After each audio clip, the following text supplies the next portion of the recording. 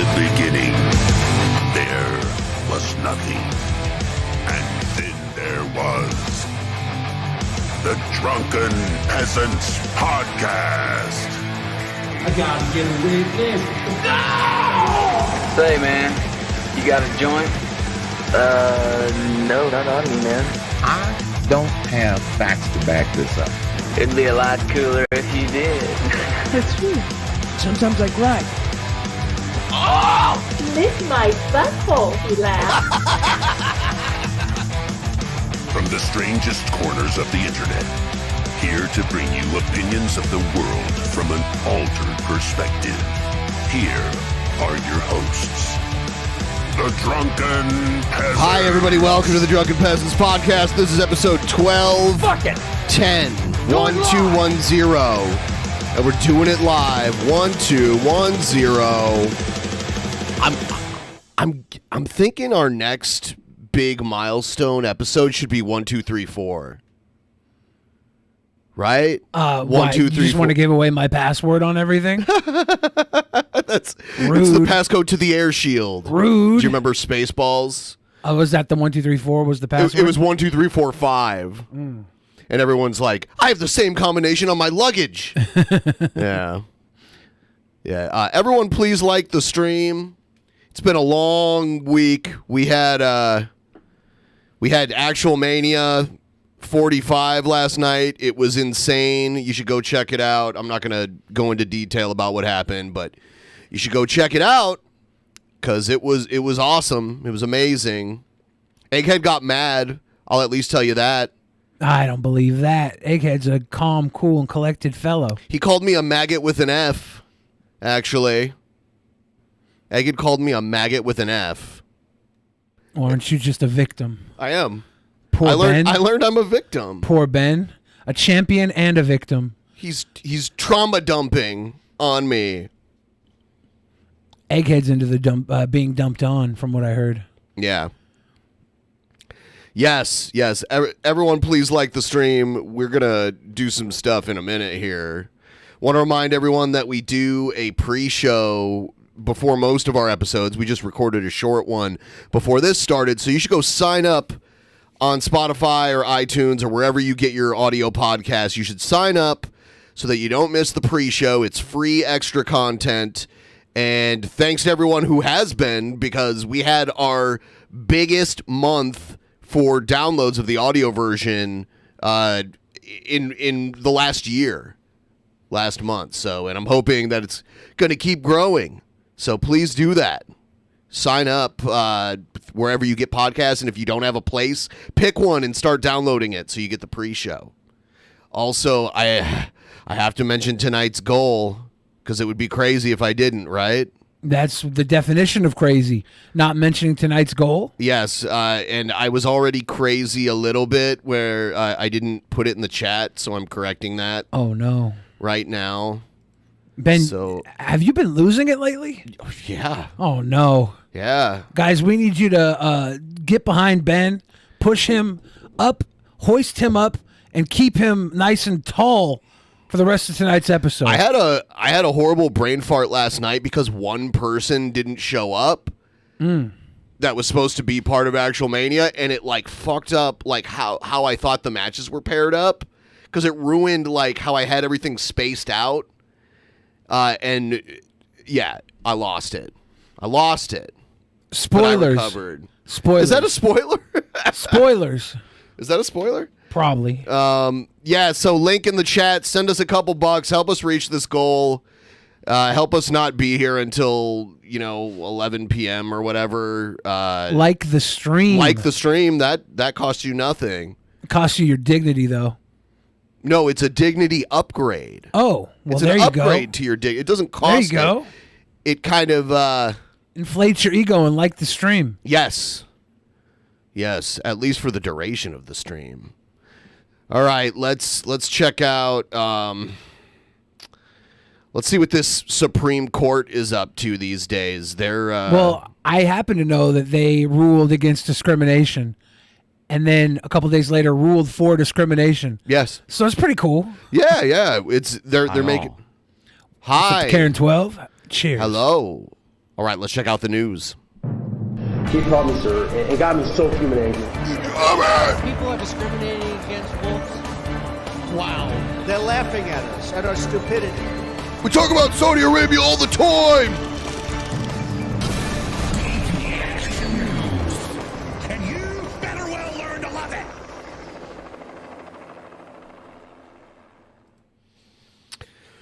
All right, here's one of the. Okay, so the Supreme Court got loaded up by Donald Trump, and there's a few left over from Bush too, and there's way more conservatives in the Supreme Court, like religious conservatives, like Coney Barrett, who's like a devout Catholic. It's not so good. They overturned Roe v. Wade last year, and now.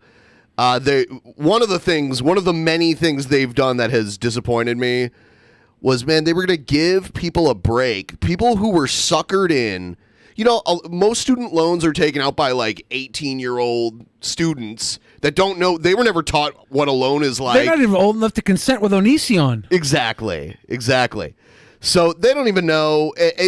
And they were going to throw people who had loans a bone. I feel like they should just eradicate all the loans. And we should figure out a way to make college free, or at least like cost way less, because it goes up every semester without fail. It's never broken even. It always goes up to some degree. So they were only going to give them like 20. They were to give each person 20 grand, and for so many people, that's all they owe. So it would have freed up some extra income. That's just like fizzling away. Thanos snapped into the ether. It's money you give away hours of your life to make, and then the government just takes it and it's poof. That's it. And most of the people, well, not most, but a significant number of these people that are paying these high interest student loan payments didn't even get the valuable piece of paper that they set out to get, or they got it and they couldn't find a job with it. It's funny because they don't tell you. They're like, yeah, we're going to charge you $100,000 for this master's degree, but we're not going to tell you that the field you're getting into isn't going to make you enough money to pay for it. When I was 18, I didn't go to college. I went to a woman named Red Bertha, and Red Bertha, she cost a pretty penny.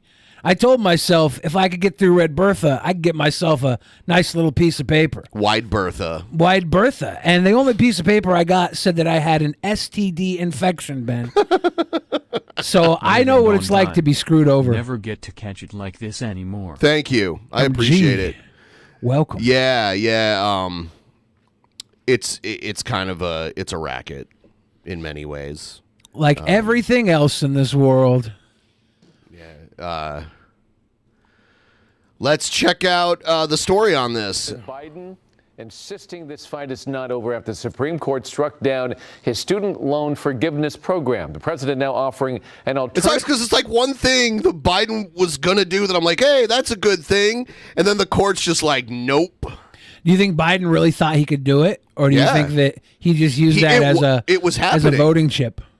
No, it was the plan was already made. It was put into motion, and then the court stopped it. They say it's unconstitutional, right? Right. Yeah. A plan to provide relief to millions of borrowers. And Eyewitness News reporter Carlos Granda joins us now with the latest. Carlos? Well, this is a big defeat for the Biden administration. The Supreme Court ruled it overstepped its authority trying to cancel or reduce student loans. It says for such a major change, it would need to go through Congress. It's not going through Congress. It's not making it through Congress. It was like an executive order, basically. The decision was 6-3, ruling against the president's student loan forgiveness program, which would have eliminated. Is there 6 conservatives on the Supreme Court? I believe so. Or did some no, it was all the liberals turn against it? I believe it was all the conservatives. There's 9 of them total. I'd have to look at the thumbnail. There's the new woman that got in. There's Sotomayor. And then there's another person that's liberal. I can't remember. Up to $20,000 in debt for millions of borrowers. One of those borrowers is Ashley Robinson. You're trying to make these payments. I know I've made at least 100 at this point. they haven't gone anywhere. I know there are millions of Americans in this country who feel disappointed and Sleepy discouraged, or even a little bit If angry. I was Biden, I would adopt everybody in America so they could have the same privileges his son has. But then you have to have the back of your head kissed every day.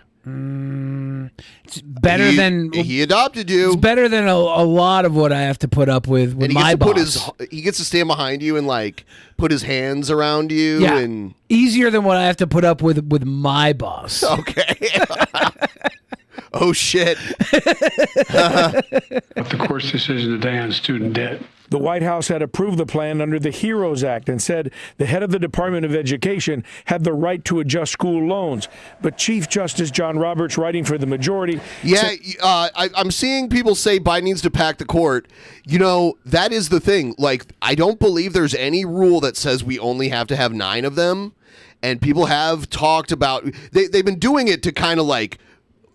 deflect support away from Biden, being like, he doesn't give a shit about the way things are going. He's just going to pack the court and legislate from the bench. But I'm like, hey, maybe we should do it. How many can you have? I don't think there's a set number. Someone can correct me on that. I don't know anything about constitutional law, but my understanding is that there doesn't have to be just 9. Really? Yeah. That's wild. Yeah. Why wouldn't somebody have done this before? I don't know. I feel like if we would have done it sooner, then we wouldn't have had Roe v. Wade overturned and we wouldn't be dealing with this nonsense. Hey guys, now. you know, I just want to say we've been doing the Supreme Court grift for so long. We could have just packed it with liberals. Pack it. Obama could have had that liberal. Could it be packed like that? Because Obama was trying to push a replacement in, and they held off. Then Mitch McConnell got 3 in during Trump. The last one with less time than Obama would have had to get his in when McConnell held it off. It's been 9 since 1869. Wow. The administration needs congressional approval for such a major change. I think maybe we need more. What was the population of the U.S. in 1869 versus now? Well, I say maybe because there's so many more people, we need more opinions on the court. What if one of them had to be Dylan Mulvaney? I'm more interested as to why you thought that. There's a lot. You see what happened with Dylan Mulvaney No, recently? I don't care. No, I don't care about Dylan Mulvaney. It's funny because I wouldn't even know who she is if they weren't signal boosted by Kid Rock and other morons like that. Well, it seems like Budweiser has left Dylan Mulvaney out to dry. I don't care. I don't like Budweiser. It's gross. This was a $420 billion program that was too big an adjustment to the basics for the Secretary of Education to do on his own. We really need Congress for that, is what the court said. Clegg Ivey from the New Civil Liberties Alliance Is that the agrees. guy that Kleenex that hangs out with Elisa Jordana? Yes. This is an issue for the legislative branch. We feel that whether or not you think student loan debt relief is a good policy, it's a policy that should be the result of legislation. Yeah, and it's never going to get done because when it's up to legislation happening, it just doesn't get done. It's so like Congress is so even. Right now, Republicans have the advantage, but Democrats had the advantage for the past 4 years before that, and nothing got done because it's just so close. It's so close. Clegg Ivey is this guy's name. Ooh, I like that name. And not by executive. I don't like it. Clegg. The president His said today Ivy he will try League again with a privilege new is showing. smaller program called the Higher Education Act. That will allow Secretary Cardona. His forehead always looks like he's in pain. Like it looks like someone's like has his balls in a vice right now. I wonder if he's got like some junk rigged up down there just because he's an old perv. He's definitely had cosmetic surgery. Like he's had Botox. He's probably had some sort of hair plug. Wasn't he balding like 20, 30 years He ago? had less hair when he was like 30 than he does now. Yeah. Which might be why he likes to sniff little kids' hair so much. He misses the fresh hair. He just likes the smell of shampoo. You know, That's true. Me today. Does smell good. Compromise, waive, or release. Maybe those kids were wearing Bond tactical soap, and he was just like, "Man, that kid smells good." I want to answer some of the people's questions in the chat really quick. There's Wolford is asking if I saw the new Indiana Jones movie. I haven't yet. There's a guy named Shabisky who's asking, who are these hunks? Well, I'm Billy, and this is Ben. We're the Drunken Peasants. Hunks of what? I think he's referring to us, the hunks. I don't think hunk sounds flattering. Do you know the word hunk? Hunk Hogan? That's Hulk Hogan, Ben. A hunk is a good thing. I don't like it. You know, Hunk was one of the characters in Voltron, by the way. Any Voltron fans out there? Was he a good character? He was one of the main characters. He was one of the guys in the robotic lions that come together to form Voltron. Sounds like a good thing to me. Legally sound. It's going to take longer. He was the fat one, actually.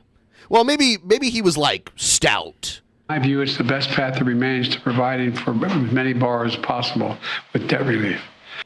Now, loan payments have been on hold since the start of the coronavirus pandemic. I don't think this is going to get, like, if Biden wins, it might get done, but if he loses, we're saying goodbye to this. This is not happening anytime soon. 3 years ago, but they are scheduled to resume in September. Under the new plan, the president says if you cannot pay or if you miss payments, there won't be a threat of default or damage to your credit for 12 months. Hello. I do like how he's delayed it for so much longer. Like, after all the COVID regulations and lockdowns ended, I thought the payments were coming back and they didn't. So I have to credit that at least. Like, it's ever since the beginning of the pandemic all the way up until the end of this month that we're in right now, no one's had to pay. So that sounds pretty good. Yeah, I mean, you know, especially like a lot of people lost their jobs during COVID, so they would have been defaulting on these loans anyway. It's ridiculous. Here's another one. Here's the court, by the way. I wanted to go through this. So I know Clarence Thomas is a conservative. So from the left to the right, there's Sotomayor. She's liberal. Clarence Thomas is conservative. Then there's John Roberts, who's conservative. He was appointed by Bush. And then, you know, to be honest, I don't know the guy next to him. I don't know his name. I think you can tell to the right what of Roberts they are based off of the color of their tie. And then the woman to the right, I can't remember her name right now, but I know she's liberal, and she got in during Obama, I believe, right? She's liberal? Yeah. On the very far right? All the women, except for Coney Barrett, is liberal. Huh. And then, so it's Coney Barrett on the far left. I can't remember the tall gray-haired guy. Can't remember his name. I don't know all of them. And then the guy after that, what was his name? I remembered his name while I was making the thumbnail. He was the one that they were trying to keep out because he had like allegations from when he was like a college. Kavanaugh. Yeah, that's Kavanaugh. Second from the right in the back. And then, and I can't remember the newest woman on the far right in the back row. I can't remember her name either. This is what happens when you smoke a lot of weed. Kavanaugh's in the back? I thought Kavanaugh was in the front. No, that's Kavanaugh in the back on the right. Yeah, I don't know. That's Kavanaugh. They 100%. They all look the same to me. A lot of the men look very similar. They all look like penguins to me in these fucking dresses. I want them wearing. to get up and do the penguin walk. I want them to do the elephant walk. Gorsuch. That I'm guessing that's the tall guy in the back. I'm guessing.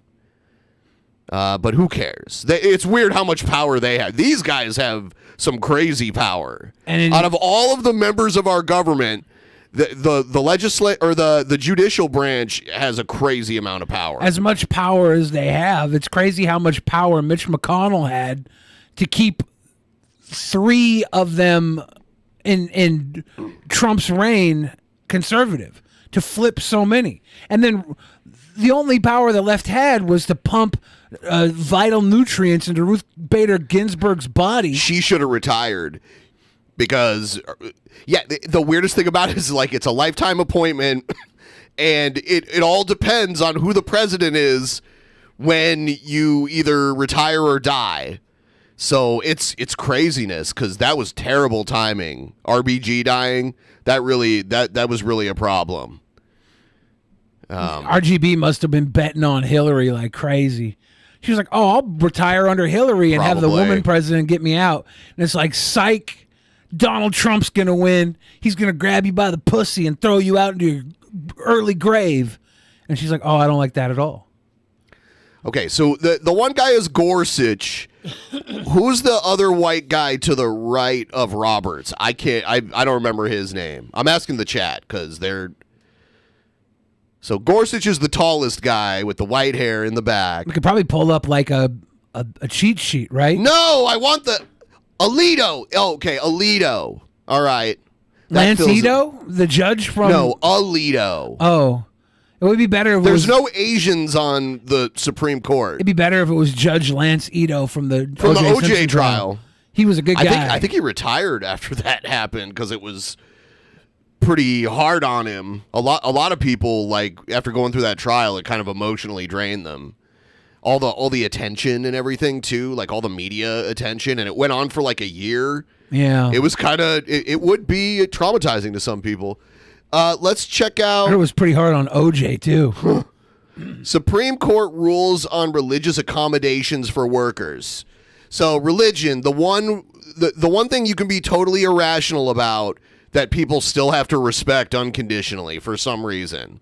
And now the law, it backs that up even more. Here it is.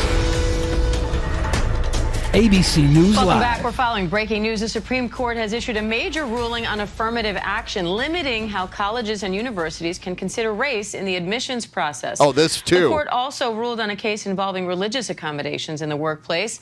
That case centered on a postal worker who resigned after being forced to work on Sundays, despite citing his religious need to attend And church. I guarantee you it was because he wanted to watch football instead, and he didn't really.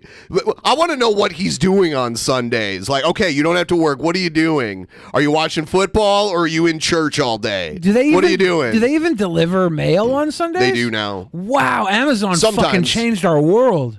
Yeah, it's not all the time, but in certain because they had staffing shortages just like any other place, and they were having a pile up of mail, so they had to do an extra day of delivery for a little while. MH in the chat asks, why are lefties like Ben, Billy, and Jeff so afraid of conservatives like Tim Pool? I'm not. We've had Tim Pool on the show before. Yeah, I actually like Tim Pool. I don't like nor dislike him, but we had him on and he was nice enough. I don't agree with his political beliefs. Please stop asking, though. It's dumb. I know you're just like trying to meme or whatever. I like Tim Pool's brother. Yeah. And so I like Tim Pool by proxy. Because his brother's, I like his brother. Well, how many times have you talked to Tim Pool, MH? Because I guarantee you I've talked to him 100% more times than you have, so maybe you're afraid of him. I feel like MH is afraid of Tim Pool. Yeah. It's now ruled that an employer who denies a religious accommodation must show that the burden of providing the accommodation would result in substantial increased costs. I want to bring back our senior Washington reporter, Devin Dwyer, and ABC News legal contributor, Kimberly Whaley, for more on that. Devin, break down this decision for us regarding these religious accommodations. What does it mean, not just for this postal worker, but for other workers seeking religious accommodations and employers dealing with them across the country? Yeah, Diane, this was a case that is also significant that affects the workplace, every workplace across America. Hello. This will touch It is every. me, the real better son. Oh. Nope. Hate to break it to you, Egged. I don't want to spoil. Like, Actual Mania is still young, so I'm not going to kick it into high gear. But let's just say we came to a revelation last night, and Egghead is butthurt. He called me a maggot with an F, but actually the actual slur against gay people because he got mad. He couldn't deal with the fact. I'm just saying, like, as a gay man, that must have been crushing for you. I even said that's neither here nor there. Employer and every employee, particularly those who are seeking to exercise. I'm a Neil gay man. their religious observance while at work. And this was the case of a postal worker who was delivering the mail, and he was asked to work on Sundays to deliver Amazon packages, and he said, I can't do that. That's the Sabbath for me. I would prefer to observe the Sabbath. For a while, the Postal Service got a substitute for Gerald Groff, but after some period of time, they said, listen, you've got to work on Sundays. That's when he brought this case. I went to Pennsylvania to ask him about it. Why was this so important to him and other workers? And here's what he told me. Either it's genuine and he really thinks it's a sin to work on Sunday, or he was making an excuse because you can't prove he's not super religious in his mind and he just didn't want to work on Sundays. I'm getting a divine message from God right now. And by Ben. the way, most churches hold service every day. Ben, I'm getting a direct message from God in my brain right now. I believe I should get any time off for me to binge watch my favorite shows. If you guys believe you should get time off from work to binge watch your favorite shows, let me know. Abuse this new power they were given over their employer. Smile. Exactly. This new religion I'm funding right now needs ample snack time in observance of my religion and the ability to binge watch whatever shows I see fit on Netflix by word of God. Oh, it's divine. It's in me. Follow me, ladies and gentlemen. We can take back, by help of the Supreme Court, we can take back our binge watching and our binge eating. It's the Lord's day. It's not just a religion. It's not We've been binging. Supposed to be like the other 6 days of the week. Why not just pick a different job that allows you to work on different hours and different days? I didn't really think I should have to quit. I really expected the post office to find a way to accommodate me.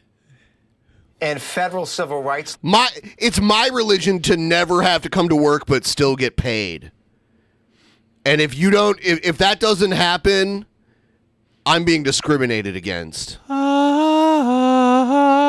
Diane, requires employers to accommodate employees in their religious observance, say skipping work on Sunday. This is going to get abused so badly because you can't prove what's in someone's head. And if they're good enough at bullshitting it and saying like certain things are their religion, you're going to see people get all kinds of what are you got to poop or something? Ben, finish your statement so I can trounce all over. You're making a face. Yeah, because I have to trounce all over the statement, Ben.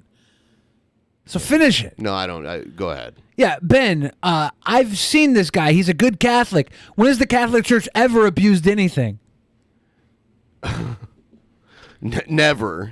Thank you. As long as it doesn't impose an undue burden on the business. And the Supreme Court had 46 years ago said that means anytime there's a de minimis cost on the business, anytime your absence from work, for example, would cause your boss or other employees to suffer some minor cost. Well, today, the unanimous Supreme Court raised the bar, said employers have to be more accommodating. It has to actually be a substantial burden on the business, not a de minimis cost, but a substantial burden, and that means Gerald Roth. There's gonna be shit that goes to court over this to interpret, to get a more detailed interpretation of the law. Shit's gonna go to court. People are gonna be like, oh well, I prefer to wear a thong bikini to work because it's part of my religion or whatever. It's gonna be craziness. Could get a second look at getting his job. As part of my religion, should be able to openly fuck whatever consents all the time, whether I'm working on the clock or on the cock, whatever it is. I should just be able to rip it out and stick it in whatever I want that also wants to be stuck. Means that that's my religion. Will need to be a little more accommodating of employees who seek to take time off or exercise some other religious practice while on the job. Kim, what legal factors went into this decision? It was a unanimous decision, and I think because, as Devin lays out, part of my religion, I should be able to work hard. Yes. Yeah. Binge the binging religion. We're starting it right now on the 8th day. We binge watch, we binge ate, we binge drugs. Could you imagine like a bus driver being drunk as part of my religion? Yeah. That's sacrament, baby. Title VII of the Civil Rights Act, the statute, refers to undue hardship. And in 1977, there was some language in a Supreme Court decision about de minimis being the definition of undue hardship. And the lower courts picked up that de minimis language and really made it pretty easy for employers to deny religious accommodations. And so now I think the court is just basically saying, listen, undue hardship means something more than de minimis, just as a matter of logic. So it's saying we have to. What a weird world right now, where religion is battling back against capitalism. It's battling back against other things too, and it's because of how many of the Supreme Court justices are super religious now. This is fucked. And Coney Barrett got in, she got in there, and I knew she was going to get in there and try to get rid of abortion, because that was the Catholics, which is weird because you think they'd want more kids to be around. If I had to pick between religion and capitalism, actually, no. I just thought about that backwards. Capitalism. I looked at that backwards. That's why they don't want abortion, because they want more kids around. Of course. Wow. That's literally why religion hates abortion. The more unwanted kids there are, the more poorly raised children there are, the more followers there are. Yeah. Apply the plain language of the statute, really different from the affirmative action cases where the court's taking some really squishy area and filling in the blanks. Here they're just aligning the case law with the actual language of the statute. All right, Devin Dwyer, Kim Whaley, thank you both. And we will be right back with more on the Supreme Court's decision. I'm glad to see Greg the Hammer Valentine lose so much weight. Her shirt looks like it belongs on Star Trek. With the way it zips and everything. I don't mean it looks like a star. Not a fleet, right? Like maybe someone who works in a cantina. Just anybody. Any pseudo-futuristic clothing on Star Trek The Next Generation or Deep Space Nine, something like that. And a space brothel. It's not a Starfleet uniform for sure. She serves cocktails in a space brothel. She's the Dabo girl. Yeah. Here's Supreme Court rules race cannot be a factor in college admission. Now, it's them getting rid of affirmative action, slowly but surely. Whether you agree with it or not, that's a different. I think that's more of a less contentious topic. It's been around my entire life, so I don't really. It's not a problem for me. But I can see why people are like, "Oh, why are we?" Paying so much attention to race when it comes to who gets into college and shit. This must be a real big win for the Asians. Okay, I need to tell you, it looks like we may have the decisions on higher ed. Hold on a second. Oh, Honest Red's typing now. What a surprise. Can't wait to see what he says about that.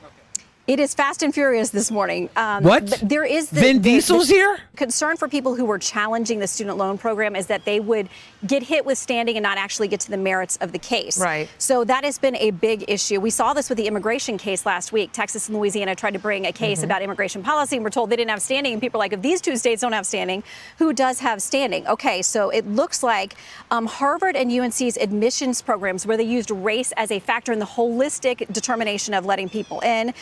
The first read on this says that, let's see here, admissions programs violate the Equal Protection Clause of the 14th Amendment.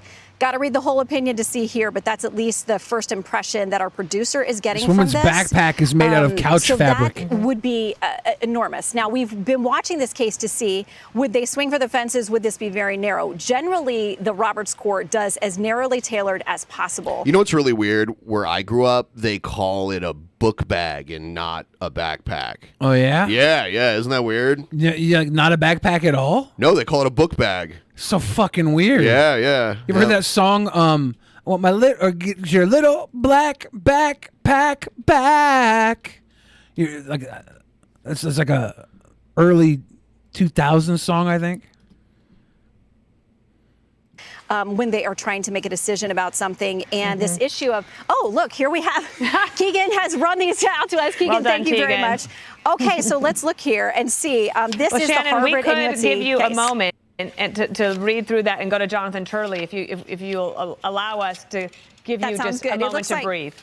Yeah, this is by the Chief Justice, as we expect. He's handled most of the affirmative action. I think it's kind of like we called soda pop, that kind of thing. I think it's like a regional cases, and Professor thing. Truly Rosera says in Ohio, she called it a backpack. Ohio's a big state. Yeah, must have just been the Toledo Book Bag Club. Yeah, I don't know if any other region around there calls it. Okay. Jackpot called it a knapsack. I see other people calling it knapsacks. Sir, good to see you. So this Thank is you. one of the big cases we've been waiting for on affirmative action.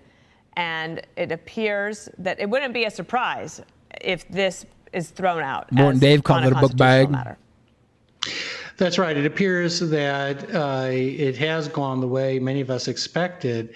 Particularly when we saw who the author is. Chief Justice Roberts has said for years that the best way to stop discrimination is to stop discriminating. And he has opposed racial classifications in college admissions. This is the culmination of decades of cases. What am I coping, Honest Red? I just said, where I grew up, they called it a book bag. That doesn't mean it's universal. As a country that has notoriously said separation of church and state, yeah, do we have a problem when the church is running the fucking You weren't there for Supreme Court? You weren't there for him, Ben. I'm not going to discuss this right now because unlike Egghead, I don't post spoilers. And Egghead's so bent on posting spoilers. I don't know. We know the truth, Egghead. We know the truth. But what we're going to need from you is bigger donations to say it. Everybody else watching, tell us the truth in the form of gigantic stinking donos. A satchel. You were the second choice to play Speedy, Egghead. The second choice. Very much muddled and divided. It started in the 1970s with Bakke, when the Supreme Court technically said we are saying you cannot do affirmative action in admissions. I liked that. It allowed for race to be considered as one of the criteria for admissions. And they often, ironically, cited Harvard to say that Harvard had this holistic approach to admissions and that, you can do something like that. Well, the universities used that and they sort of drove a truck through it. I mean, that was not that was an ample space. And they started to argue more that they were adding diversity to their class, which is not a bad faith argument. Most academics want to see diversity in class. Most universities do. Okay, so that's... like I said, I don't know. I guess we'll see if this causes any trouble. I wonder if they're still going to give out grants to people based on diversity, right? That's pretty good. Yeah. If you can't get into Harvard or whatever, what's the other one that was part of this? You can still use those grants to get into a good school. Here's one about a Christian web designer. The U.S. Supreme Court's ruling along ideological lines to exempt some businesses from civil rights. Yeah, look at this. Look how this stacks up here.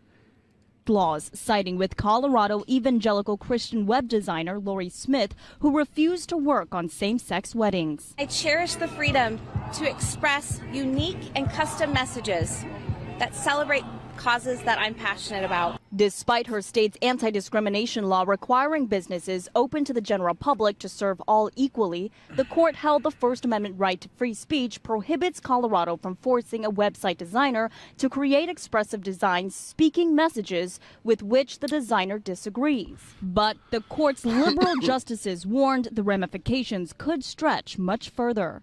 Justice Sonia Sotomayor, in her dissent, raising concerns. Do we still have to make the gay marriage cakes? Yeah, it's so weird. That was like a contentious issue 10 years ago, and now we're going backwards. We're going back to the last decade, and revisiting this dumb shit that should have been settled already. Sometimes I think the only reason people are against gay marriages is so they don't have to make all these new cakes. Decision threatens to allow the exclusion of other groups from many services. It's prompting fear from LGBTQ plus community leaders about whether this has opened the door to encourage discrimination. Their attack on civil rights laws puts everybody who's at risk for discrimination at greater risk. President Joe Biden expressing his deep disappointment, saying in a statement, "In America, no person..." I like how they didn't even play the clip of him saying it because the person reading it here will be more coherent. I'm actually kind of happy about this ruling, just so I can stop making all these Ku Klux Klan websites people have been ordering me to make. Face I'm like, no, I don't want to do this. Like, sorry, you have to. Because of who they are or who they love. When one group's dignity and equality are threatened, the promise of our democracy is threatened. And the nation's first openly gay cabinet member, Transportation Secretary Pete Buttigieg, writing on Twitter, today's ruling will move America backward. I thought it was Buttigieg, but she said it like the way I say his name to make fun of him. Buttigieg? Buttigieg. I don't think anybody's ever get his name right ever again. Work closely with federal enforcement agencies to protect Americans from discrimination based on gender identity and sexual orientation. What else we got? Let's check out something else here. I call this low IQAnon, what we're about to watch here, because this guy is breathtakingly stupid. Oh? Yeah, let's check this out. Here to see my favorite president in the whole world, Donald Trump. And why is he your favorite?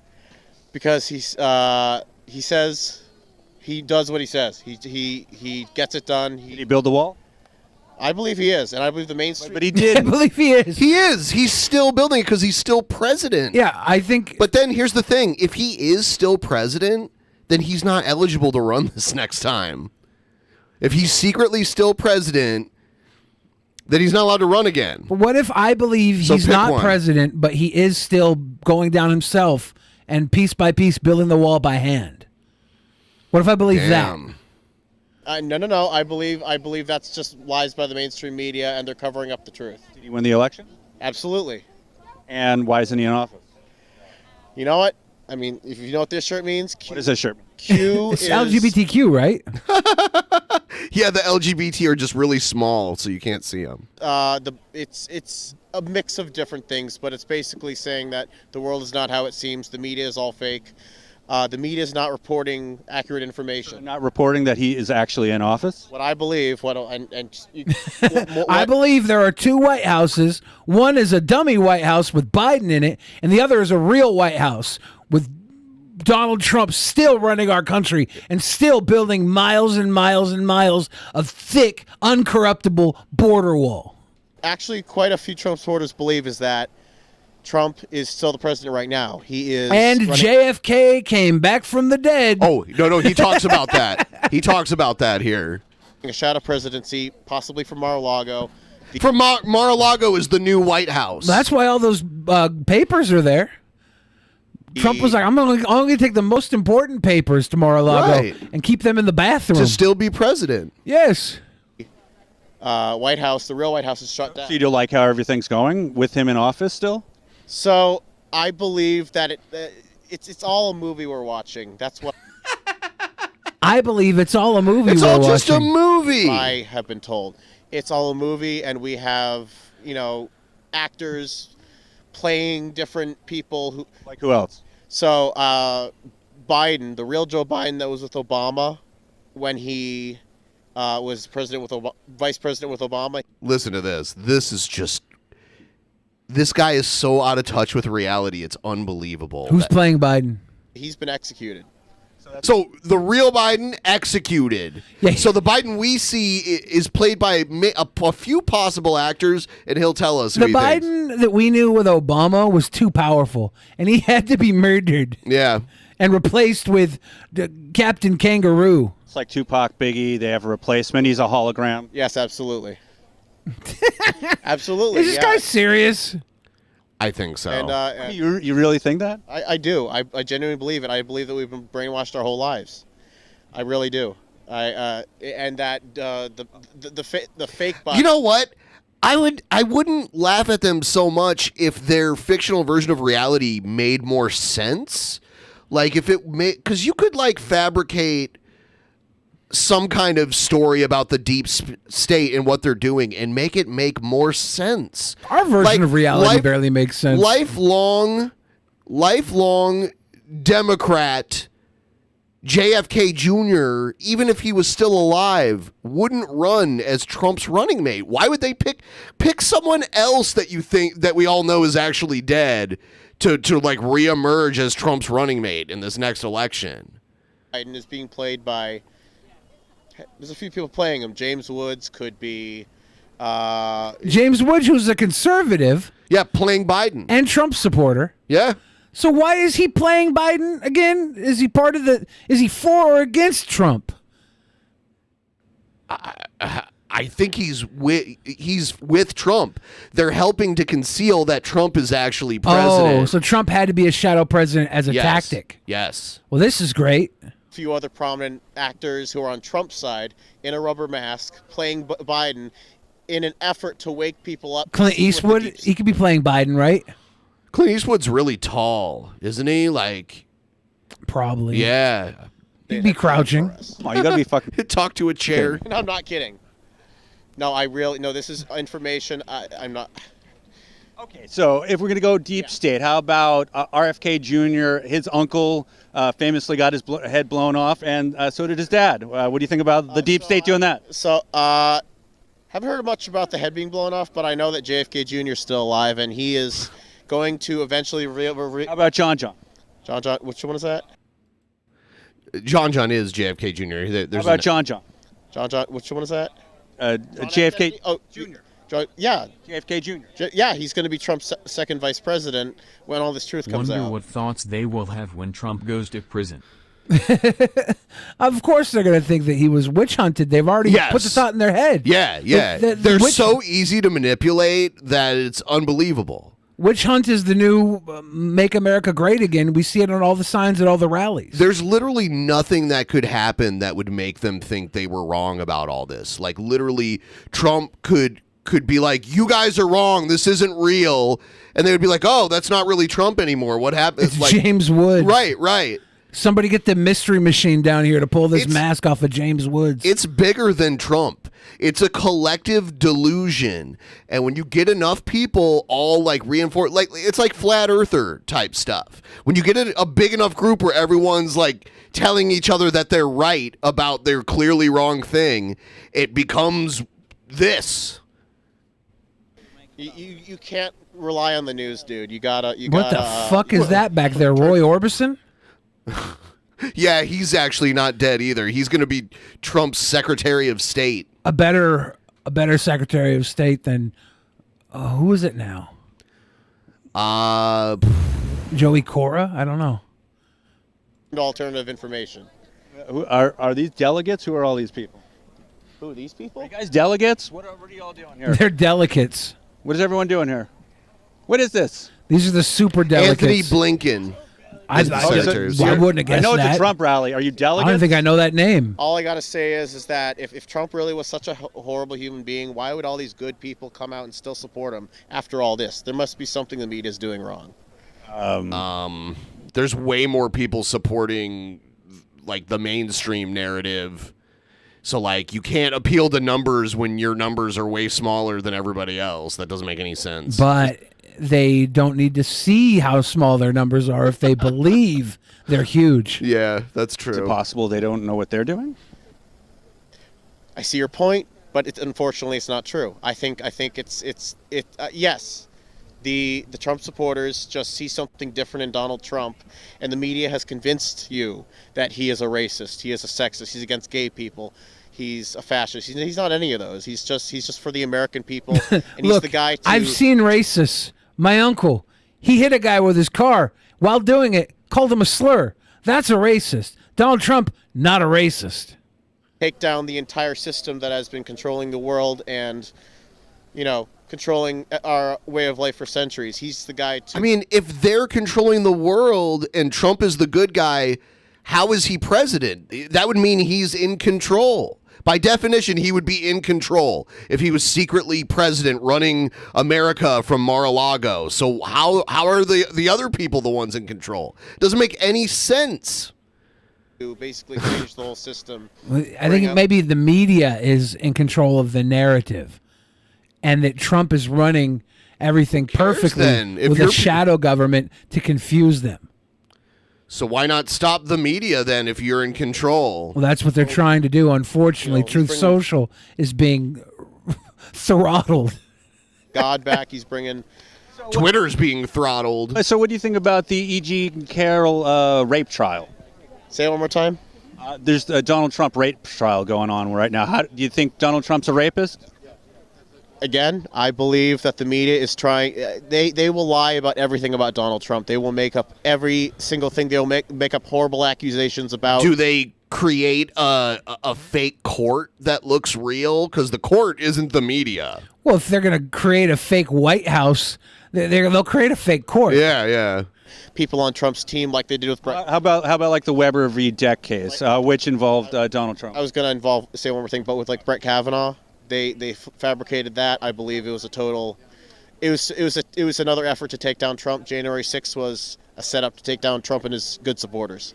I like how the left is completely capable of setting up all of these Trump foiling conspiracies, but they're also completely incompetent at the same time. That's my favorite takeaway from all this. Is they're like mastermind, brilliant villains. But in the same breath, they're so stupid. They don't know what we know. It's true. Okay, so you don't think that Donald Trump stood outside the White House and encouraged people to do January 6th? Okay. It's on video. He it's absolutely... on video. Okay, wait a second. Yes, I do think he did it, and it was smart. It was a total tactic. Let's see. Because he's the God Emperor. Let's see what he says. There's a whole story to January 6th. You can look it up. Go to bitshoot.com. That's a great my God. to get information on. Go to bitshoot.com. My favorite content creator there, Jared Genesis, also known as Jared Juggernaut. Check his stuff out. What's the story behind January 6th? So, January 6th. I believe January 6th. I like how he starts every statement off with "I believe." I believe, He's like, well, I believe. He's not even saying it's like a fact. He knows how stupid he sounds, so he has to preface it with "I believe," because if he just says it's a fact, he's going to get called out, and he's been called out multiple times. Behind January 6th. So, January 6th. I believe January 6th was. I don't know every single detail, but I have the basic scope of it. It's basically what you saw on TV, what you saw, like the people fighting with police officers, people fighting with, beating up and fighting, being violent and breaking glass. That was all staged. It wasn't actually real, It was Epps. No. Oh, it wasn't Epps? No, I really think it was actually Antifa dressed in Trump gear to make you think they were Trump supporters. So Antifa did January 6th. They dressed up. All those thousands of people were actors. They were leftists. So no one was actually at the Trump rally. No actual Trump supporters showed up for the Trump rally. They were all just Antifa in Trump gear. And Trump had nothing to do with it. Trump, you see, that was I've done my research, and the people on the west side of the building, that was what you saw on TV. People were breaking windows. They were on both sides. Both sides of the building were shown on TV. It was all done by professional stuntmen, photographers, professional photographers. Stuntmen Antifa. Did you not see the Evel Knievel bus jump over the fucking Capitol building? There were stuntmen there. It was paid actors. Antifa and stuntmen. It was just all paid actors set up by people against Trump to make it look like Trump incited a violent attack on the Capitol. But Trump and his real, actual supporters in their Trump gear were on the east end of the building. And they were singing Kumbaya. even one Drum guy, circles. Brandon Strzok. I love you, Brandon Strzok. I hope you see this. It's Brandon, he's that guy who spent a little time in the fake jail cell because he turned FBI informant, right? Brandon Strzok is a good man. He's a patriot. He's a gay American. No, he reached out to me and tried to get me embroiled in his weird FBI informant scheme. Oh, wow. Brandon Strzok is a good man, and he FBI informant. Nope, and he FBI informant. Nope. No, I seriously, Brandon, if you're seeing It's on the paperwork. Oh, it's all an effort to take down the good people of this country. FBI informant. Brandon Strzok is a gay man who realized that the Democrats and the Do you left think he has a crush on? I don't even know who Brandon Strzok is, but he's a gay man. He's a neo gay man. He's an FBI informant and a gay man. not for any minorities or gay people. They just want their vote, and they don't do anything for. All right, there's 2 more clips. I hate FBI informant. I hate how they want the gay vote, but they don't do anything for the gay people. No. You know, say what you want about the conservatives, but they've done a lot for the gay people this Pride Month. Oh, yeah? Yeah. Brandon Strzok is a gay man who realized that the Democrats and the left are not for any minorities or gay people. They just want their vote, and they don't do anything for them. They tell them they're a victim. Trump actually cares about everyone, including gay people like Brandon Strzok. So you're a FBI stand-up informants. comedian. No, I'm just a truth seeker. All right, tell me your name again. Mike. You want your last name on here? Not my last name. Okay, but you're okay with me making this video and putting it out, right? Put it anywhere you want. Put it anywhere you want. Mike the anonymous Miker. QAnon guy. Where we go one, we go all. Go Trump. Thank you, Mike. Coming back before 2024. Hoorah! He's getting reinstated. I thought he was already here. Yeah. Again, you have to have an open mind. Does he have to be? Is he going to be reinstated, or is he already president? Again, Ben, you have to have an open mind if you're going to be completely stupid.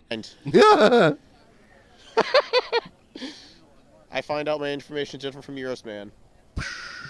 Thank you. Thanks, Have a Mike. good day. All right, you too. Be good. Thought there was a little. Oh no! Oh no! This is. So is this the guy who played the Oompa Loompa in that Willy Wonka movie? He's a stream sniper that I think he met in Thailand or something. But he's in jail. They're both in jail. This is a forced apology right here because Ice Poseidon's been in jail a couple days. A Thai jail probably is not a very enjoyable place to be. So yeah, this is his forced apology. You can see the police hat on the table there. Here it is. I'm being held in Thailand for the actions that I've done a few nights ago at a hotel in Bangkok, Thailand. I wanted to make this video to apologize to Mrs. Noprat Oompa. I tried to say her name. Mrs. Noprat Oompa? Mrs. Nomprat Oompa Loompa. Oh. And the by-entry hotel in Bangkok for the actions that I've done. I did not know the severity of the actions that I've caused. And I was just trying to have fun, and I'm sorry. We were drunk. We were in a room. I just didn't understand the severity. I wonder if he's going to get booted from the country. I wonder if they're going to make him go home. Do you think they'll cane him? I don't think they do canings in. Yeah, he should go to Singapore and fuck around there. That would be a good or Malaysia. content. That would be good content. Singapore, Malaysia, and Indonesia are the 3 countries you really don't want to. Besides like North Korea and that kind of shit, but like those countries you can get into freely and they seem pretty chill. But if you break a law there, you're in big trouble. They give you the death penalty for weird. Because like here, you only get the death penalty for like premeditated murder. What's going on with my fellow sweet bois? Hello? And those tips in there. Don't take no Please for an answer do. till we hit that goal. Thank That you. Did not sound right being read out loud. Tip trade. Sounded consensual to me. Yeah, like in the U.S., most states don't even have the death penalty, but the ones that do, you could only get the death penalty for like premeditated murder. There, you can get it for like having too many drugs on you. So if that's one of the states or countries where you don't want to fuck around, right? What are some of the countries where you're fucking around will be most likely accepted? It depends on what kind of fucking around you're doing because certain countries have, the culture's different. So like certain things that are cool there wouldn't be cool here, but then like certain types of like disrespect are very frowned upon. And then in countries like like, some countries, their laws are based on religion. In Indonesia, you can't. All right. Tip train time. Train time. In Singapore, you can't say anything offensive about people's religion. That was the whole. Good enough, Billy. That is wonderful, but it's not good enough. It's just going like good, Egghead. just like your entire childhood, Egghead. You know what we're talking about. Egghead, you were a beautiful baby. Beautiful child. So, yeah. Like, do you remember Amos Yee? Yeah. The way he got famous was because he insulted a religion when he was living in Singapore, and they put him in jail for it.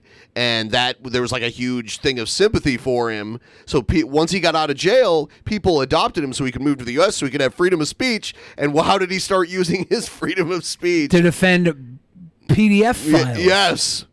PDF lights. And then people were like, oops. Well, I think we made a mistake. We never should have gave these dudes free speech. Of what I've done. I'm lap dancing on my girlfriend. And I'm sorry for that. I'm sorry. I did not want to cause any negative actions towards anyone. And I didn't want to make the hotel look bad or anything. So I apologize. We are apologize. I hope for the speedy release. Having this little guy next to him makes this apology so much better. Yeah. I'll say this. Little guys next to you during an apology, so much better. Little guitars next to you. That one server that Jared was in back in 2019. Yes, he was, Egghead Yeah. Show. Yeah, we talked to him in there. We dressed him down quite a bit. Okay, we're going to go back. I'm going to tell this joke one more time. Having little guys next to you during an apology, good thing. Having little guitars next to you during an apology, not a good thing. It was a ukulele joke. Ukulele guys. Thank you. Thank you. From Colleen Ballinger and her ukulele. Yeah. The joke was that little guitar was not a good way to apologize.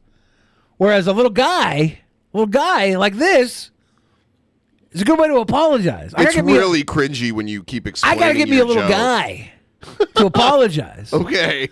I need me a little guy. Okay. Little guy. Everyone, please like the stream if you haven't already. Also, let's keep the tip train rolling if you want to help us reach this goal. We're doing pretty well. We're at almost 60%. Let's keep it rolling. I want to apologize for all those guts that busted during my joke. Don't I know. worry, Billy, I got it. I didn't laugh, but I got it. Thank you, Don Does Doodles. Thank you. This guy, Rick Productions, he used to be buddies with Emo Howling Wolf.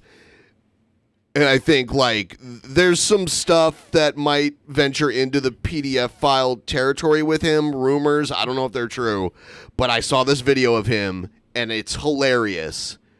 Because he's freaking out because someone's, prank calling him. And he gives them exactly what they want. Here it is. Hello? Yeah, this is him. This is Ricky Berwick? Good evening. I'm sorry to be calling you so late. I'm calling from the RSPCA. We've had reports that you've been finger blasting a dog. We have reports that you've been finger blasting a dog. Or something. No, I have not been finger blasting my dog. I'm trying to fuck off, you fucking wankers! What? My chest is going now. My chest is going again. I could do this all fucking night. I saw one video where he was setting up a bed frame and he fell into it and got all stuck. It's so funny. I could do this all fucking night, you fucking nonsense. I was gonna go to sleep. I can't be fucking asked now. Go away. Fuck off, British me.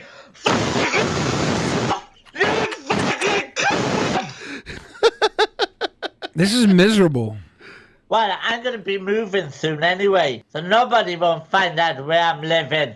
Yes, I'm staying in the UK. I'm not saying where I'm... So you're giving them clues? Moving to no.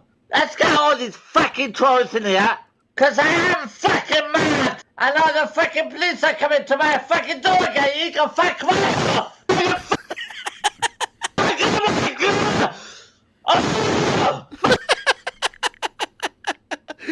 He's a real man. Oh, dirty pumpkin!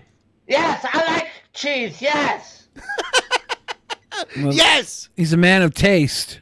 I know where you fucking is. I can get a fucking next car. I go up there and kick the shit out of him. You fucking bunch of white girls! Fuck off! You bunch of British bitch! Fuck off! You're a fucking cunt! You wait till I get a fucking car and I'll be up there to fucking kill him! I will kill him! If he has problems with Max, come and get him from me, you fucking wankers! He's a stable genius, I think. I did not break my fish tank! I did not break my fish tank! I I did not break my have fish never done tank. anything to my dog. I don't fucking watch child porn! Okay, yeah, the way to handle this would be like, no, that's crazy. I've never done anything like that to my dog, and then move on. I was telling lies to the fucking trolls! You should offer him free PR. Be his PR management team, Ben. What Rick Productions here means is that he takes very good care of his dog. He makes sure that his dog's butt is squeaky clean. So he wasn't fingering the dog. He was just cleaning its pooper, because the dog will scoot sometimes and wipe poo-poo on the floor. Right? That's what Rick Productions meant. And he needs to get a better microphone. Yeah, I think he just has the gain turned up too high, and I think like normally he's talking like this and really quiet, but then he spurgs out. Calling and God calling emo a fucking pedophile! He is not a fucking pedophile! You fucking nonsense! I can't do the microphone like this. I want, like, when I listen to him talk, I think violent things. I have zero compassion for his health or humanity. Oh, me neither. Like, and I just want him to finger blast a Kurt Cobain rifle. And now he's saying, I watched child porn with my husband. No, I fucking did not! No. Whoa, calm down! It's funny because he used to collab with Emo Howling Wolf, who also is known for his freak outs, where he's freaking the fuck out and screaming and going crazy. They should collab on a head-on collision. I'm not having this anymore. Fuck off, you die! Fuck off! No, I'm not! You watch this fucking space! No, do not attack my dog again! You Like, yeah, everybody's saying they've muted the stream. This is unlistenable. This is horrible. I think it's hilarious. Don't fuck my dog at all, you fucking assholes! My dog is underneath the fucking bed! Come on, Charles. Bring it on, bitch! Oh, here's a good video. This is that Eric July fan that hates you a lot. Oh, yeah. Yeah. Loser McDoozer? What did he call it? Gigio Games? Gideo Games? Gigio Games. Something like that. Gideo Games? Gideo Games. Where you have this guy. I think his name is Big Fridge or whatever. Yeah. Big Fridge. Yeah, I like this guy now. I think his name's Big Fridge. This is my new friend. The Fridge, who openly admits he's obsessed. I openly admit that I'm gay. Yeah. The obsession is just part of that. Say what you want about Drunken Peasants podcast and our hatred for Eric July. Yes, you have a lot of it.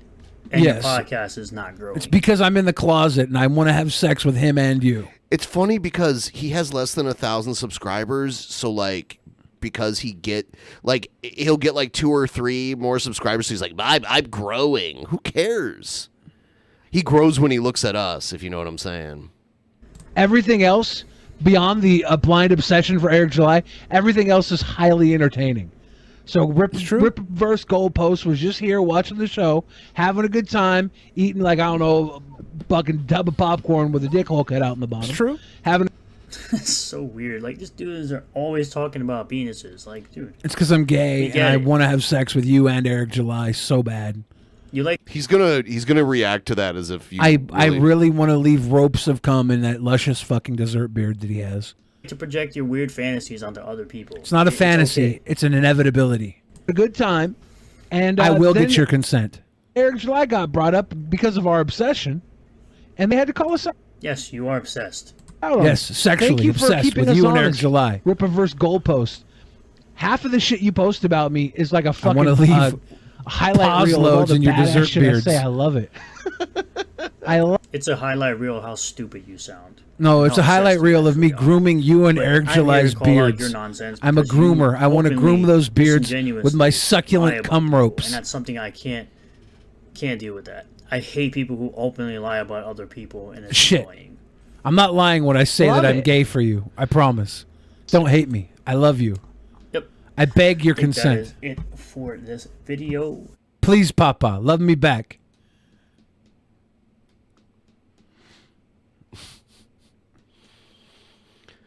Let's see if he responds to that one. He will. He will.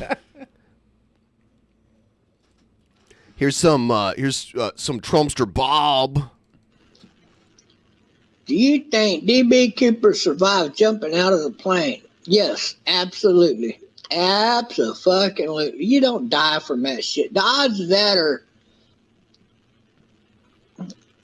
it's like 3% chance he fucking died. Even landing in a tree, which is about 15% from where he jumped, like at best. T-Bob thinks you can jump from airplanes and it's easy to survive. Of course. If you landed in a Somebody tree, should convince him you could jump from 30-story buildings and survive too. you're not going to break your legs unbuckling from the tree. The tree would like impale you. They never found his body. If he had fucking broke his legs and died kind of shit, they would have found his body somewhere. It would have washed up or something. True. DB Cooper survived. He went down to Central America. He lived his life out happy. He left his money to his family. They got robbed to death by the rebels. The rebels got the money, started a revolution down there, and all shit went to hell. Oh, DB Cooper really fucked So it up was a letting that bad money get ending into the rebels' hands. For DB Cooper. But not while he was alive. As long as he was alive, he was a happy motherfucker. And he got away with it. And I got to salute that badass son of a bitch for getting away with all the money.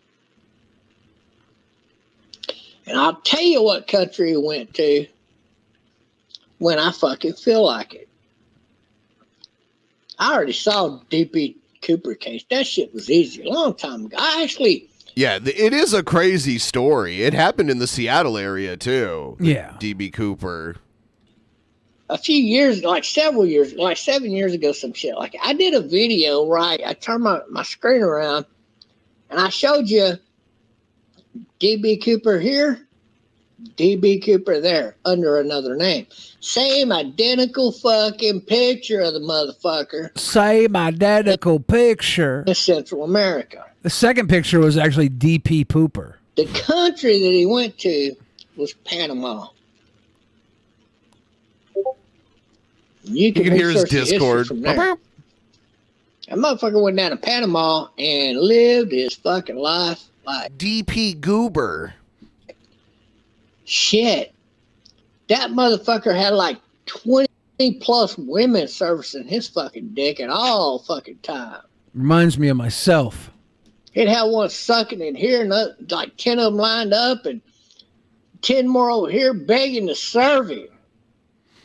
He had his feet propped up. They were rubbing his, filing his toenails for him while he was fucking getting his fingernails polished. And he said, "Darling, bring that drink to my lips." And they would put the straw in his mouth and he would take a slurp of fucking, I should banana never have to Bahama. hold a beverage to my own mouth ever again. Me and DB Cooper have that in common. Fucking whatever, mama, baby. You dig? Baby. That guy, give me a bite of that freshly cooked steak.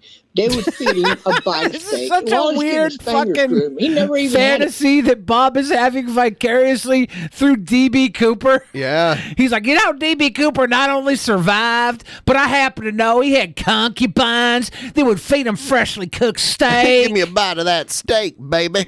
pick up a fork. No, That DB guy- Cooper, a lot of people don't know this. He ain't have That no guy teeth. fucking He ain't lived have no up, teeth. So he had to have the girls gum the steak for him and baby bird it into his mouth for him and Brett Keane and Von Helton. He does have his mac and cheese behind him, too. True. His fucking life in Panama. I guarantee. And ever since that motherfucker went to Panama, all of the criminals from America who want to get the fuck out of America have gone to Panama. Like a lot of them. Like back Can we in get the a picture of DB Cooper and put it next to Trumpster Bob? What if Trumpster Bob is actually DB Cooper and he picked up some other guy's name, Bobby Lee Jones, and that's why it says that he's 50-something years old instead of the obviously 80 years old that DB Cooper would be? Yeah, because DB Cooper was assumed to be around 51 years old at the time of the hijacking. Yeah. Here's DB Cooper. Let me. Oh my God! If you age that, that's Trumpster Bob. This is a police sketch because no one knows what he actually looked like for sure. Look at This the is just hairline, the- eyewitness accounts.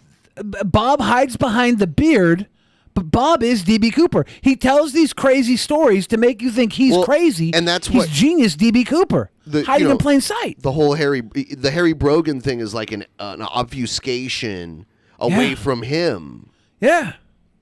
fucking 90s and 2008 and all of that. All the criminals went to Panama. Some of them went to other countries, but Panama was like the fucking magnet. The fucking All the magnet. queers and the fucking junkies and everybody else that wanted to just get the fuck out of America because they committed a crime. They went to Panama because Panama don't give a Panama. fuck about extradition, number one. No extradition there. As long as you got bodyguards around you, ain't nobody gonna pick you up out of Panama. If you got $10 million, the FBI and the CIA couldn't touch your fucking ass in Panama. You dig? DB Cooper was smart enough to go to Panama. Promise to God, do your research. He ended up in Yeah, Panama. Trumpster Bob's birth certificate says Trumpster Bob is 54 or something. He's in his 50s. Something like that, In his yeah. 50s. This does not look like a 50-year-old person. This looks like an 80 to 90-year-old DB Cooper. Trumpster Bob aged really quickly when he was in the hospital last year. Like he went into the hospital looking younger, like over a week's time. He came out aged like 10 years from it. But he did look older than he actually was before that. But he like looks even older when all that shit happened to He his died a face. happy motherfucker. So he got away. That's DB Cooper.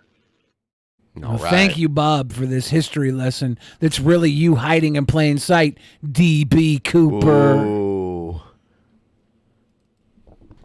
DB Trumpster. Ladies and gentlemen, this is the time right now for you to get your likes in, get your comments in. You're going to have an opportunity to talk to the closest you can get to a celestial god on this green earth right here, right now. Ask me the questions you would ask a god, and I'll give you next level, deity level answers, okay? I'm answering your god questions right now. Don't waste your questions with some mortal level questions, okay? Give me the god questions, and I'll give you divine answers. Because I have your full loving connection right now. Billy, can I sacrifice people to you? Not in most countries, no. Now, if we were in international waters, you better make sure you pick the right sacrifices. Wolford says, Billy, it's 9 o'clock on a Saturday. Yes, that's probably not what I would tell God, but it's cool. It wasn't a question. Hawkeye says, Billy, is cereal soup? No. And I'll tell you why. Cereal is 2 parts, and there is 0 preparation of those 2 parts. They're 2 parts combined. Cereal is as much soup as ice cream with chocolate syrup is soup. But it's very close. Why do we drive on a parkway and park on a driveway? Well, because it's not about the journey. It's about the destination. Billy, are you the avatar of Dionysus? No, I have further-reaching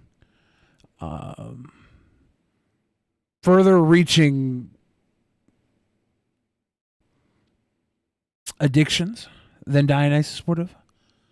I am not an avatar of that. I am far surpassed Dionysus, unfortunately, with my binging and self-content.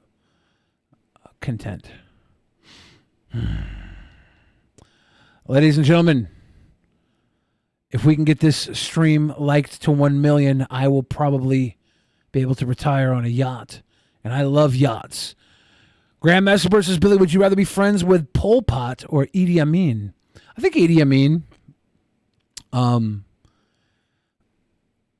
When I think the name Pol Pot, I think of a pot. And I think of I'll probably think of a pot of delicious soup, not cereal. With Idi Amin, I would not be thinking about delicious soup while hanging out with him. But I don't think I'd be friends with either of them because they're not my speed. Why does sour cream have an expiration date? It's already sour. There are levels of decay that we have to realize as human beings.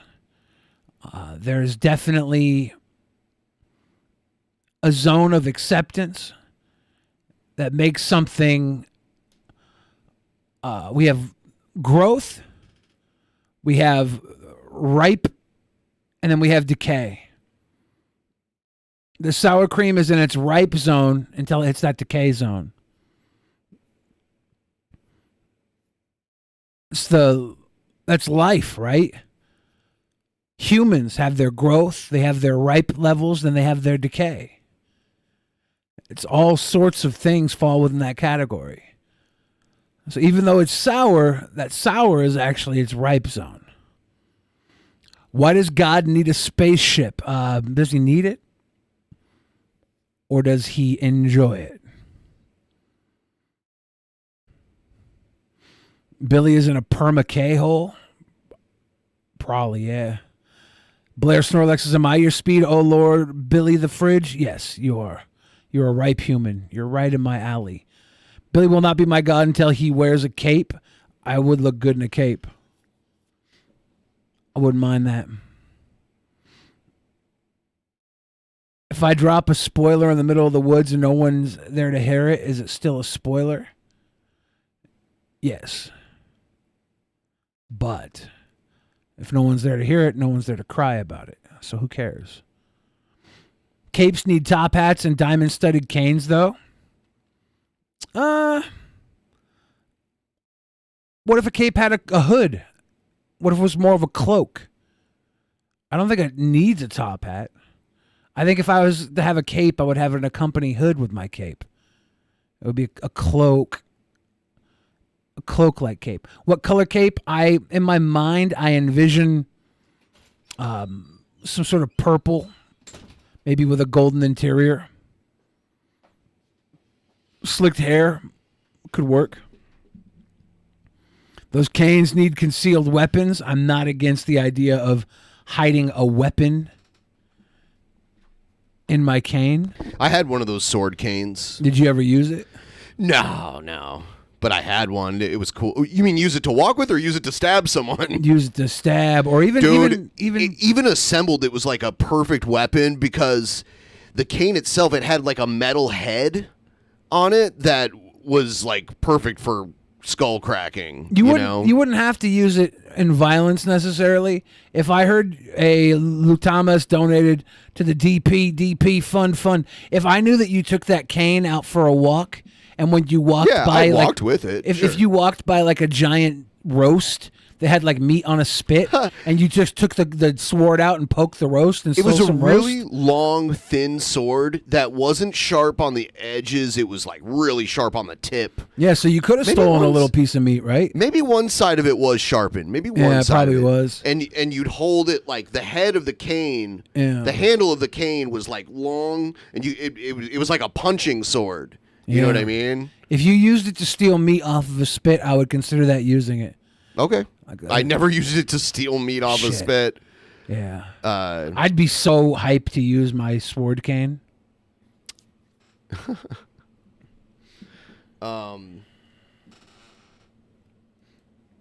So Cyrax made a video that he later deleted where he's complaining about how he got arrested and all the shit that's going on with him. Really quickly before we go into this, Yeah. we gotta answer.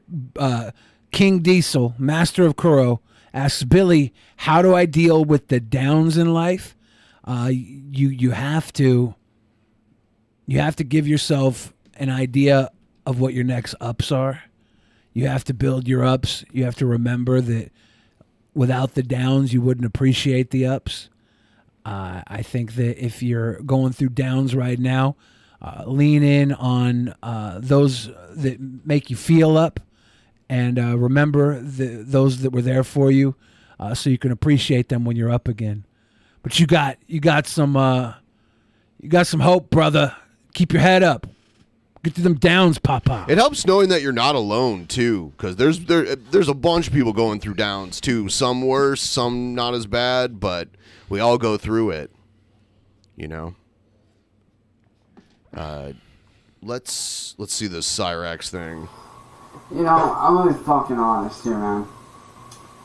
I'm tired of everybody sitting here saying like, "Oh, you need a manager." And he doesn't mean like an agent. He means like someone to literally manage his existence, like in a group home setting. Say something. I don't need a fucking manager. I don't need counseling. I don't need anger management. What I need is for motherfuckers to leave me the hell alone and let me do my shit without being attacked. That's what I fucking need. But what if that's not going to happen? Yeah, and I mean, like, the attacks at the beginning were just trolling on the internet. Now, it's escalated. Like, if you would have just not done the shit at the beginning, we wouldn't even be at this point.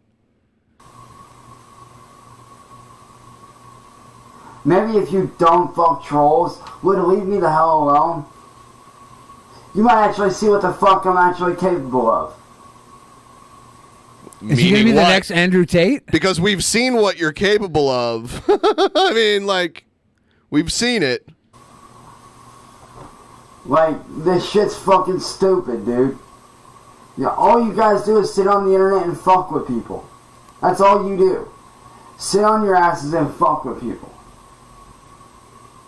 Like, what is this? Fucking kindergarten? Please, grow the fuck up. I don't think you're allowed around kindergartens. Yeah, I don't think so. Or you shouldn't be.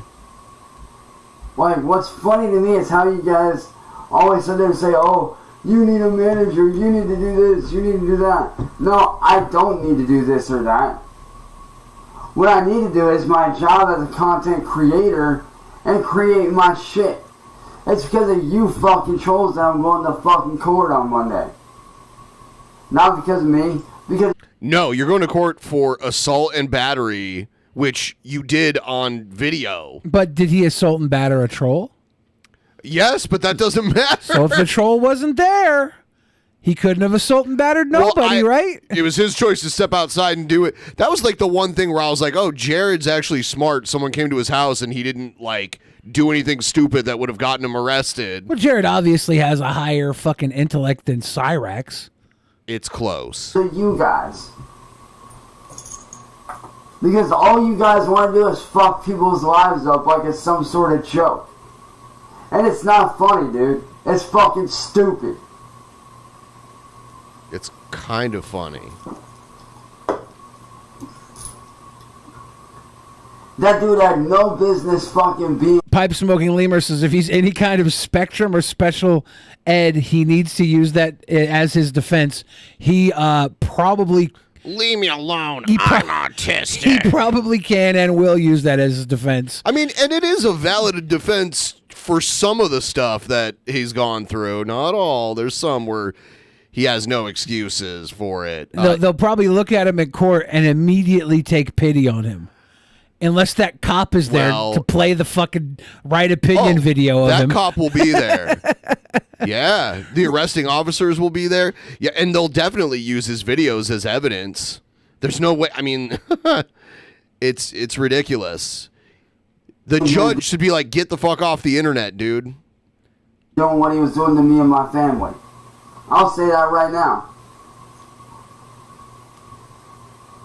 That fucking dumbass with his fucking head wrapped up. And those of you that say I'm victim blaming because I said that troll wouldn't have gotten beat up by Cyrax had he not been in Cyrax's yard, I actually am victim blaming because I could see the true ass beating that Cyrax put on that guy. That he put nothing on him. Exactly. What sort of victim is that? The guy trolled, got exactly what he wanted. Cyrax is going to jail. There's no fucking victim there. It was perfect. Yeah, exactly. Guy got exactly what he wanted. I had no business fucking being here harassing my family. Let me guess, it was Stabby that said you were victim blaming. I don't think so. It was Hawkeye. Wow. I'm really surprised. But when you're doing it to slander somebody's name, no. You don't have business doing that. And that's exactly what he was doing, was slandering my name. And defaming me. Defaming me? But I'm seriously fucking tired of people sitting there saying, oh, you need a manager, you need this. Man, no, I don't, man. I don't need a fucking manager.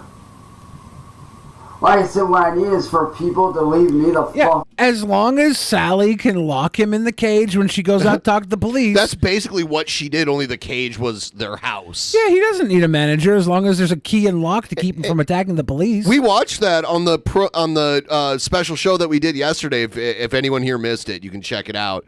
He's yelling at the cop. He's like, you don't know what the fuck's going on. And she's all like, shut up and go in the house. Go on and let me do my shit without being involved. And then right after that happened, their landlord came over and the cop was basically suggesting to the landlord, like, evict that dude. Like, get rid of him. Yeah. He's the problem. The cop was a huge fan of all the anti-Cyrax YouTube content, was showing videos of the landlord. The cop seemed a little too preoccupied with Cyrax. And if you don't like my content, cool, fine. If you like my content, good. If you don't like it, not my problem. Someone else down the line will like it. But all this bullshit, this trolling shit, it needs to fucking stop. You guys are seriously putting the way to make it stop is not what you're doing. Like, making this video is not going to make it stop. lives in fucking danger. The other day when y'all showed up here to fuck with me and my family. That's the real difference between Cyrax and King Cobra. Well, that and King Cobra seems to be a pretty decent dude, and Cyrax seems to be a chimo. Yes. The real difference is with King Cobra, the cops are his biggest fans. With Cyrax, the cops are his biggest trolls. Yes. You put my life and my family's lives in fucking jeopardy. And I did what I had to do to protect my family. Somebody says he should play a ukulele. Well, then that would make people think this was an apology. This is not an apology. This is a declaration. And I hold no regrets.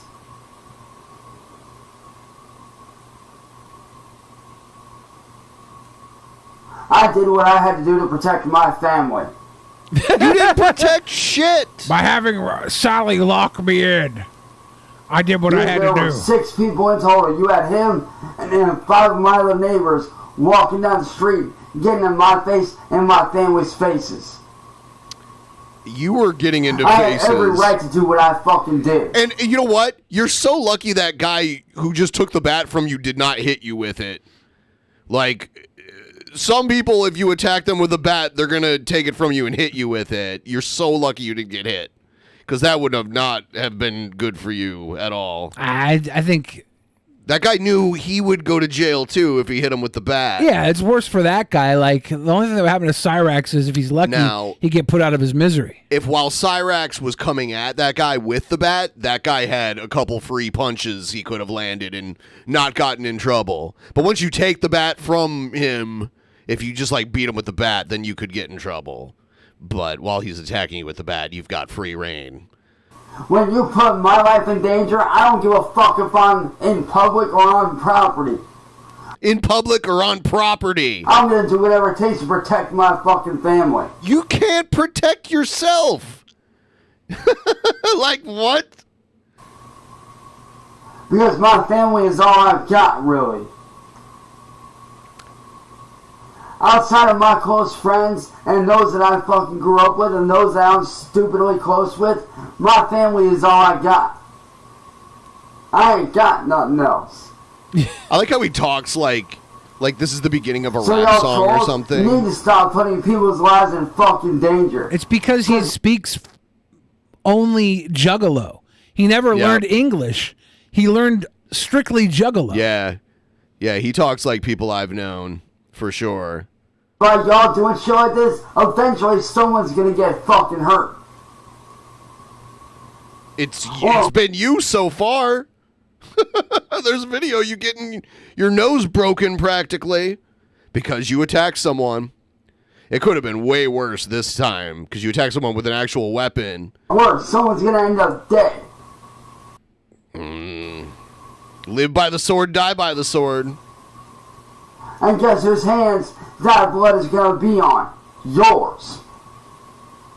Because all you guys want to do is sit there and attack and harass and bully. And it's fucking stupid. I mean, what are we in? Fucking grade school? Kindergarten? High school? I do last time middle school. I checked, I'm 32 fucking years old. I don't need this shit. I should be making money right now doing my shit. But instead, I'd sit here and worry about a bunch of fucking dumbasses on the goddamn internet fucking with me and my family, and I'm fucking tired of it.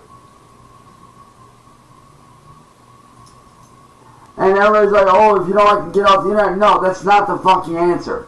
Getting off the internet ain't the answer. The answer is you dumb fucking trolls backing off. That's the answer. The answer is YouTube getting off their fucking asses and doing something about you guys. About you guys. That's the answer. YouTube has to save me from you guys. Because I'm not going to get a manager to keep my anger in management. It's not, I shouldn't have to be locked in the house by Sally, so I don't go out and beat the hell out of this cop who just runs around telling my landlord that I blew a blind boy. And then show her links of Danny Brown talk crap about me. The answer is the cops getting off their asses and doing something about it. That's the answer. Lil Dice says Cyrax and Ted Feezer are the top tier 5-class lolcows right now. We definitely should have been covering Teddy Feezer. Yeah, I'm not familiar. Teddy Feezer is. Oh, was that the guy they kept spamming when all the Nazis came? And that's what they were spamming. Yeah. He's a Feezer. That's not the answer.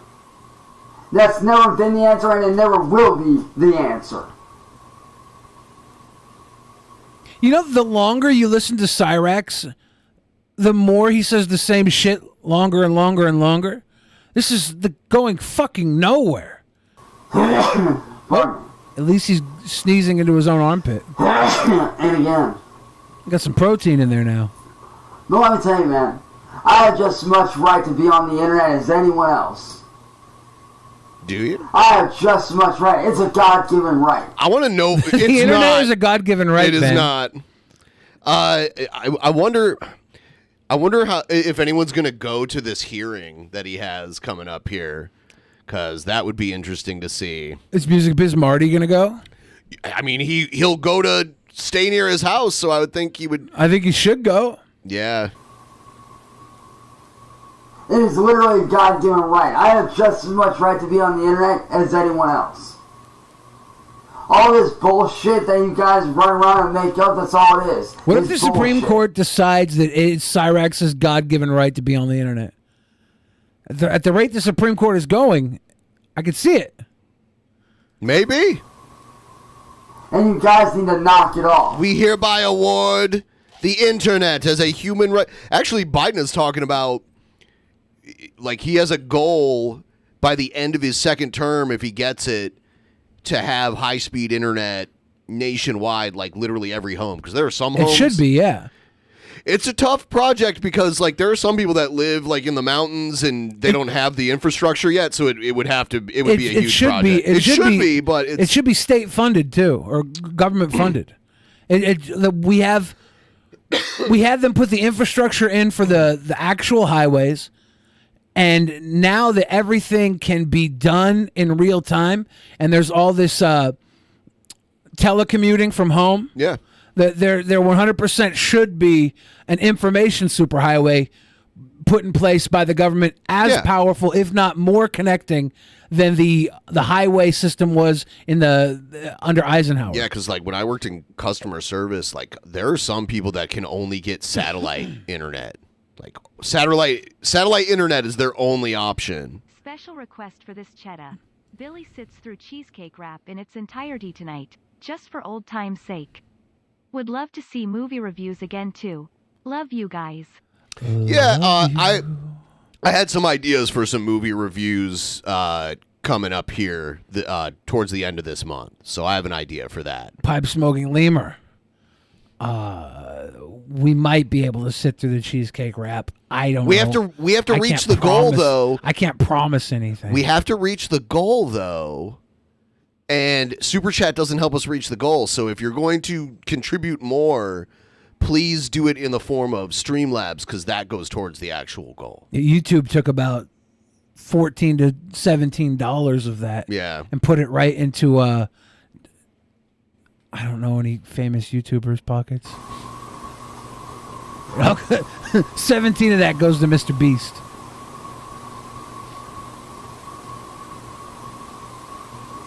But thank you very much. No, yeah, we appreciate anything that you're willing to contribute. DJ Fix Soul getting us up to the 500 mark level. All right. You need to support YouTube. They are struggling. That's true. I want to thank you again for supporting YouTube Pipe Smoking Lemur. without your $50 donation, that $15 that goes to YouTube would probably put them out of business. I do think that the super chats, like it seems like a lot for them to take a third of the super chats. It is a lot, and they take more of the shorts revenue too, which is also dumb. Is there that much of a revenue through shorts?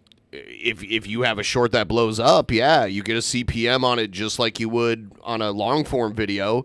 And the thing about shorts is that they loop automatically. So if someone leaves it up and it loops and loops and loops and loops a bunch of times before they close it, you could get ad revenue on that too. I just thought that they didn't have as good of ad revenue because they're short form and not. Well, they don't have as many ads on them for sure, but they replay automatically. So the ads are higher on longer form content. Yeah. All right. Here is Mau mau baba mau mau. Looking at what to play. Here it is. Get ready, everybody. Cobra was eating something the other day. There was a bug in it. What up, YouTube? He doesn't have proper food storage. California breakfast crunch wrap with bacon, cheese, egg, guacamole, extra hash browns, tomatoes, steak 3-cheese blend, and creamy jalapeno sauce. Yum. We got a burrito, which is a grande toasted breakfast burrito. Did you all with see the bacon, dumb shirt Jared put? eggs. He makes sound like he's gonna last longer than DP. The ISOM fanboy. I'll slap you stupid and you're too much of a pussy to do something about it. Monterey 5. Cobra next peasant. I'm not even sure if he's too much of a pussy to do something about it. I think he might just be too dumb. He does seem very dumb. The guy's really dumb, which is awesome. He's found Comicsgate to support. Well, that's Eric July's people, right? Well, I don't think they're all dumb. I They think don't some read of them, it. I think some of them just lack any sort of creativity and are happy to pay into a creative force that perpetuates their angry mindset. Yeah. I see what you mean. Potatoes, extra 3-cheese blend, tomatoes, steak, creamy jalapeno He sauce. said steak a couple of times now. Did he just get extra steak? Did he order this or did he make this? He might have made it. I think he made it, and that's why there's Reduced bugs in fat, it. sour cream. Oh, good thing he used reduced fat sour cream. Gotta watch that waistline. We're saving the burrito for a food hack. Now, the breakfast burrito, we're saving that for a food hack that I'm doing for dinner later. That's a crunch wrap. It's from Taco Bell. Yeah, you're right. What up, YouTube?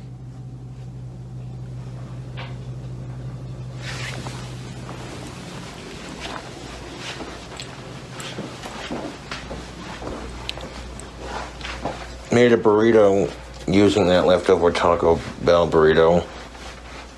4 pieces of bacon fried spam. Cheese. Fried spam. Spicy Bacon fish. fried spam. Spicy fish. Hot sauce. It was a Ghost Pepper Melinda's hot sauce, bacon ranch. Sprinkled the Ghost Pepper Melinda's hot sauce on top of some of that seasoning. Now it's bacon in the oven. Some fans sent me some fish too. That's the spam we used. Ugh. Little The spam, spicy little fish fish. in question is this one right here. They loaded the whole can into the. Oh my fucking God. What? He's put spicy fish, bacon spam, leftover Taco Bell into a burrito. Yeah. And that's not even what made this burrito as popular as it is. Because what's made it popular is there was bugs infested in it. Yes. Not ones he put in there on purpose. Poor Cobes. I want you to only eat fucking filet mignon, Cobes. Burrito with like 4 pieces of fried spam. Did the spam pieces first, then the Taco Bell burrito that I custom made earlier, then the cheese, then the spicy fish. He's just going through his head all the ingredients. He's like, no, that's all them. That's a perfect burrito. Putting a Taco Bell burrito into a chimichanga that has fried spam and bacon in it. The footage of it making it was not the greatest. It's just about done baking in the oven. Oh God, it's a Hellraiser. It is, yeah, it's Pinhead. It's Hellraiser. It looks like a Hellraiser fetus. A little baby Hellraiser. Ah! A little Cenobite baby. I used a bunch of toothpicks to hold it together. Too many. Just like Taco Bell chimichanga food inception right there. It's got the spicy fish, the fried spam. It's so gross sounding. The spicy fish, this fried spam. The hilarious part about this is all of that gross stuff that is on there did not make the title of this video. No. Because there was just a little bug family living in it. Cheese, bacon bits, another burrito in there, so that's going to be pretty tasty. By the way, as good as this burrito is, there's also another burrito inside of it. Exactly. You know, a second surprise burrito. Fit the burrito in there with all them toothpicks, but that's all right. Now, is the burrito better if you leave the toothpicks in and allow them to one by one stab out your taste buds as you eat it? Yeah. Make chimichanga so many times that you kind of know the process by now. You want to see how I do it? Check out my chimichanga cooking videos. You know, the cooking video I had rolling this motherfucker was a disaster. I spilled toothpicks all over the place. I was like, fuck this shit. He took out his magic wand and casted a Harry Potter on it. He was like, burritos fetus. Taco Bell burrito that I stuffed inside this giant chimichanga. It's got bacon and steak and eggs. And you know what's up. You know what's up.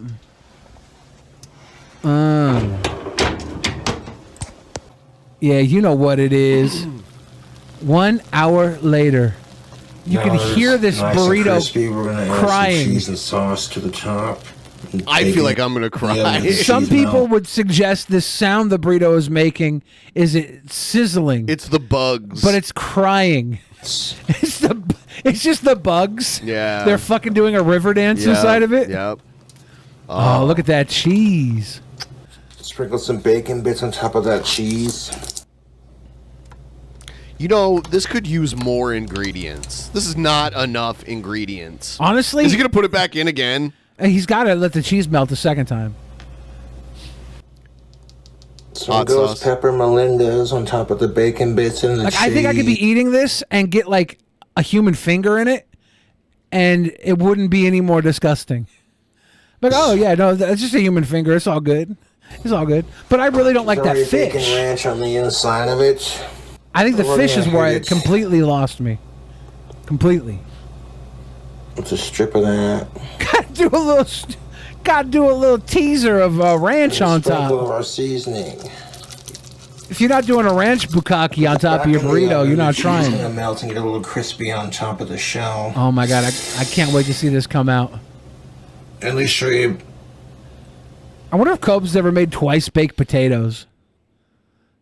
I feel So like he this would be action good at right making here. twice baked potatoes. He'd bake it like 20 times. 20 times baked potatoes. The next, oh no. He needs to understand food storage. Yeah, Josh left the food on the table. Is he okay? Did he get sick?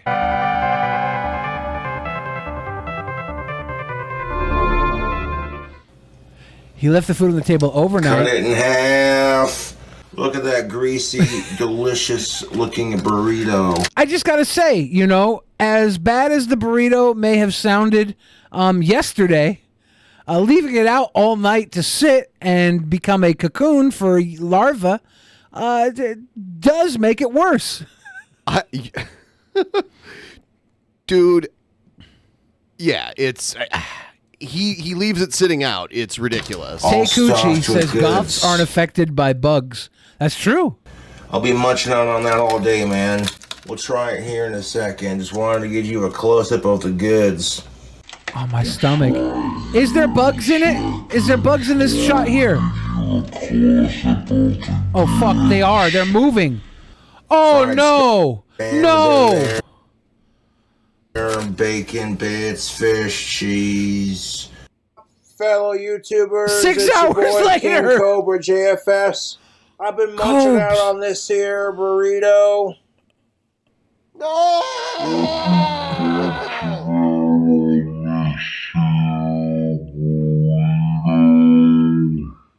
Look at the little bug homies. No! Oh, God. I took a couple bites earlier, and it is simply delicious. This massive chimichanga action. Oh, my Look God. at that. Look at that deliciousness. Yes.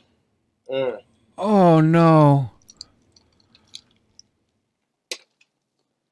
Oh. Mm-hmm.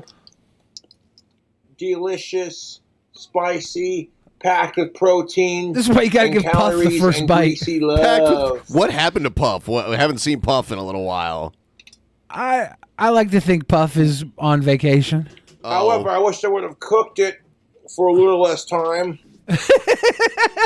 But outside of that, It's not bad. I wish you would have cooked it for a little less time and let it sit out for a little less time. And, maybe cooked it again after sitting out to kill the bugs. Do you think the bugs would be better off dead or alive when he's eating it? Not even there. I don't know. That's What's the better one. I don't know what's worse. I really feel bad watching him eat this, and I think it's because I love King Cobra, and I'm watching this and I'm like, oh God, I feel for you right now. This is not good. I feel very, very bad for King Cobra.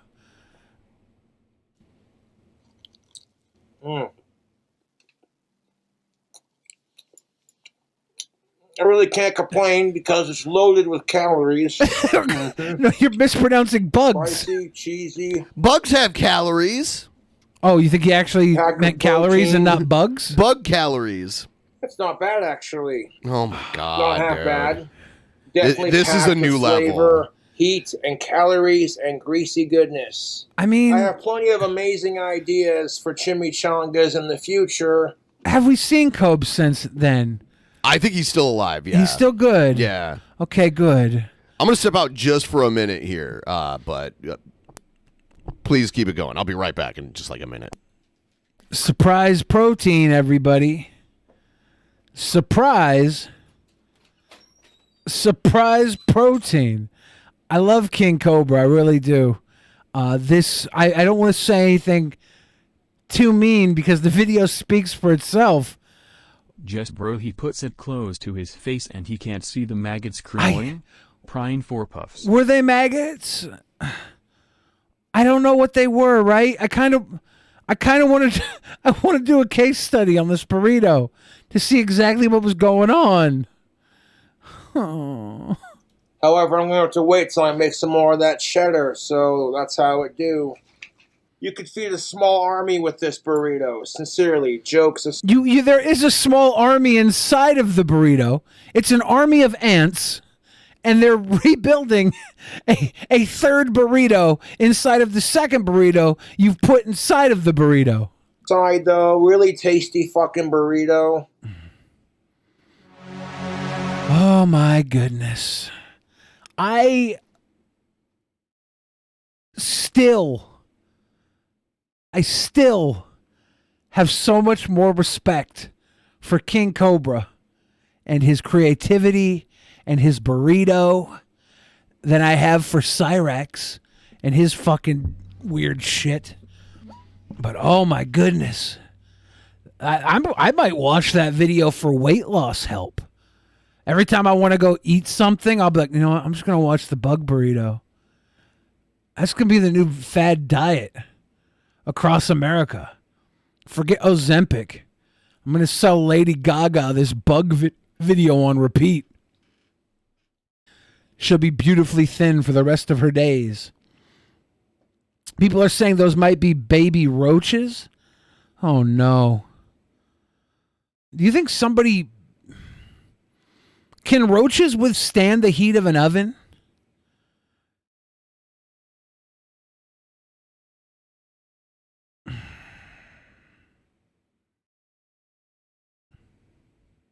Cobra's always getting sent stuff from people. Here's my QAnon JFK Jr. level conspiracy theory.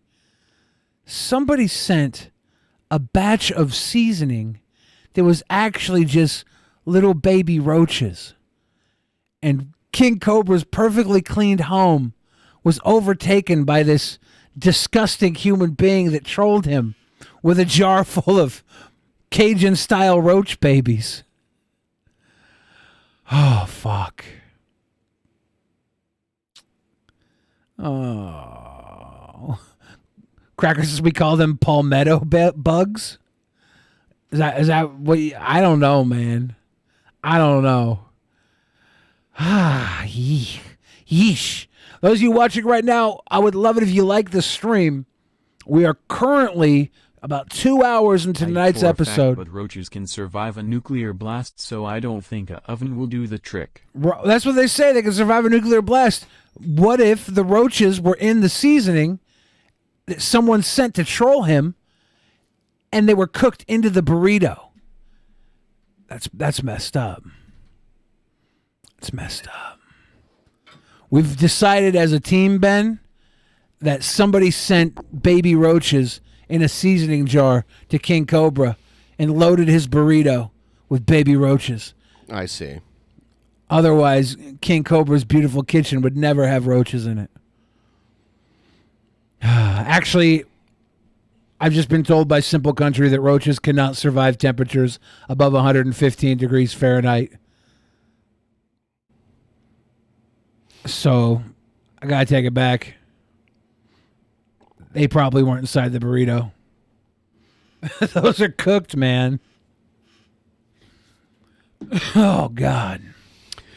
All right. Honest Red says, I think baby roaches are called sprites. Is that true?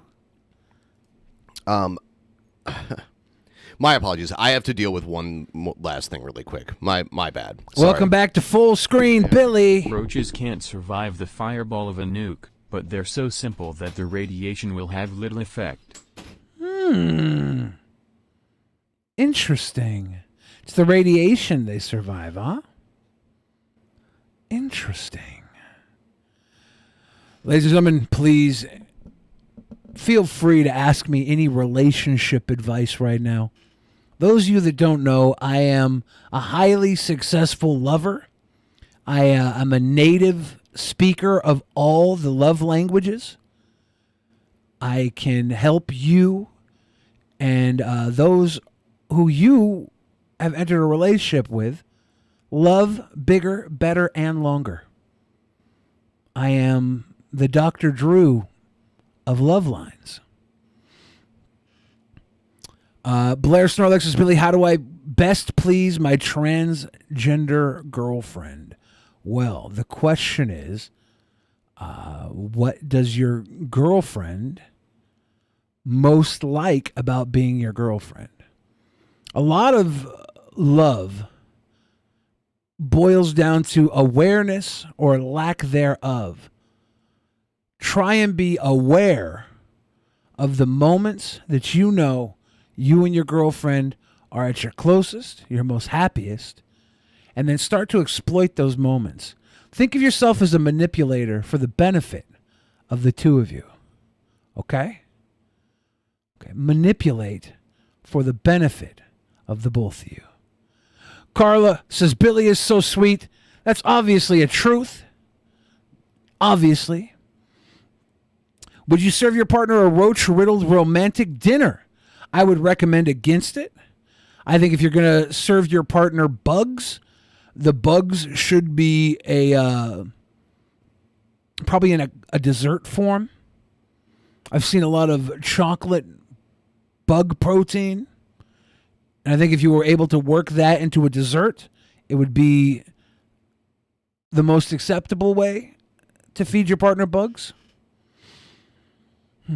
Gonzo says, I heard sex works pretty well, but do you understand the levels of sex out there, Gonzo? Sex is not just sex as you would know it. Sex is connection. Sex is attraction, wanting, dedication. Sex is comfort. All of that will open up when the person that you're with is comfortable being with you. Takeuchi says, I love Billy. You deserve to do crimes with no punishment. That's the secret, Takeuchi. When you are a mastermind, and some will say criminal mastermind, when you are a mastermind, you do crimes with no punishment because you don't get caught. So many people that do crimes, and I got to say this, I hate victim blaming. These criminals are victims to their own folly because they're not intelligent enough to cover their tracks the way I do. Blair Snorlax says, she literally most enjoys just talking to me. Thank you, Lord Billy of the Fridge. I should go and spread the word of your wiseness. Yeah. I recommend if she enjoys just talking to you, make the most comfortable spot in your house a little more comfortable. Did you see that Twitter DDoS itself? Yeah, that was great, Egg. We'll talk about that in a minute. Make the most comfortable spot you can find a little more comfortable with some familiar entertainment, some familiar wine, beverage, food, whatever it is, a little more familiarity, and knock out some time to just sit and talk and divulge deeper into each other for a few hours. Do it for a few hours. When you start to get bored of each other, that's when you start to do hands and mouth stuff. Billy, how do I convince my boss that my work clothes are not just metaphorically my sex clothes? It's a good question. The Supreme Court just ruled in favor of religious representation over the workplace. So, find a way to make your sex clothes and your work clothes a religious thing. Ben and Billy, what do you think of having Critical Drinker and Mahler as special guests for DP? I think it would be great. Ben's not here to say that, though. He might like that. Start a new religion. We all need a new religion. The Roach movie that gave me nightmares when I was a kid was Creed. Creed show? I don't know what that is. Stephen Hooks said to take the day off to honor Billy. That's a reasonable request. Your boss should not turn that down. You just hold him down by the mouth. I don't know what. Creep Show. Is Creep Show the one that was done by the Jeepers Creepers guy? Or is that something else? Creed does suck. Oh, you guys are tripping me up. I'm just trying to take more religious days off than I could think of. I want to take so many days off due to religious freedom that I start coming up with reasons to go back to work out of boredom. Is that too much to ask? Billy, you guys should have Matt Jarbo on since you guys have been covering ISOM and Air July. I know Matt's been in the chat at least once or twice since we've been covering that. I would love to have him on. Matt's a buddy and a pal. His soul, wisdom, and love are as big as his belly. Saint Bill, patron saint of milk and honey.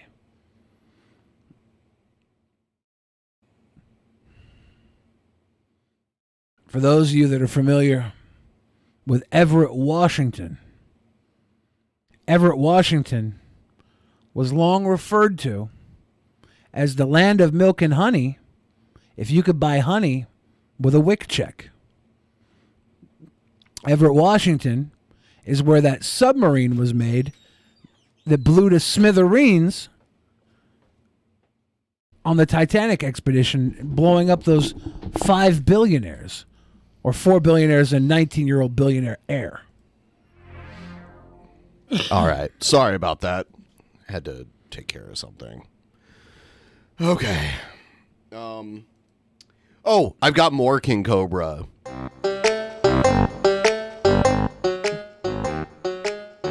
Is Cobra transphobic? What up, YouTube? We're live from the Cobra's lair. Nice intro. We're doing a video response to Sydney Watson's The Death of a Tomboy. She brought up a lot of good points in this video, and it made me reflect upon Turn Cobra my up. childhood as a child goth, and then progressing into an adult goth kind of thing, so we'll get into that. It's going pretty good. Ben, are you going to do this Heimlich? You going to be okay? That statement. A childhood goth. A childhood goth. I'm all for teaching our children how to transition as kids, but you cannot teach them how to be goth and or emo until they're 21. Thank you for asking. Just chilling out. I'm gonna make me a big old. He's a non-passing goth. Kratom tea and get into this video response. Check it out. Kratom is for 21 With and a up. Meng Da. Totally legal too. All right. Oh boy, let's get into it. I am a man. Chris coming through on the Patreon. Just trying to crack a cold one open with the boys, if you know what I'm. Oh, he's gonna watch Sydney Watson. Hi, my name is Sydney. Welcome back to hell. Yeah, this is hell and I'm Satan.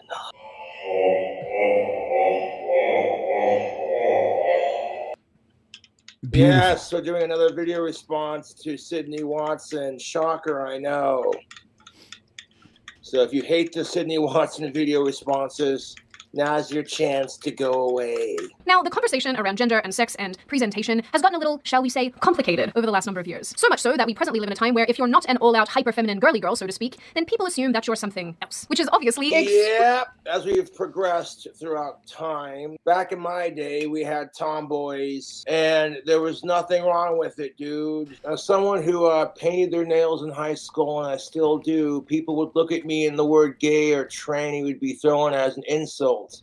Now, people just assume you're one of those things if you don't act stereotypically your gender. And then on top of that, instead of just letting kids be kids, it's being forced down their throats.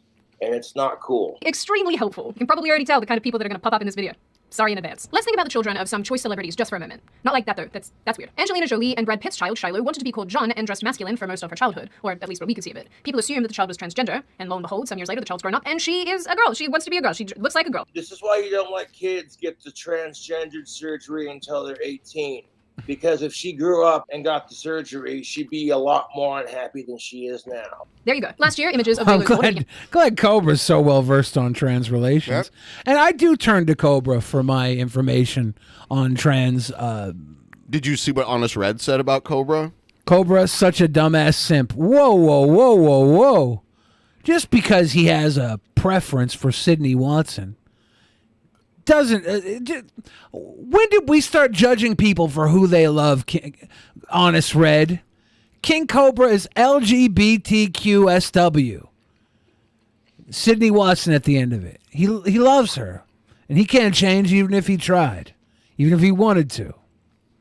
and circulating where she's wearing baggy clothes, has short dyed hair, and looks pretty stereotypically boyish. People immediately made the assumption that she was either trans or non-binary, and randomly started using gender-neutral pronouns for her. And this was a full year before she decided to come out as a they-them. Because full year, that is called grooming. Instead of just assuming, oh, hey, you know, not every girl is going to be into ponies and flowers. There are some girls who like to do, you know, boyish things, work on cars, and honestly, I'm Yeah, some girls like to do boyish things, like get fucked in their ass.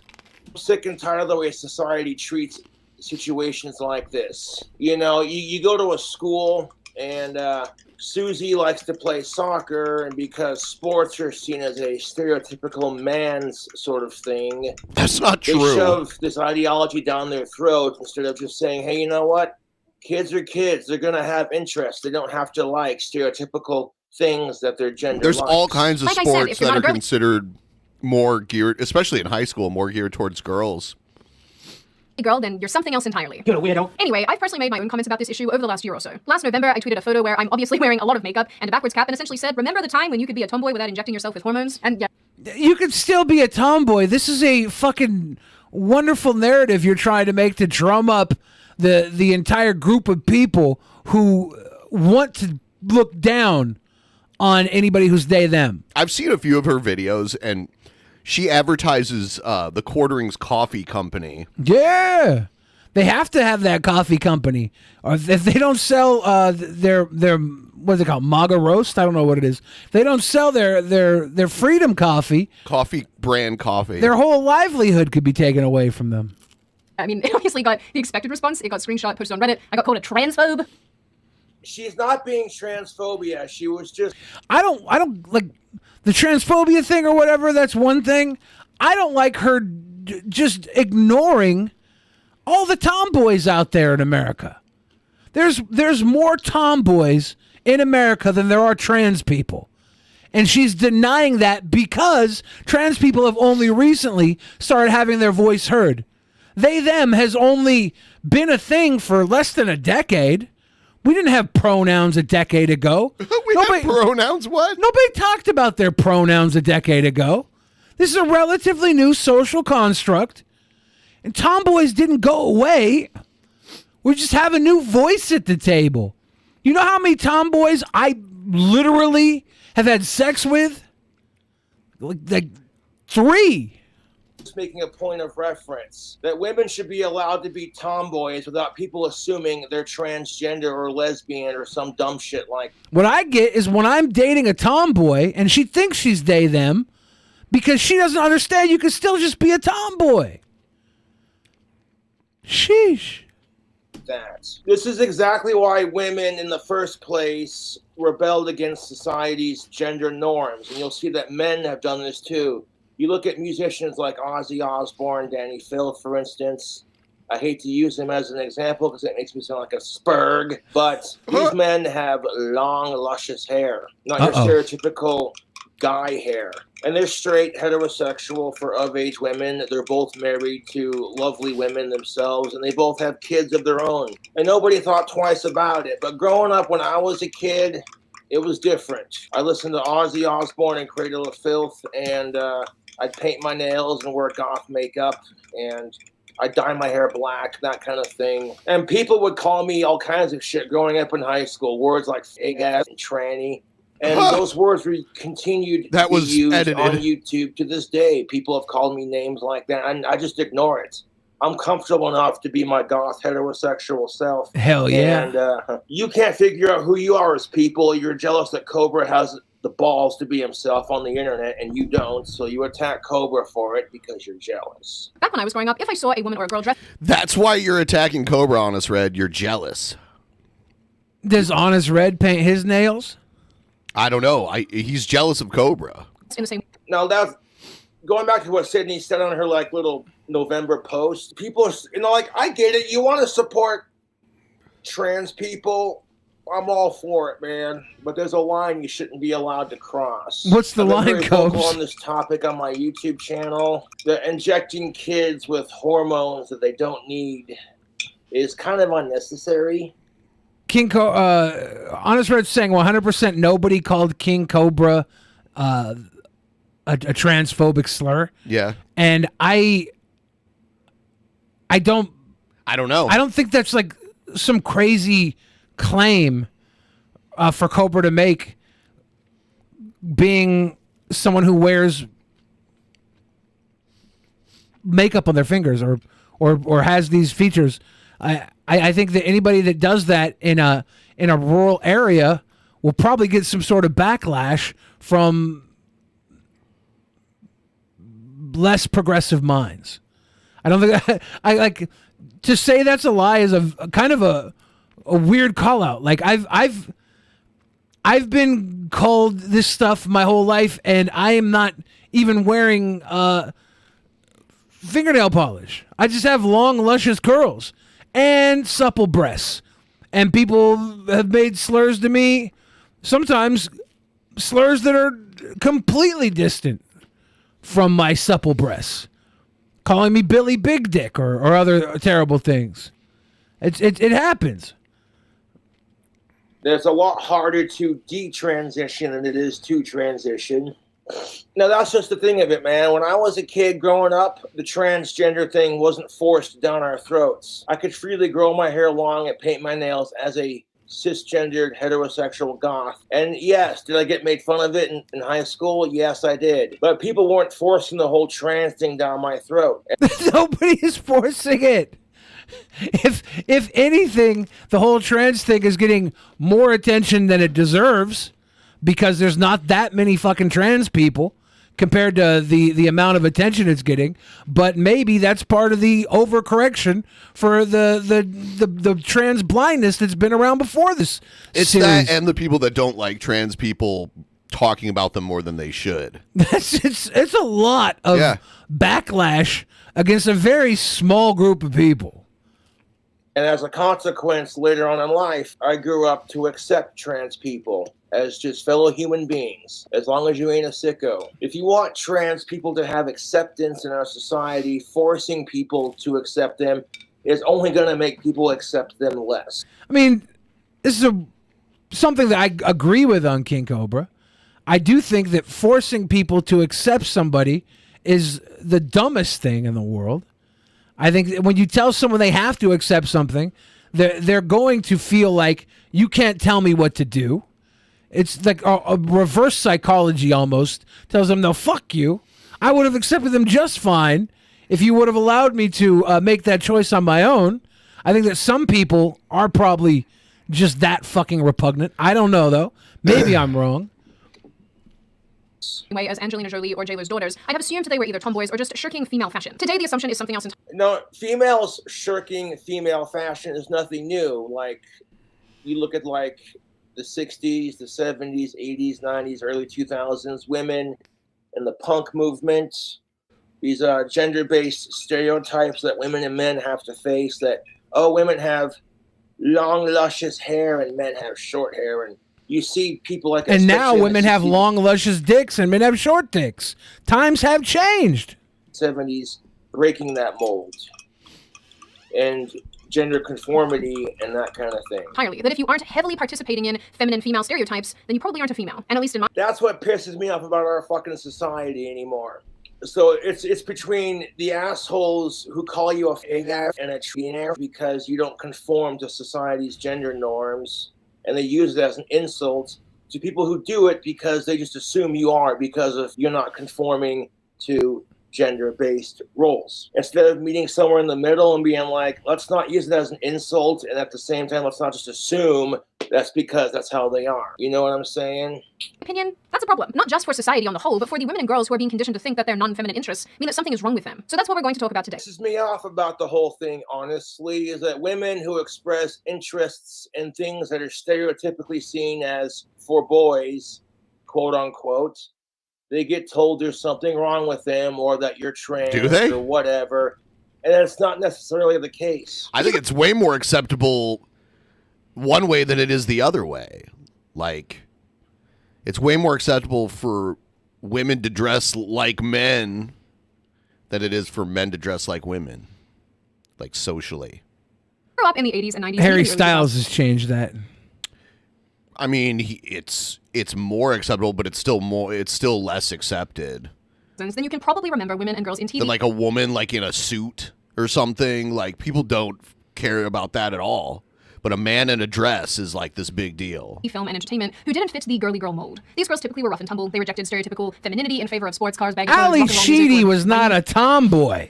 music. I see you, Avril Lavigne. Like, Tom, there's nothing wrong with being a tomboy. Billie Eilish. Billie Eilish.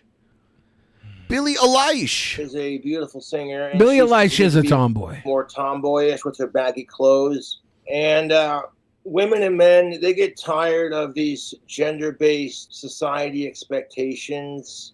Like, men are supposed to be able to grow a beard and build a cabin, fix cars. Build a while women cabin. sit daintily in the kitchen, make sandwiches. When I was applying for manhood, I thought it was so rude that some of my friends just got to have a party on their 13th birthday, and I had to build a cabin. It's not fair. And fetch the man the pipe and the slippers and today's paper and a martini. Fuck that. I see. You know, I'm not ashamed to admit, I really liked Avril Lavigne. I'm not sorry about it. She may have been an inspiration for a period of time where I looked like this. And of course, there were equivalents on the male side, the frat boy and the jock versus the nerd and the bookworm. But the tomboy wasn't necessarily portrayed as a bad thing. Actually, most of the time, these girls and women were kind of badass. Movies like It Takes Two and The Parent Trap actually put these kind of girls side by side. Both films were centered around twin sisters, one being portrayed as the perfect proper princess, while the other was the spunky sports tomboy. But even before that, people were exposed to tomboys in classic literature. I love how she's making a serious social fucking commentary and evoking the Olsen twins and Lindsay cloned Lohan. Lindsay Lohan. Little Women, Laura in Little House on the Prairie, and Scout in To Kill a Mockingbird. Now, That's one of Cobb's all-time crushes too, Lindsay Lohan. existing in media might not seem all that important, especially given the fact that it was something of a cliche in 90s films in particular, especially teen I would melodramas. But it love actually if represented Lindsay something Lohan ended Cobb's streak. That's not happening. That'd be so fucking dope. kind of great. Options for girls. Be how you want. You want to wear dresses or a skirt? Go right ahead. Have at it. You want to have the pink Hello Kitty backpack and buy lip smackers and show all your friends your super cool armbands? I actually don't remember if lip smackers were in Australia or American Armbands? thing or both, so I'm The just going to super show you cool what armbands? Okay? I recognize that brand. I'm a 90s baby. I recognize the reference. But if the pink and the sparkles and the Hello Kitty stuff wasn't your thing, well, that was also perfectly fine as well. You know, you can put on your baggy pants and wear your etnies or your DC shoes and skateboard and eat the burgers and smash some beer with the boys. You could be any mix of the two. You could be one or the other. You could be neither and settle somewhere perfectly in the middle ground as a neutral something or other. The point is, women and girls had the option. Right? Because it's 1987. Did you know that a girl can be whatever she wants to be?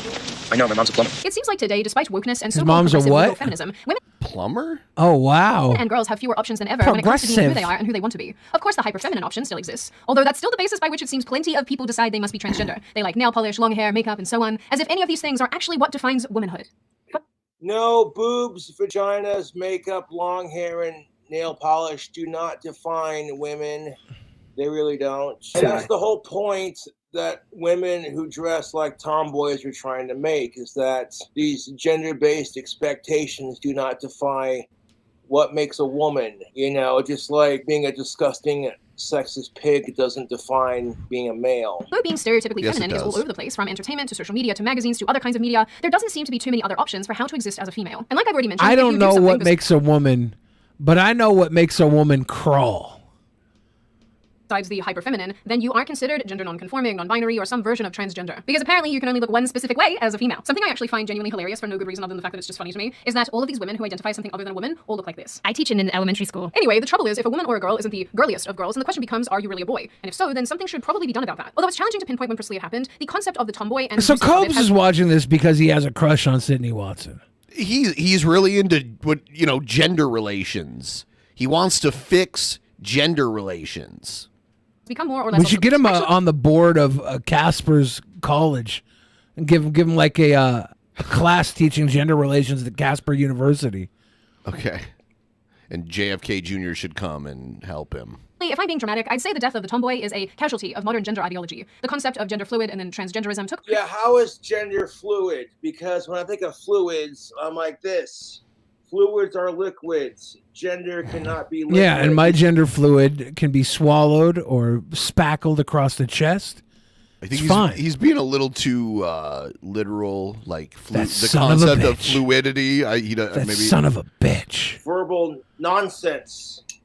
This is a fluid. Fluids are liquid. If it was a fluid, why would you stir it with a fork? I'm trying to pick on the That's trans true. people, but goddamn it.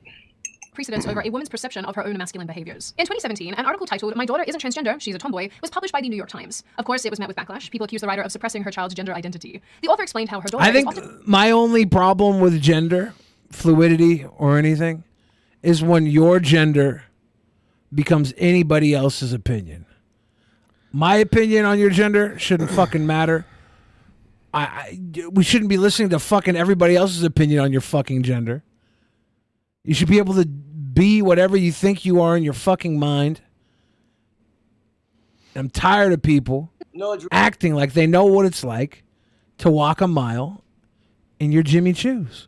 Drink combos today as of yet, but if you'd like to donate towards a new drink combo, consider donating to Cash App or PayPal. I'll give you a shout out. asked by doctors, teachers, and people who have known her for many years if she feels like or wants to be called a boy, simply because she doesn't fit the stereotypical mold of the girly girl. The mother writes that when people... The problem with our society is that because of these gender-based roles, if men do things that are Gender-based roles. I have a gender-based role. I call it a fupa. It's my fatty upper penis area. On women, it's also a fupa, but it's a fatty upper pussy area. That's the difference between gender roles. The role above your penis and or pussy. seen as effeminate, or if women do things that are seen as masculine, they're torn apart for it. This is where the whole trans thing started. It's because some people identified as, some people did not. There's a big difference between a punk hard rocker and a trans person. He acts like being into like an alternative fandom is the same as gender identity. Like being goth is somehow akin to being trans. It's very strange. You know, some are punk, some are goths, some are who's jocks, a hard some rocker, are rocking long trans. hair, likes metal and shit, and the person doing it because of their gender. There's a big difference. People continue to question her child's gender identity and are skeptical of the child's response. The message they send is that a girl cannot look and act like her and still be a girl. Left alone, would boys really never wear pink? That's rhetorical. Pink was for decades considered a masculine color. Would girls naturally reject Matchbox cars? Of course not. But if they show preferences for these things, we label them. Somehow, as we have broadened our That's what pisses me off about society. It's He's just mad. like the labels anymore, you know. awareness of and support for gender nonconformity, we've narrowed what we think a boy and a girl can look like and do. You needn't look too far to find plenty other examples of this across the internet. Parents asking if their daughter is in fact a boy because she happens to like non-stereotypical girly things. I think it's Doctors really and easy to figure out at any age whether or not your child is a male or female. No matter how they were assigned at birth, at any age, if your child starts to pay attention to what other people say, obviously a female. Guys don't care what other people say. We're far too involved in our own manly shit. We're all too busy trying to prepare for that cabin we have to build to become real men. We don't care what people say. If you care what people say, No matter how you were assigned at birth, you're female. Helping children determine that they're in the wrong body based on their superficial interests. I have a 5-year-old assigned male at birth kid, and she went to her dad's this weekend, who is, transphobic. So she has to change into shorts before she goes. Okay, if you're 5 years old, you don't get to be trans. I'm sorry, but kids at that age have a wild and active imagination. And nothing against trans people. I get why we have all these things in our society because gays, LGBTQIAA+ have been bullied for decades. And now we're being forced to accept it. And instead of being forced to accept it, you teach people to accept it. There's a difference. Because she's not allowed to wear dresses. I told her it was time to go change for daddy's house, and she ran and got this cute little yellow dress with zebras all over it. She seemed really excited to show it to her dad. And she had a panic Drunken attack. Peasants is one of the best YouTube shows I've ever seen. You Thank guys you. speak your mind, and Billy has made me laugh so hard, but they are screwing you sweet boys.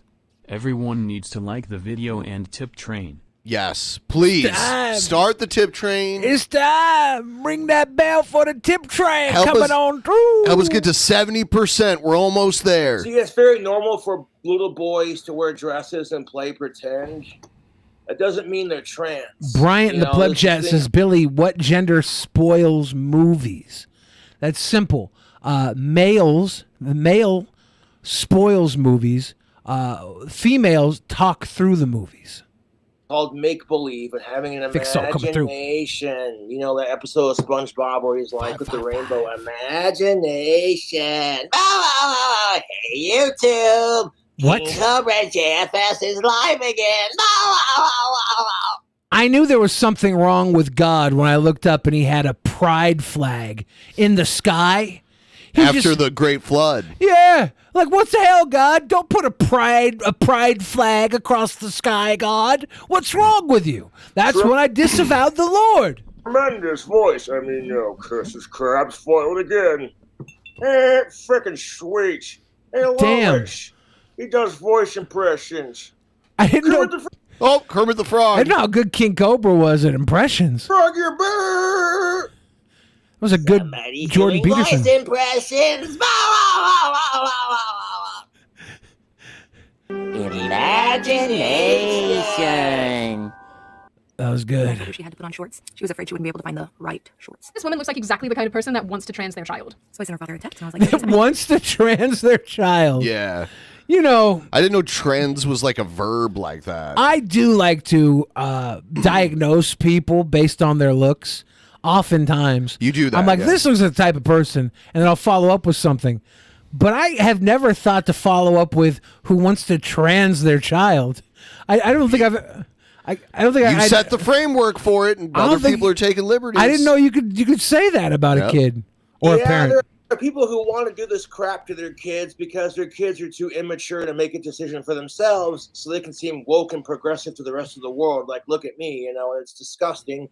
One of those little things that makes it look bad for trans individuals and the community itself. having a panic attack because of this. And his response? Put Bug in boy clothes. Obviously, I did not make the child change because she was upset enough as it was.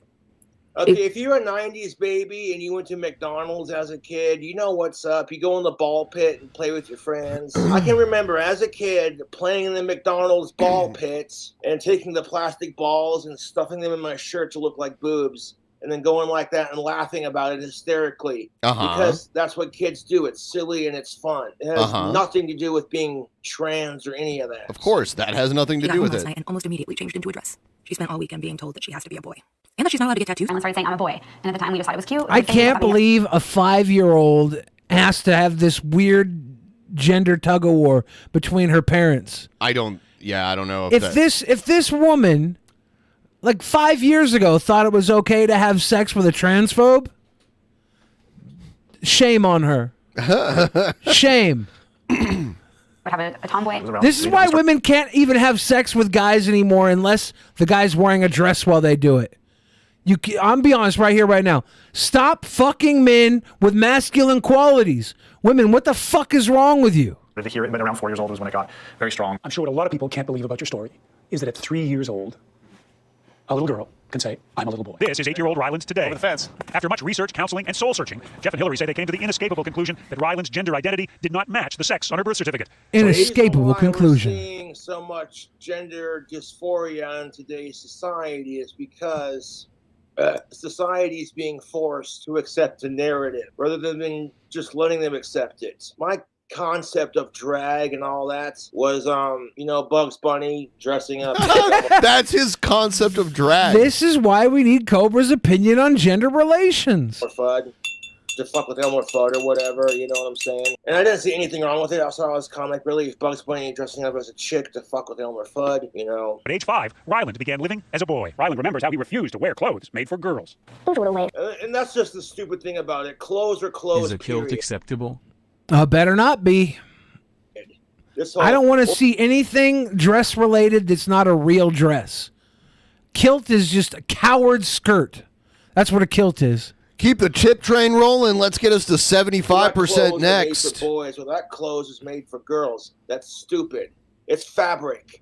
Fabric, okay, is not gender specific. Showing my mom and dad that I was a boy. Okay, but seriously, this feels like a fever dream. Looks like that kid has some hearing issues. There was some big hearing aids This in side that of the issue kid's is very ears. odd and concerning. But what I find especially weird is when people take literary or fictional female characters and insist because they're non-traditional in the way that they do things, they must be transgender or something other than a woman. Actually, this is pretty common with historical figures too, Joan of Arc being the most recent example. I actually saw an article recently that suggested Jo from Little Women is both trans and queer. For those who aren't familiar, Jo is a character who views herself as an equal to her male counterparts during a time when society probably did not. She's outspoken and unapologetic about not being interested in female stereotypes. This, like I said, according to activists and left-wing journalists, makes her queer or trans. Yes. This romantic understanding of what makes a male and female is such a driving force Yes, behind modern gender ideology, queen. and hilariously reinforces the very ideas progressives are trying to dismantle. Modern gender activists have blockaded roads women and girls used to take to self-acceptance. Now they prefer to use labels like gender nonconformity. And when they say gender nonconformity, what they really mean is someone who either isn't blue all the time or pink all the time. In other words, an individual with a personality. It seems like today, personality and gender are interchangeable, with more young people, especially girls, believing their lack of interest in looking or acting like Kim Kardashian means there's some special other Hollywood puts on this unrealistic expectation for women and men to look a certain way, often unrealistic and hard to achieve, man. And it's bullshit.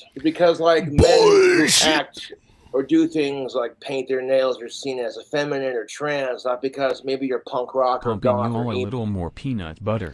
Look at that peanut butter. Peanut butter. Where's Thank you, Egged? Christopher Miller. Where'd Egged go? Thank you for the peanut butter. Or seen. It's ridiculous. This way of thinking is being reinforced all over the place. Now, the insistence Yeah, that Honest Red says, what a crybaby because trans people want to relate to characters. I mean, can't you relate to characters in a, like I've always hear this thing where like you can only relate to characters that like match the same race as you and like all this stuff.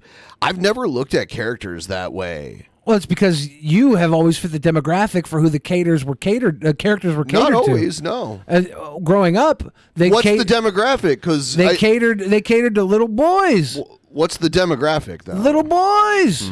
They catered to little boys up until the mid '90s. Because I have very little in common with a lot of the characters that I liked. Well, yeah, because they were heroes. Well, they didn't necessarily look like me, too. I'm just kidding. Yeah. But they were definitely. I don't need a character to look like me or have anything in common with me necessarily. Because they usually did have more in common with you based off of the method for delivery and storytelling at the time. You know, you had more in common with Luke Skywalker than you had with Leia, right? No. That's true, actually. You're a pretty little trap baby, Ben. Yeah. Baby trap Ben had them Leia buns. I would say, like, yeah, I mean, like, I think I would have chosen Han Solo over Luke Skywalker anyway. But I think even if I actually even, like Darth Vader the most. Even if Joe, yeah, Darth Vader was. Darth cool. Vader was my favorite Star Wars character. Like, Even if Joe in Little Women wasn't gay and or trans or any of that, even if the Spider-Gwen in Across the Universe, the Spider-Verse is not trans or whatever like that, being trans and finding things in these characters that you can identify with and then maybe rewrite them in your own mind is fine. Like telling somebody that wants to fanfic believe that the Spider-Gwen is trans, even if she's not, like, let them have their little fantasies. So many men watch women in movies and fantasize about thinking they could have those women as their sexual conquests, and we don't be like, no, man, you're never gonna fuck her. Every once in a while they do. Sex means that you're in fact the opposite sex or no sex is finally being addressed by some governments around the world because there are inevitable issues that arise from telling children especially that they're in the wrong body. The Department for Education That is my point exactly. Children grow up, they're so precious and innocent to the world, and the world itself is confusing enough. And then you confuse them by telling them this stuff. That, oh, sweetie, just because you do things like the boys, you must be a boy, and that's bullshit. And skills in the UK instructed teachers not to tell girls who act tomboyish that their gender is male. The guideline states that Exactly my point. Let kids be kids, damn it. If girls want to dress up like boys or be more tomboyish, if men want to be more effeminate, let them. Who gives a fuck? It doesn't have to do with anything trans or gay or whatever. You know what I'm saying? Well, sometimes it does have to do with being trans or gay or whatever. And sometimes you can find that at a young age. And I think the answer right now is whether or not we should be, what we should be doing to service those signs at a young age. That's the question we have to ask. And are there parents who might think it's trendy to have a they-them child? I don't know. People suggest that.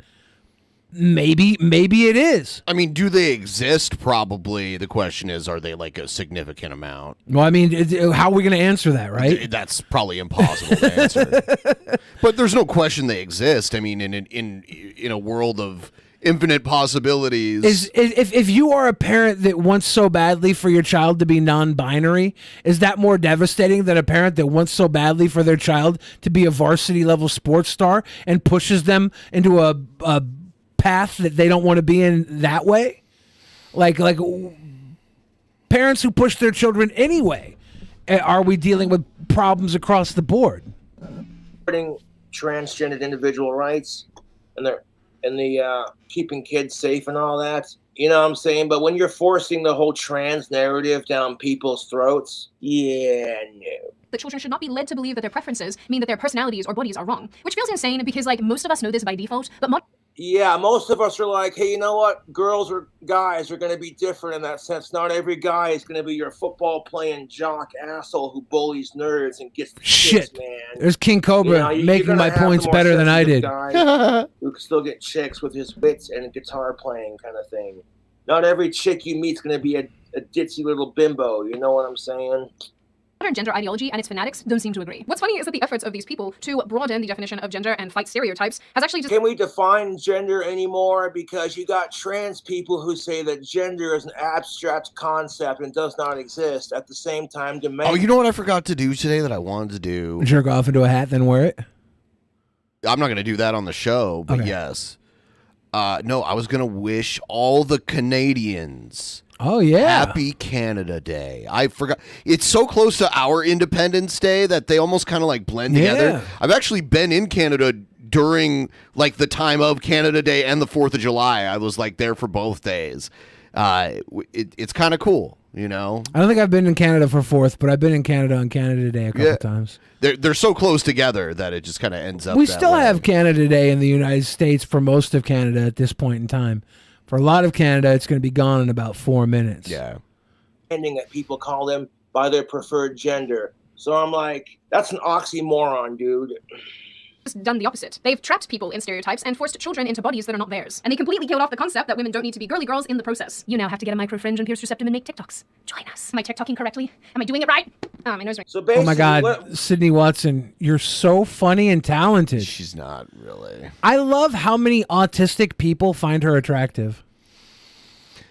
Yeah, I mean, like, she's not bad or anything, but she's not, like, insanely gorgeous or anything like that. But the only thing of hers that I've ever seen that I liked is when she took it to Nick Fuentes. And everything else I've seen is just kind of Yeah, bad. she's always going to have some fucking points for that one.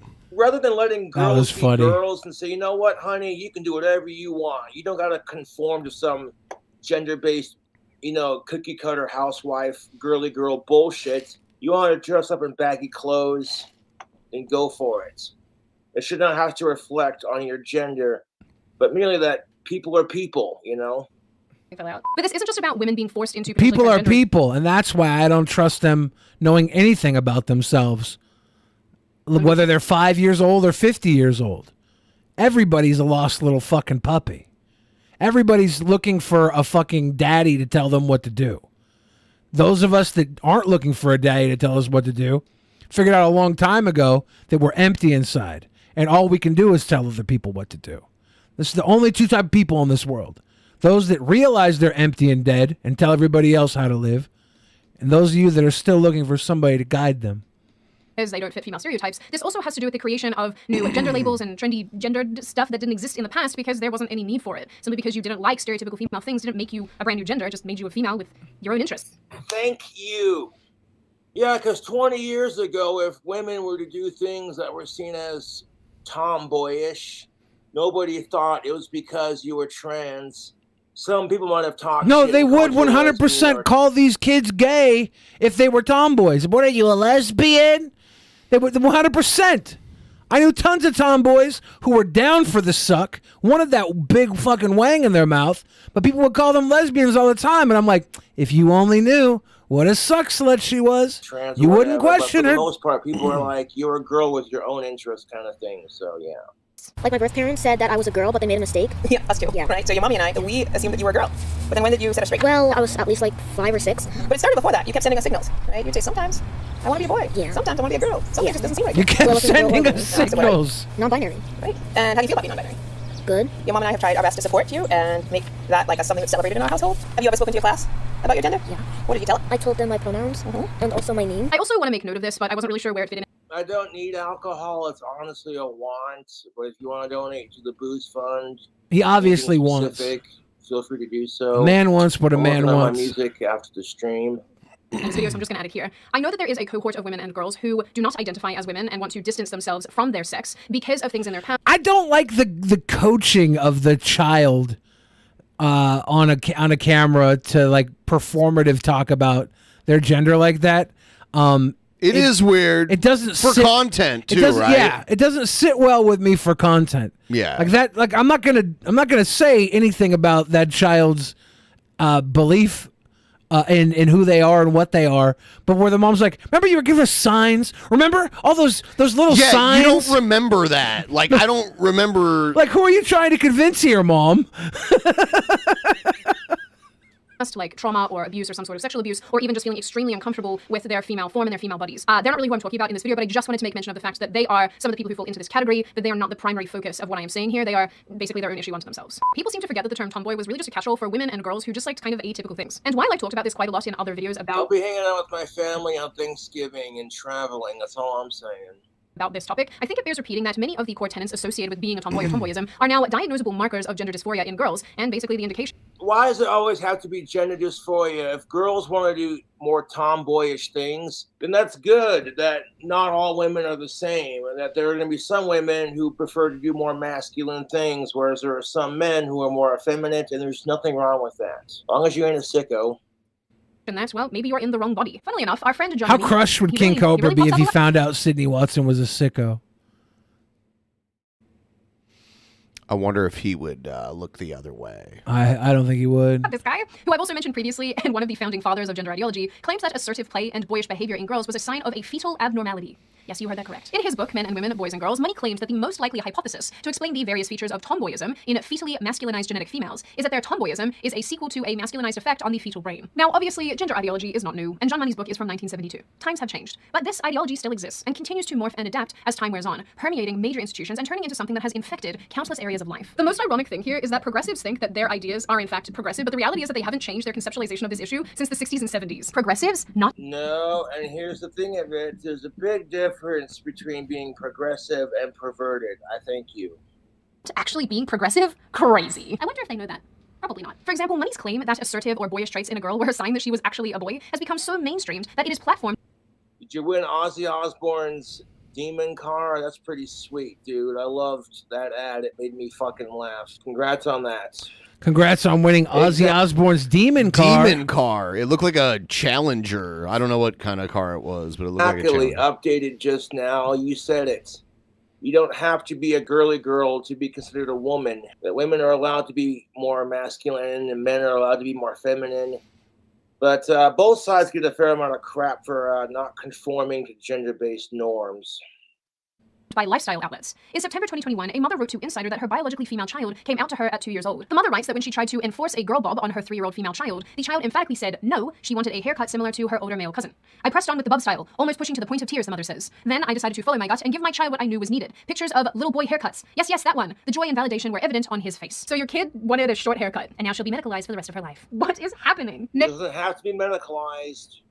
Like I said, just because the These are like anecdotal stories too. Well, I remember as a kid never having a say in what type of haircut you got. You got a crew cut or you got a spanking. And we liked it. I had a crew cut when I was like a really young kid. Yeah, my grandfather that was a Marine gave me haircuts a couple times. My dad got crew cuts when he was a kid. He was forced to get crew cuts. Yeah. He was actually really all about me having long hair.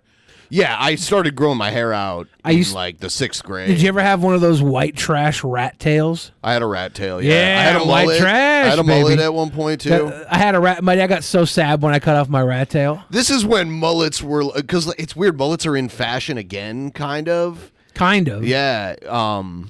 Like Idubbbz, hey, he has a mullet, right? Yeah. There are some people that have that look.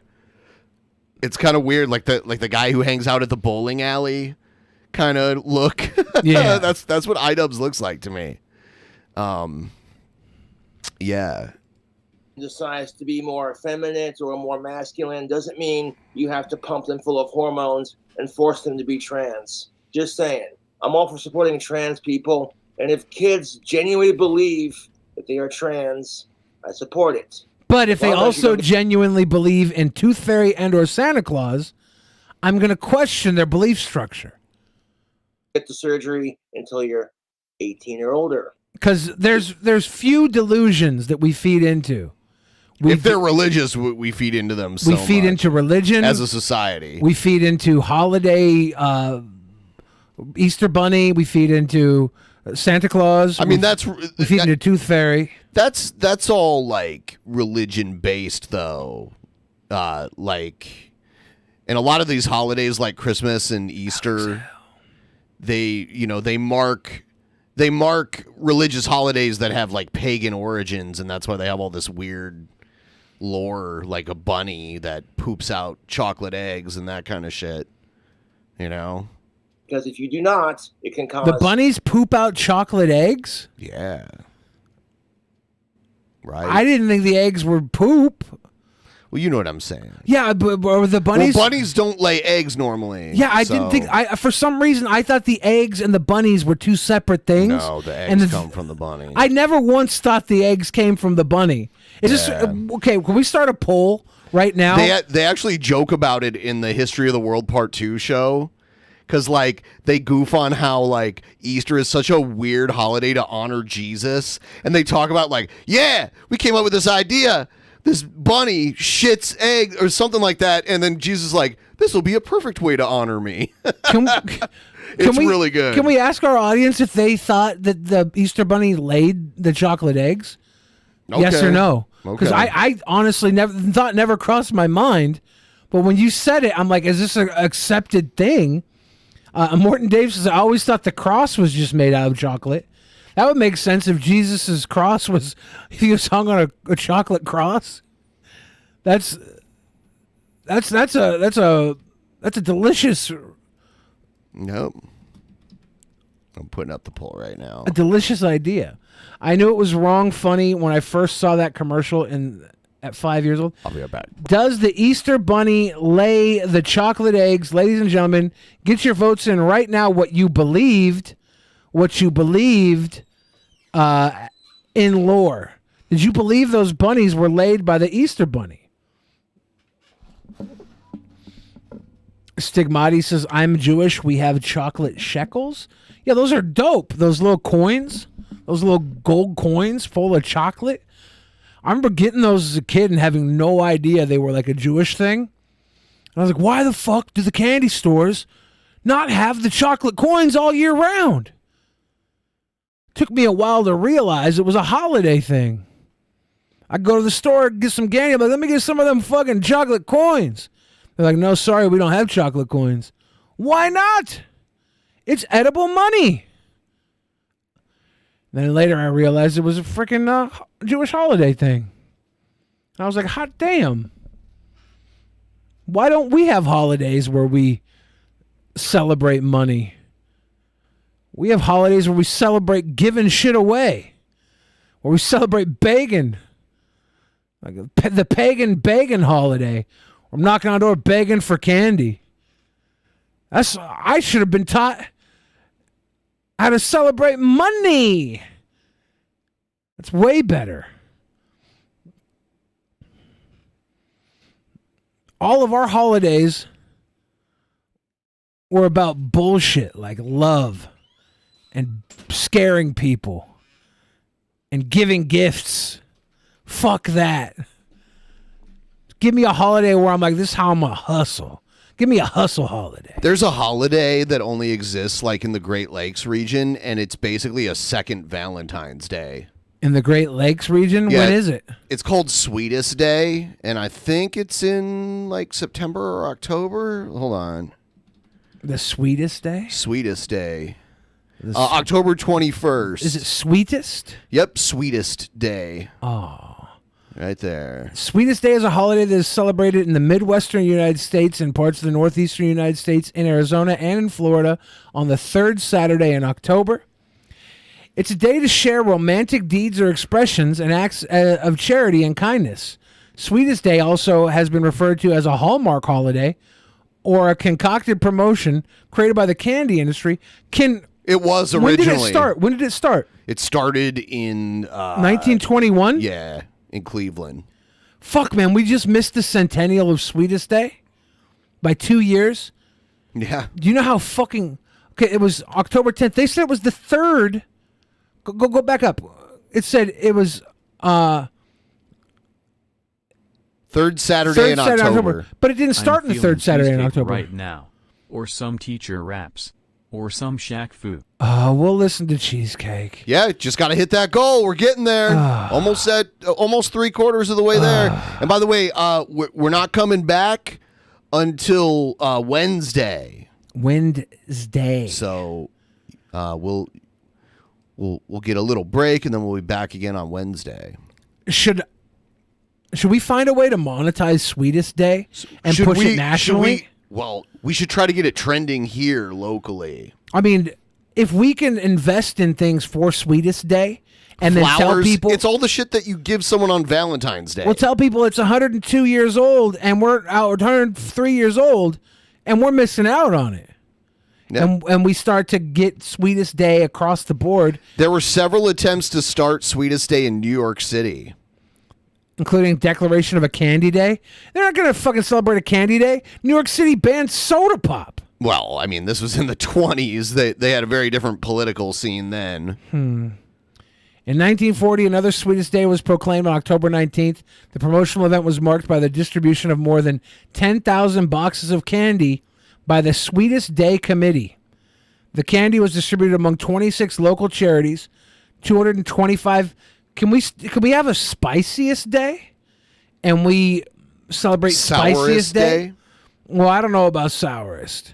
I know about it. I was thinking Spiciest Day, we get like the world's hottest hot sauces. On sourest day, you have to eat a stalk of rhubarb raw. Is rhubarb sour? Yes. I've never... Raw rhubarb is very sour. The sweetest day of the year. Saturday, October 14th. I'm fine with raw rhubarb, but it's definitely sour. It definitely has a very sour taste to it. Since Sweetest Day was invented by commercial interests which stood to profit from such a holiday, dissenting Cleveland residents refer to it as a Hallmark holiday. Feel free to compliment yourself. Thanks. He was waiting for your permission. I'll be honest with you, like your comments are the best compliment I could receive. Should we start a Hallmark holiday for like OnlyFans or SoundCloud rapping or something? No. Like we could start a whole new holiday, a new age Hallmark holiday. What would be a good new age Hallmark holiday Those of you in chat right now, let us know what a new age Hallmark holiday should be. Isn't it crazy that Hallmark and American Greetings, they actually print cards for this holiday, even though it's just like a regional thing because they make money off of it. Yeah, of course. Yeah, it's interesting. Motherfuckers be making pig feet, and they don't sell in most regions. Yeah, true. The pickled pig feet? Yeah, they be making pickled pig feet because they know they can sell it somewhere. There was this liquor store that was owned by Arabic guys that I used to go to in Toledo, and they would sell the jars of pickled pig's A feet. multitude of health problems. I was just like, who's buying this such here? as cancer, Somebody. hair loss, and I feel your like Chance, a.k.a. Cyrax, just has a bunch of empty pickled pig feet jars in his closet. No, I don't, Marty. No, I don't. They scarred for life. I'm not throwing them away. They're my jars. I collect bugs in them. Lost my hair due to drugs. Someone's gonna post a Craigslist ad for free empty jars of pickled pig's feet. I can just imagine Cyrax has a closet full of empty, well, not, they were once empty, but pickled pig's feet jars filled with cum and My Little Ponies. Shitty diets. And balding just naturally runs on my side of the family. And we are But I don't- 75% of the way to our goal tonight. Those of you that want to shower us in Sweetest Day gifts, please feel free to do so in the form of a Streamlabs donation. Your super chats are always welcome, but they don't go towards our goal. The Streamlabs link will be available in the appropriate boxes. I don't care if I'm bald. Well, that's just mean. I could give 4 fucks less. Hair does not define a man. What have we been saying this whole goddamn time? That hair does not define your gender. Because you got women who grow their hair long. Then and why do luscious, men and get you got gender-affirming women who have their hair surgeries to shorter. replace It their doesn't hair? matter, okay? It's just fucking hair. Now, if all of this was a matter of identification, of some brand new spanking word coming in to replace tomboy that still refers to a boyish girl, that would be one thing. But that's not what's happening here. This new conceptualization of gender that we have comes with some... I do not think Chris Chan is actually trans. I think he's super autistic and he was manipulated by some sick assholes on the internet. That's what I think. This question, do you think Chris Chan is trans, especially after sleeping with his mom? Like sleeping with your mom could validate or invalidate your trans belief? Yeah. Fuck Chris Chan fucking his mom, nasty motherfucker. That's disgusting. that the word tomboy did not have. The last number of years has shown us a tremendous increase in children seeking transition services all around the world. In 2018, there was a 4,000% increase in girls doing so in the UK, and similar numbers have come out in the United States. There are a multitude of reasons for this, but I believe one of them is because as our society has apparently opened up, our definitions of what makes a girl has become a lot narrower. Yes, I would get a hair transplant for the top where it's thinning, if I could afford it. Some plugs. I would get hair plugs if I could afford it, but I cannot. How much do you think hair Things that plugs made you a tomboy cost? 20 years ago now mean Depends on where you get them and how good they are. Like Elon Musk level hair plugs, his hair looks good. It doesn't look fake. I didn't even know he was like going bald when he was like in his early 30s. And I saw like an old picture of him and I'm like, whoa, he was like almost totally bald on top. Do hair plugs grow? I don't think they grow, no. Okay. I don't think so. It's like hair they like plug into your scalp that doesn't grow and you just got to take care of it. Yes, I am autistic, but not as autistic as Chris Chan. Nonconformity must be medicalized. It might sound extreme, but it seems that modern gender activists are actually forcing women and girls to choose between two equally crappy paths. Kratom powder tastes kind of like like heroin. Ooh, can we go back to Sydney Watson's last comment? Oh, shit. Come out in the United States. There are a multitude of reasons for this, but I believe one of them is because as our society has apparently opened up, our definitions of what makes a girl has become a lot narrower. Yes, I would get a hair transplant for the top where it's thinning, if I could afford it. Some plugs. I would get hair plugs if I could afford it, but I cannot. Things that made you a tomboy 20 years ago now mean that you're in the wrong body and you're non. Yes, I am autistic, but not as autistic as Chris Chan. Nonconformity must be medicalized. It might sound extreme, but it seems that modern gender activists are actually forcing women and girls to choose between two equally crappy paths. Kratom powder tastes They're not. You don't have to choose any fucking path. The idea that the modern gender feminists or whatever is forcing you to choose, maybe they're guiding your decisions towards their preferred choice. Maybe there's enough people saying you should be something and people will listen. People who listen to what other people, whenever you listen to somebody who tells you who you are, they were right. Fucking pussy people. You don't have to listen to people. People can be fucking repugnant idiots. They can be wrong.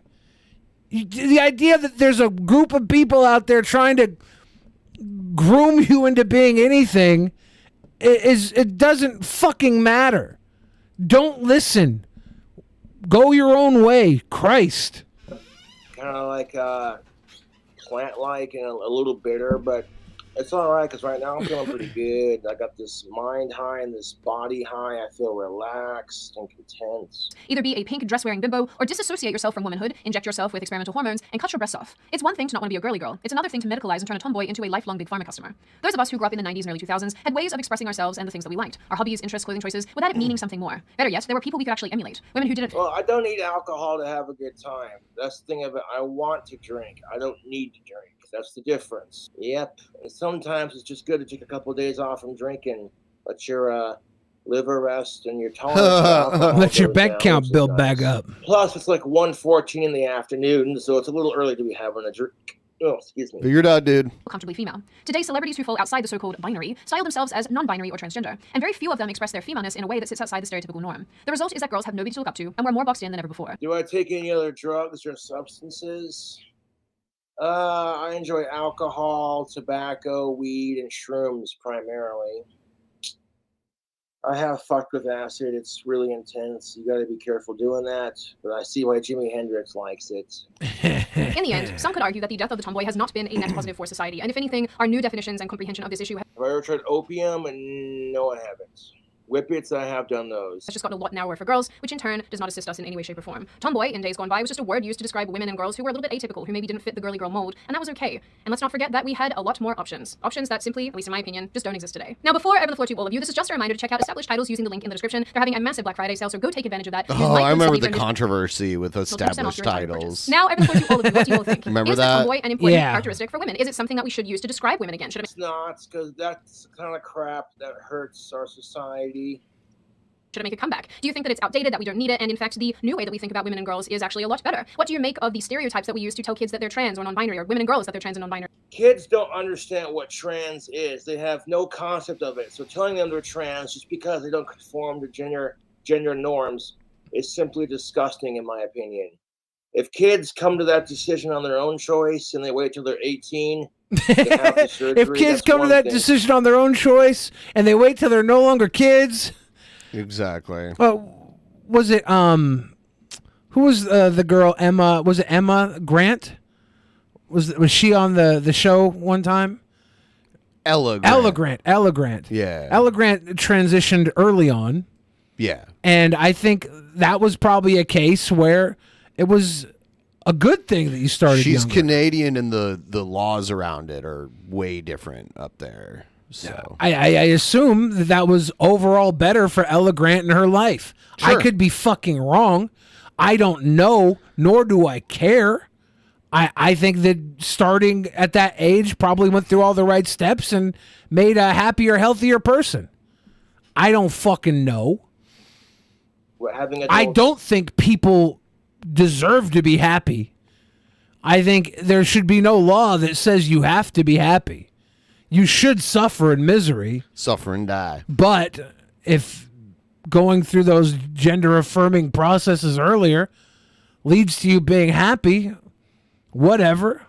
Shove it down their throat because, oh, well, you do things that are more masculine or more feminine. Yeah, screw that noise, dude.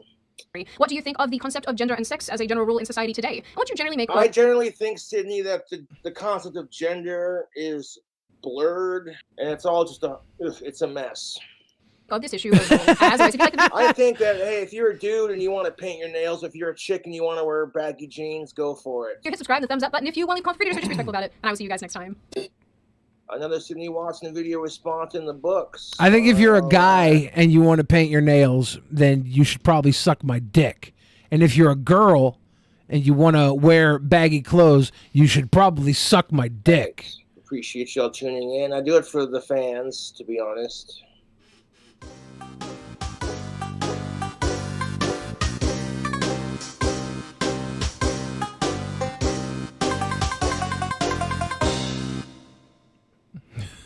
Seth Look says, I've never had trans stuff shoved down my throat, and frankly, I'm getting tired of waiting.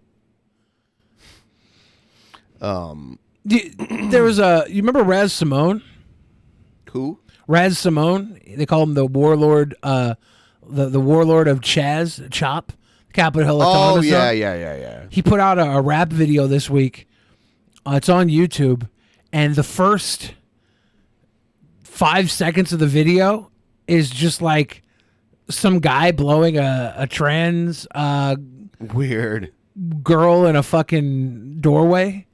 And it's like, it's almost to the point where I'm like, this might be too graphic for YouTube. You know, it's been the 3-year anniversary of Chop Chaz. Weathered, beaten, abandoned. If you squint long enough through the locks and the chain link fence, you'll see John McDermott and the small business he built over more than 2 decades. It just became an unsafe, location to run a business. Correct me if I'm wrong. I mean, you were sleeping there because you were worried about your business. Correct. That chaotic month in 2020 that led to the abandonment. Yeah, I had zero interest in going there. Seattle Police East Precinct. I had interest in going there. I just didn't want to go there and then get fucking memed for the wrong reasons. And creation of the autonomous zone in a 5-block area of Capitol Hill. Every night when this was happening, I was like, people were like, go down there and get content. IRL it, Billy. IRL it. And I'm like, oh, no. Dermott to literally fend for himself, a block away from the Chop. No one responded to more than a couple dozen 911 calls. Our building, was broken into and was lit on fire, and the guy, tried to cut my son's leg open and stab him. The fire department was sitting literally at the corner of the block, but they couldn't come in because the Seattle Police Department wouldn't come in. If you dial 911, what do you expect to have happen? Where are the tax dollars, that we're paying to the city? That is why he and multiple business owners sued the city in 2020 to close the Chop, which the city settled earlier this year for $3.6 million. Even though the scars... Yeah, because the city wouldn't do anything with it.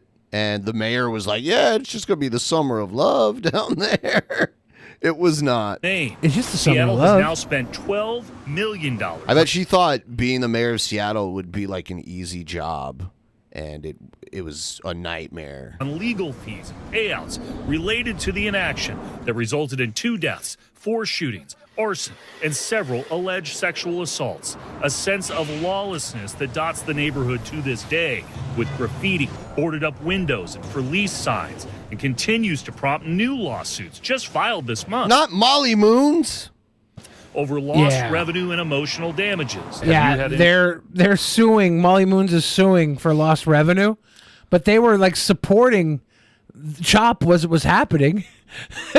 I mean, are you going to speak out against it when it's happening like all around you? I wouldn't. But then when it comes to lawsuit time for losing, it's like what the city. It was the city's job to shut that shit down, and they let it happen. It was a horrible, it was a bad choice. And everyone who was running the city is now gone. Like, they were all replaced or they left town. Like, the police chief left town. The mayor didn't run again. I was surprised if she even still lives around here. Durkin? I don't know. She's gone. The new mayor is actually making shit happen. Those concerns since you've been here in December 2022? When this happened, of course, I was aware of it on the national news. Mike Julian is the general manager for 5 Iron Golf. No concerns, no issues, and I don't feel like that any day. His company invested hundreds of thousands of dollars to create a virtual gaming paradise. I just found out they have a Topgolf in the Seattle area now. Yeah. Old Value Village space, teeing off in the former Chop Zone in 2022. So, yeah, it is a big swing, but, I think it's really the right swing. He believes it can be an engine for redevelopment. Although McDermott is skeptical and thinks back to a selfie taken during those turbulent days by 4 sitting city council members. An emotional toll. Damn. A physical toll. Yep. financial toll. Financial toll. What's the legacy, do you think? Sadly, the legacy is that, the current sitting city council, simply put, they destroyed the city of Seattle. They were elected to manage our city and to cause business to thrive, to cause safety to thrive. The government's here to protect and to serve the people. And not just their selected few that they want to protect and serve. It is why you mean the government's here to serve all the people and not just the rich? my bad. Goodbye to that old lot near the East Precinct, where he put in more than just elbow grease for years. I'm 100% sad. Kind of what we found for us is that we were, essentially starting over. And moved his car tender auto shop to Shoreline, far away from Capitol Hill, and the business that was built and then torn apart. That's by my casino. Oh yeah, that's Club Hollywood Casino in June. I used to hang out there all the time, like a fucking decade ago. Club Hollywood Casino. Used to go drinking there all the time with the fucking food and beverage manager. We get fucking wasted.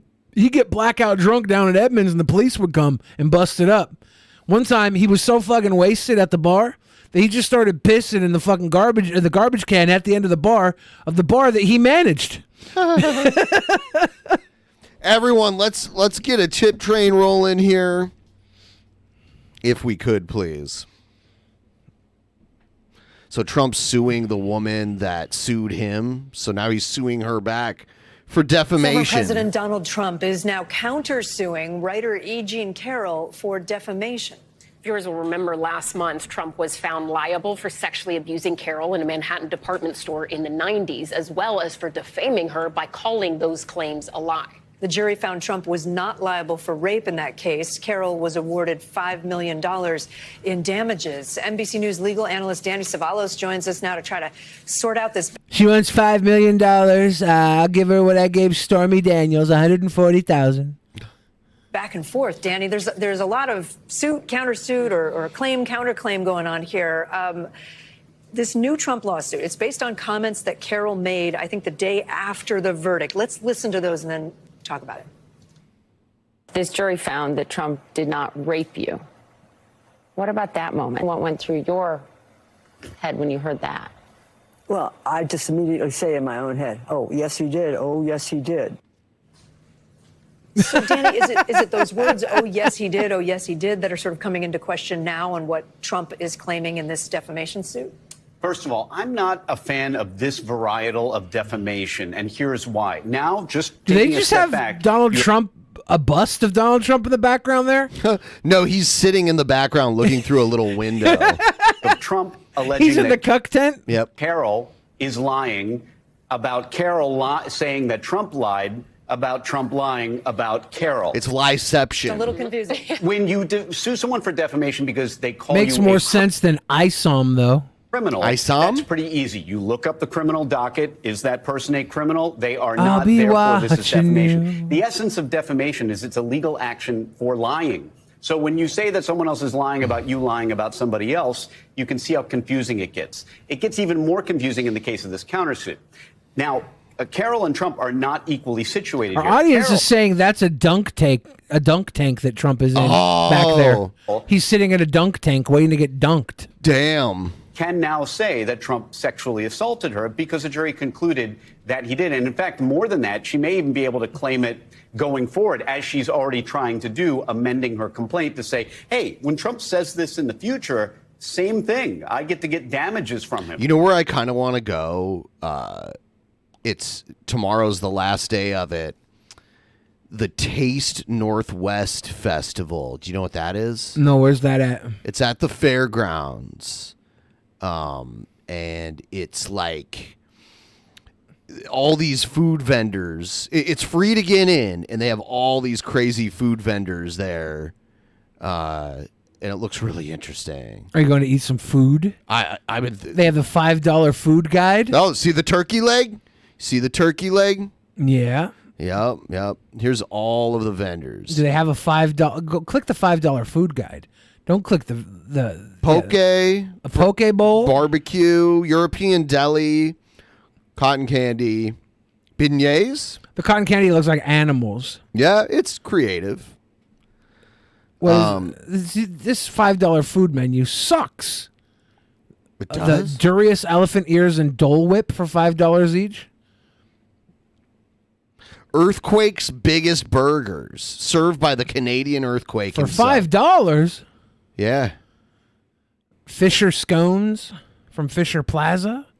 Flacco's Tacos. Oh shit! Glow tea, served out of a light bulb. Does like that make crack. you a glowy?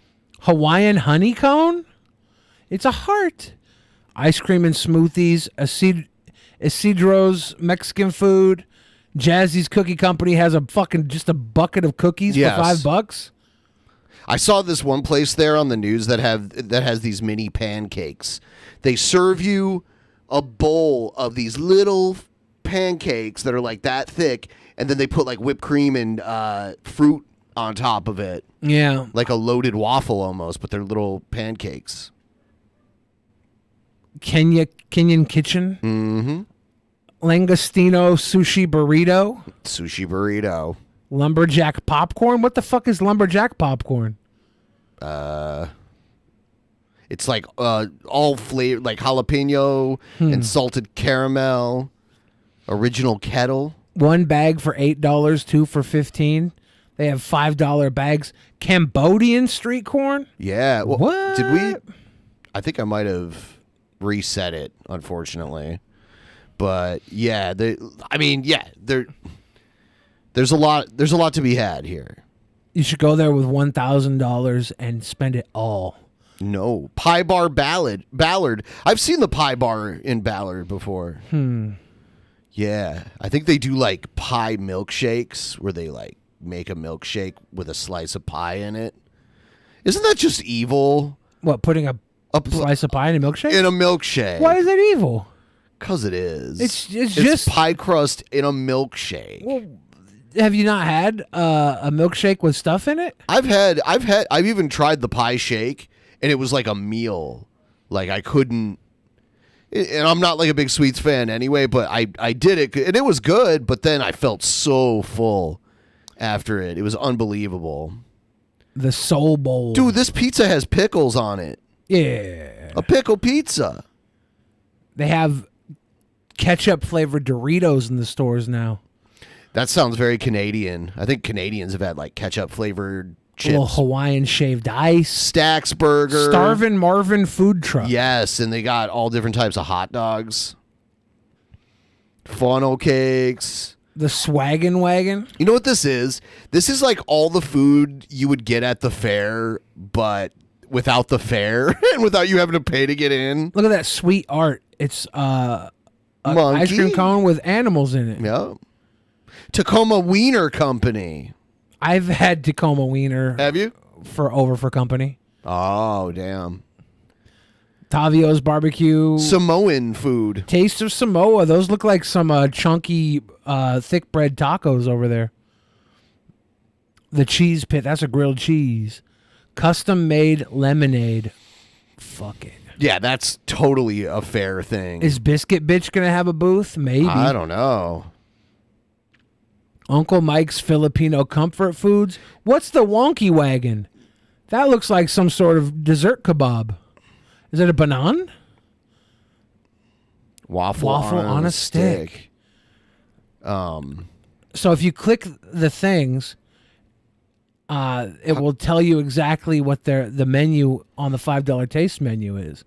For $5, you can get the waffle on a stick at the Wonky Wagon. Yeah, yeah. And that takes me back to the beginning. What a shitty website.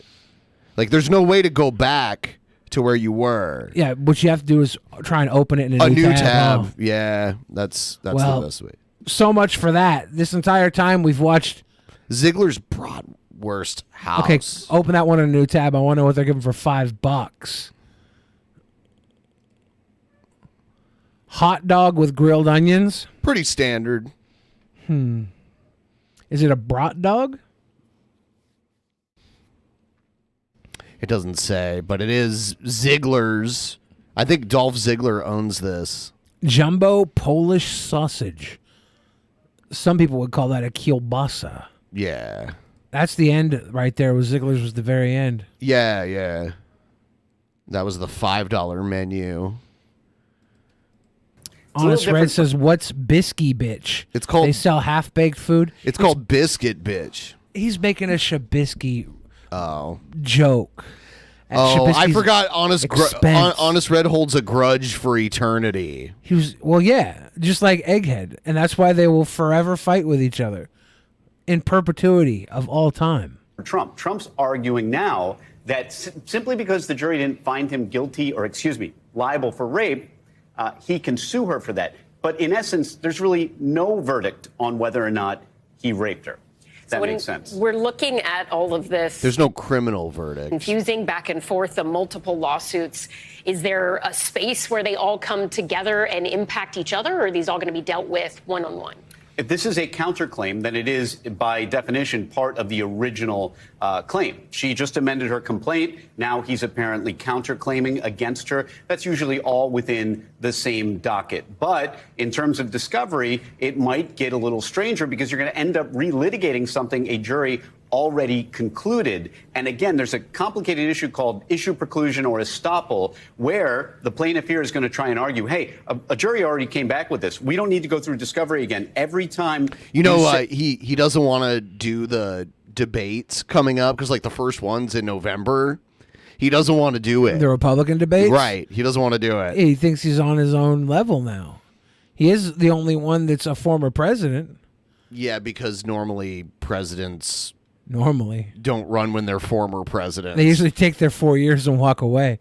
Say that I'm a liar, I get damages. It's not exactly the same simply because the jury didn't conclude that he civilly raped her. So Trump's going to actually have to prove this one. Just to take a step back for the viewers for a second, 'cause you just said she amended her complaint. So he's saying you defamed me. She amended her original complaint to say what? To say that Trump defamed her again? This was a smart procedural strategy because when Trump again said that she was a liar recently, she could have filed a brand new complaint. But I think strategically what she did instead was, hey, court, can I amend my original complaint? And I'm going to add, since that one's already been decided, we won. We are victorious in that case. So court, can I just amend my allegations in that complaint? All right.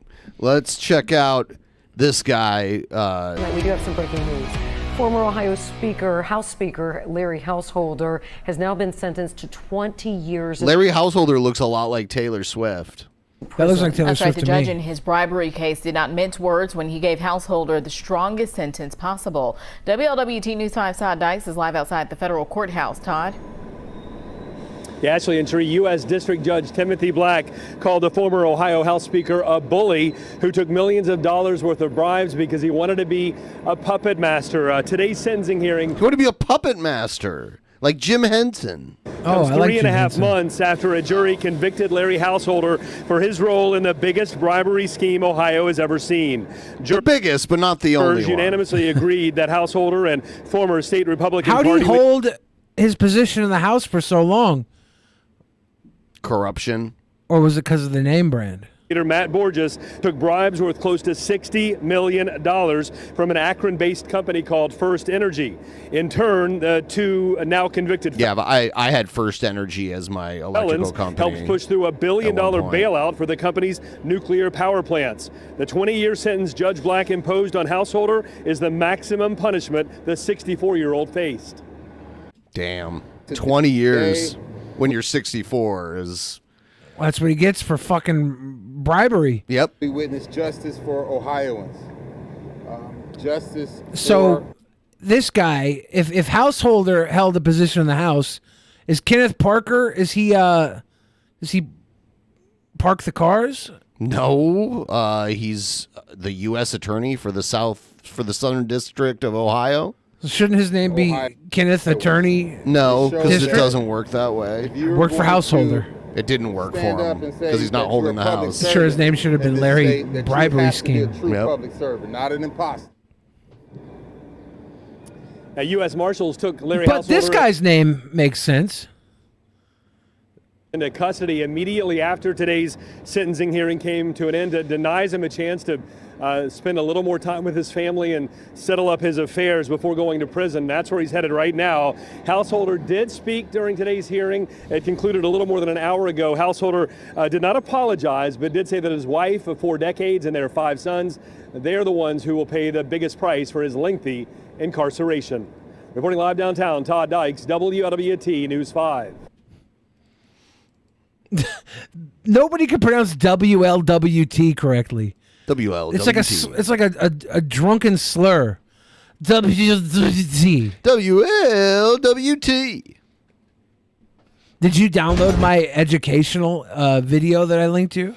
Educational? Yeah. Don't anybody ever forget this was a massacre on February 14th. Because we got to do something that gets us more donos.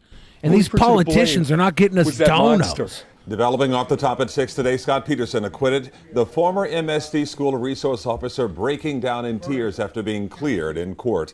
The jury deliberated for 4 days. This is that guy that was the security officer when the school shooting happened, and he was on trial. Who didn't go in to help the kids? 11 charges. And we have live team coverage. Local 10's Hal Savella spoke with the Parkland families, but we begin with Christina Vasquez, who has covered this trial from the very beginning. Christina. The state called him a caregiver. The defense called that idea ludicrous. Now, new tonight, new analysis on this jury's historic decision. They just set case precedent.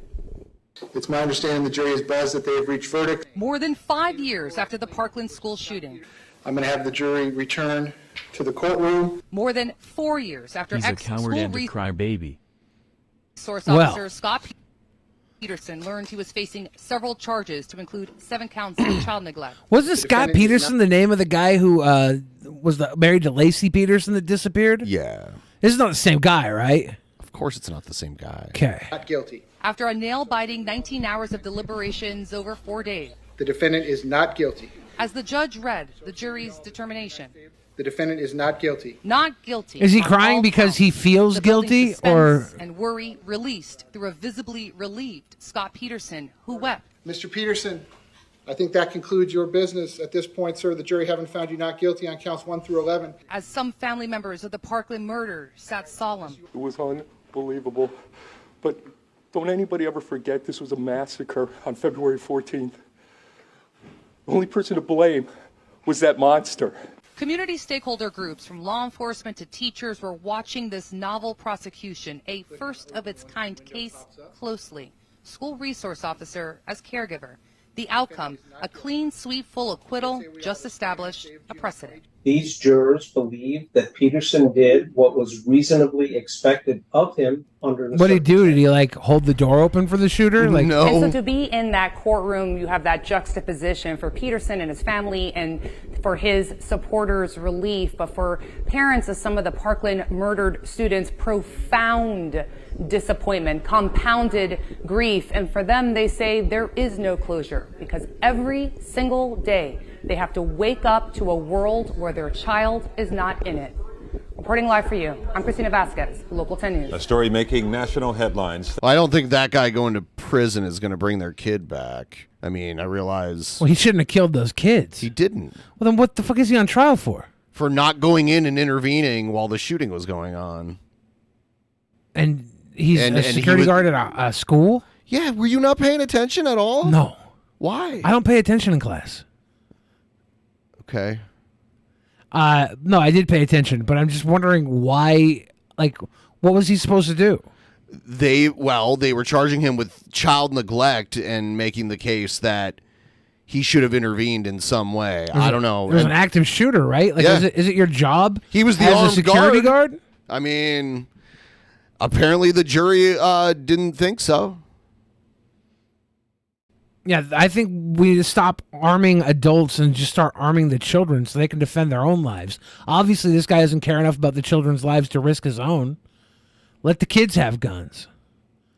Let's talk about Dungeons & Dragons in prison. You are not allowed to play Dungeons & Dragons in prison. You might just be mapping out what's Mordor and what's Middle Earth or whatever, but I guarantee you in the past, someone messed this up for everybody. Because they probably tried to hide their map for their prison escape route in a map for Dungeons and Dragons. It can lead to an escape charge. It can either be like a whole shot for like 30 days, all the way up to 5 extra years added onto your prison sentence. Anybody here ever go to prison and try and play Dungeons and Dragons in prison?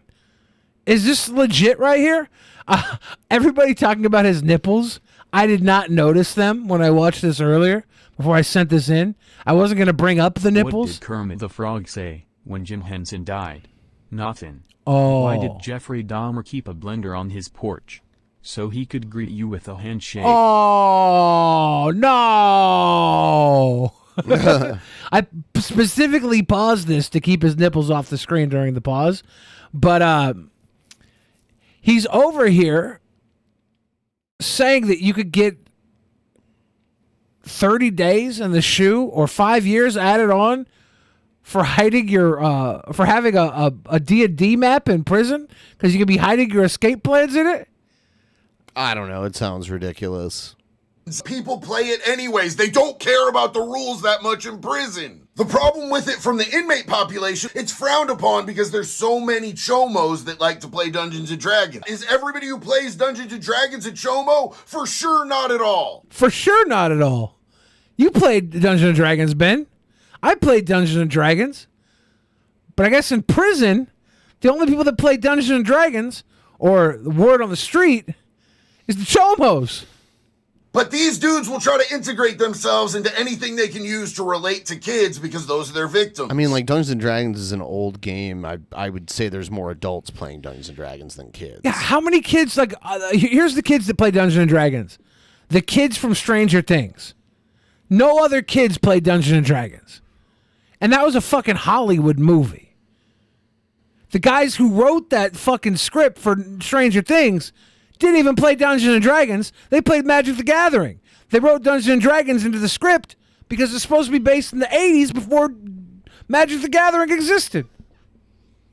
It's the exact same thing as when you catch a room full of chomos in the TV room up early so they can watch SpongeBob or Blue's Clues. Okay. Well, damn. Yeah. Could you imagine if you walked into the TV room ready to watch Kelly Ripa on Good Morning Ripaverse? On the Kelly Ripaverse, Good Morning America and shit? You were going to go in and watch Kelly Ripa and you walk in and there's a group of guys watching SpongeBob? Oh, hell no. You better not. This guy is highly educational. He's teaching us the ways of prison time. Fireworks discovery in San Jose. KTVU's Ann Rubin joins us live with just how many pounds of fireworks were recovered that was part of an investigation into a fire at a storage facility earlier this month. Ann? Yeah, authorities say it was that investigation into a storage unit fire back in June that led to the confiscation of all those fireworks and to 2 arrests. Now, the fire happened on June 14th, and it was massive. It was engulfed the public storage facility on Blossom Hill Road in San Jose. Authorities believe it was either started by or exacerbated by a huge amount of illegal fireworks. An investigation by the police department's assaults unit identified 2 suspects, Anthony De Silva and Nathaniel Velasquez. Further search warrants then turned up about 38,000 pounds of illegal fireworks, as well as methamphetamine, cocaine, marijuana, cash, and at least where's one that 4th of July semi-automatic party? firearm. The boxes of fireworks filled storage units in other buildings at that same facility. I'm proud of the San Jose Police Department's assaults unit. 38,000 pounds of illegal fireworks is a significant amount. I would say it is the largest in San Jose and one of the largest in California. There you go. 38,000 pounds are no longer on the streets of San Jose. That's one child that doesn't lose a hand and hopefully one house that doesn't burn down. 38,000 pounds of illegal fireworks. Yeah. Suspects were Hopefully taken that's into one child that doesn't lose a hand. Right. And one house that doesn't burn down. Custody 38,000 pounds. That's a lot. Jail. Authorities say the investigation is ongoing, as well as a separate arson investigation that's being conducted by the fire department. Andre? Ann Rubin reporting for us live. And thank Lindsey Graham booed at Trump event in South Carolina. Ladies and gentlemen, please welcome United States Senator Lindsey Graham.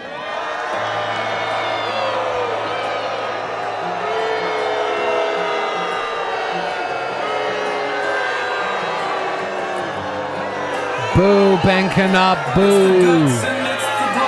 Run for mayor someplace else. Howdy, y'all. I'm Lindsey Graham. Howdy. Thank y'all for coming. Thank y'all. Thank you very much. Thank you. Thank y'all. Thank you all for coming. Thank you very, very much. I've looked up the real reason why Dungeons and Dragon is banned in prison, and it's due to the dice. It's actually illegal in a lot of prisons to even make your own dice. For gambling and shit. Because of gambling, yeah. Thank you. Thank you. Thanks a bunch. Well, you want to find something in common?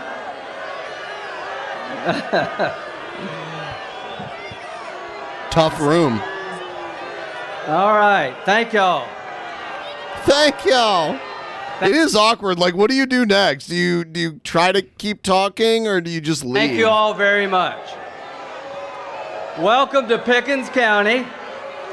A little bit about this county. Just calm down for a second. I think you'll like this. Pickens County has more Medal of Honor winners per capita than any place in the nation. Oh, they got a pop. I was born in this county. I live 15 miles down the road. 15 vials down the road? This is a place where people pay the taxes, fight the wars, and tell you what they believe. How many of you believe that Donald Trump was a great president? He's trying the cheap pops. So let me tell you a little bit about me and President Trump. Boo, half yay. I found common ground with President Trump. It took a while to get there, folks. But let me tell you what happened. I come to like President Trump, and he likes himself, and we got that in common. Whoa! That was a good joke, actually. And I'm going to help him. It's not gonna earn the favor of the crowd, though. Become president of the United States. Let me tell you why I want to help President Trump. I was on the front row of his presidency, and I've never seen anybody this tough for America. How many of you heard the phrase, "We like Trump policies, but we want somebody new"? Have you heard that? Well, let me tell you this.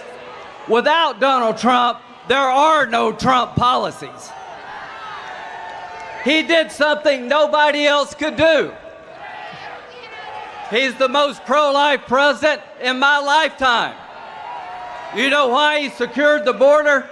Mexico was afraid of Donald Trump. We need him back in the White House right now. There's one man. Wow, they really hate him. I didn't know that, like, Trumpers hate Lindsey Graham, but Only one man can do this. We got a lot of good people running, but there's nobody our enemies are afraid of like Donald Trump. He killed the terrorists before they could kill you. And if you don't... They're just like, there's a couple people cheering, but everyone else is just kind of like, whatever, get off the stage. Think they're coming after you, you're not listening to what they're saying. They think he's Milo Yiannopoulos. I helped him get 3 judges on the Supreme Court that overruled Roe v. Wade. I was on the front line of the fight. The fight. When Kavanaugh You're going to a military town and calling your politics a fight. Yep. That's cute. somebody, I was there for Kavanaugh. It's like he's running. It's like he's running for president. Well, he's really talking about himself a lot. Well, he's actually talking about all the people he was a fucking lackey to. He's not even talking about himself. He's like, hey, guys, I helped here. Remember this person that did a lot of good? I helped there. This Supreme Court, ladies and gentlemen, has made history, and you ought to be damn proud of it. And I helped. This is the most conservative court in my lifetime because of Donald Trump. And I helped. And I can promise you this, when it comes to Donald Trump, the best is yet to come. All right, Minnie Manson. Minnie Manson's in our Discord server now. I talked to him last night. Oh? Yeah. Yeah, Minnie Manson's in there. Oh? So let me tell you how you win an election, folks. You get people together that don't agree all the time to agree on the most important things. My hope is we can bring this party together because he's going to be our nominee. And also, I've got a bit of a duck butt. The nominee of the Republican Party. And let me tell you what's at stake. If they win in 2024, they're going to pack the Supreme Court. So we need to get off our butts and make sure Donald Trump wins. If they win in 2024, there'll be Puerto Rico and D.C. will be states for Democrats. What's wrong with that? For the rest of our lifetime. They'll abolish the Electoral College. They will turn this nation upside down. Well, I think if those become states, then they're going to have progressive senators from those states, right? Yeah. So that for them, that's a bad thing. So there's one person running for president as a Republican that has the ability to change this country. It is Donald J. Trump. He did it once. He can do it again. And I'm going to help him. I'm going to help. All over this country. And I help. And folks, I am from South Carolina. He is going to win South Carolina. This is the pathway to the presidency. God bless you all. God bless President Trump. God bless America. That's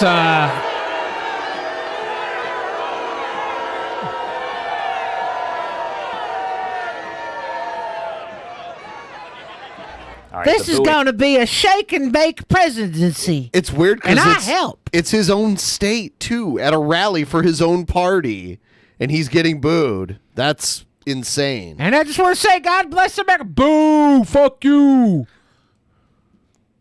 That goes to show you, like, one little group of people isn't representative of the overall voting public, because he's the senator of South Carolina right now, so he's getting the votes there. So that little pocket of people just does not like him. Boo, Ben cannot boo. Housing and working I market. might be homeless soon. We're And live if in that's the Hollywood. I'm case, whoever's watching right now, please let me move in with you and mooch off of you until I can find a better place to live. Let me use you. Start a tip train. This is not me trauma bonding with my audience. I don't have a ukulele yet. Trauma bonding or dumping? Yeah, please let me trauma dump in your house for on free. your chest. Please. Fenolio, KTLA 5 News. John, thank you. An online sports betting bill is set for debate in the Texas House. And Egan's about to get addicted to sports betting. Good, pretty good that they're going to move now to the Senate. Once there, it could become a political bargaining chip in the fight over school vouchers. Fox's Rudy Koski reports from the state capitol. Texas House members moved a step closer Monday to a floor debate on expanding gambling in Texas. HB 1942, which would legalize online sports betting, was a... No, I don't even give a shit about those. Legalize it. No, the sports betting we should be looking into. It should always... All this shit should be legal. We should be watching something about the sports betting on the Special Olympics. Well, that's where I want to know where my money's going. Police say a man who says he was attacked and burned in an alleged hate crime is Well, that's not suspected good. of assaulting a pregnant woman. Well, that's Earlier not good this week, either. Scott Rowan, who is gay, told us he was set on fire in a targeted attack in San Diego. Investigators paint a different picture. They say... Is it a Jussie Smollett? They got a 911 call that night of a man attacking a pregnant woman. She was bleeding and had several injuries requiring her to go to the hospital.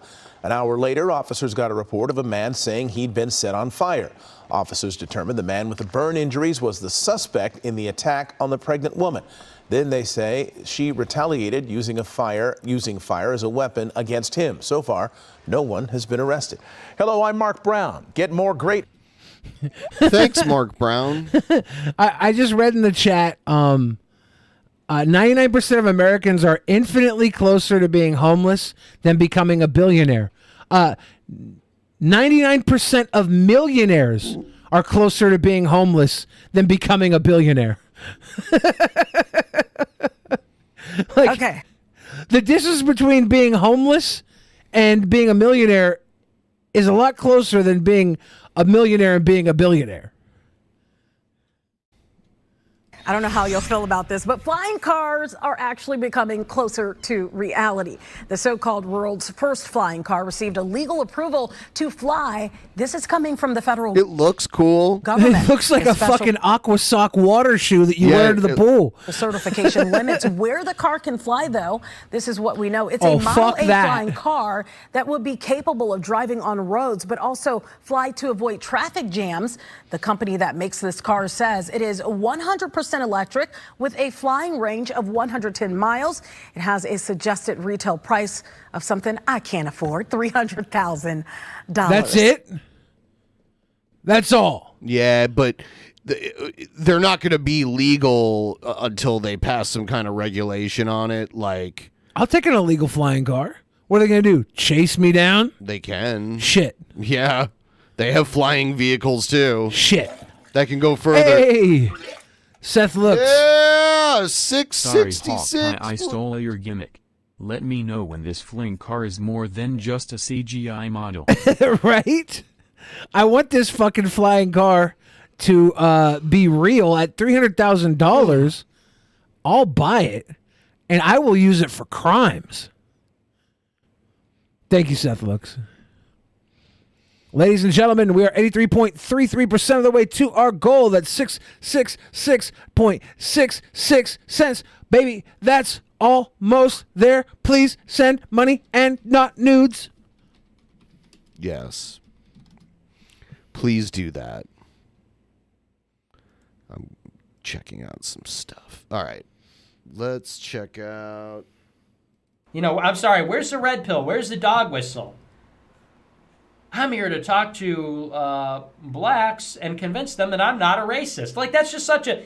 It's almost even harmful, because to even pose the question in that way, America is not racist. Like, once again, well, a guy with no intuitive sense of these things, always on the back foot. America is not racist presupposes someone called it that. Reactive. America's racist. America's racist. No, it isn't. No, it isn't. America How about this? isn't How about this? racist. If you say America is racist, you then have to propose what the fuck we should do about it. Then we can argue about whether your proposal is good or not. Because, you know, America probably is racist. My question is, what the fuck are we going to do about it? Well, he wants it to be racist. Right? Even more. George in the chat says $300,000. Sounds like Elon Musk scams. This flying car business is 100% most likely a fucking investor gimmick bullshit. I'm pretty scam. sure Sofane bought the Cybertruck, put a reservation. Yeah, I know people who on put a the reservation on a Cybertruck. Cybertruck, damn, yeah. I still haven't seen. I mean, that design and the concept came out a while back. When are they going to start making these Cybertrucks? Well, that's exactly what it is, to drum up support towards the fucking investors. It's creating free money. And if it isn't, it kind of should be. What's Nikki the likes argument? chalky America milk, should be don't he? like what? A multiracial meritocracy, like your boy Tucker Carlson. Bomb right wing watch. God, make it stop. Okay, Honest Red makes a proposal. America is racist, and it should give the land back. That's a good proposal. Now we should argue about whether or not America should give the land back. To who? To the Native Americans, I believe Honest Red is talking about. Which ones? Well, I think that's part of the proposal. I'm not proposing it. Honest Red Oh. is. Honest Red, which How do ones? we know which ones get which land, or do you all just all own the land. I think Honest Red would the suggest same. that we would all own the land at that point because the Native Americans were a socialist group. Oh. And they would welcome us all on their land to live and feed as long as we helped mill the corn, as long as we helped raise the buffalo or whatever we would do. Whatever the modern day thing is we'd have to do to make Thanksgiving happen. To make Thanksgiving happen. All right, I'll be right back. I think that's what Honest Red would suggest. I could be wrong. Honest Red, please further enlighten me on where we go from here. Nicholas Rose says humanity can have the land back once the radiation clears. That was smart of us as a government to just bomb the land into fucking living purgatory. All that native land that existed out in the desert, they just started blowing it up with fucking bomb testing. The Cybertrucks will be available when we discover a material that is stronger than a man-toddler tossing a ball halfway through it. Well, we got some time. Bro Touch Grass says, I'm pretty sure, based on that Allen, Texas guy's manifesto, he might have been a racist. Just a guess. I don't know about these racists, as the world can say. I don't know about them because I'm not one. I promise. I am a very sweet boy. Matter of fact, I celebrate Sweetest Day. For those of you that don't know, Sweetest Day is a holiday much like Valentine's Day, designed to sell candy. It's a good day. 3rd October. 3rd week of October. Shit. Currently, the only driving Cybertruck was put on a hill so it would roll at 20 miles per hour. Batteries are too big for the frame. Do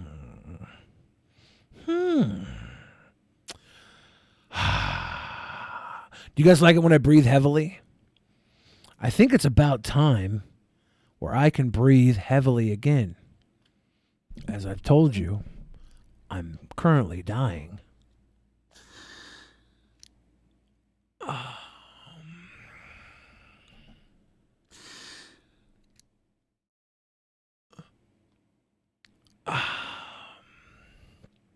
I have an inhaler, and all I ever wanted to do was make it through this Saturday show so I could check myself into the ER. But instead, I'll die here live with you. Love you guys. This was a fun ride. Oh. Do whippets?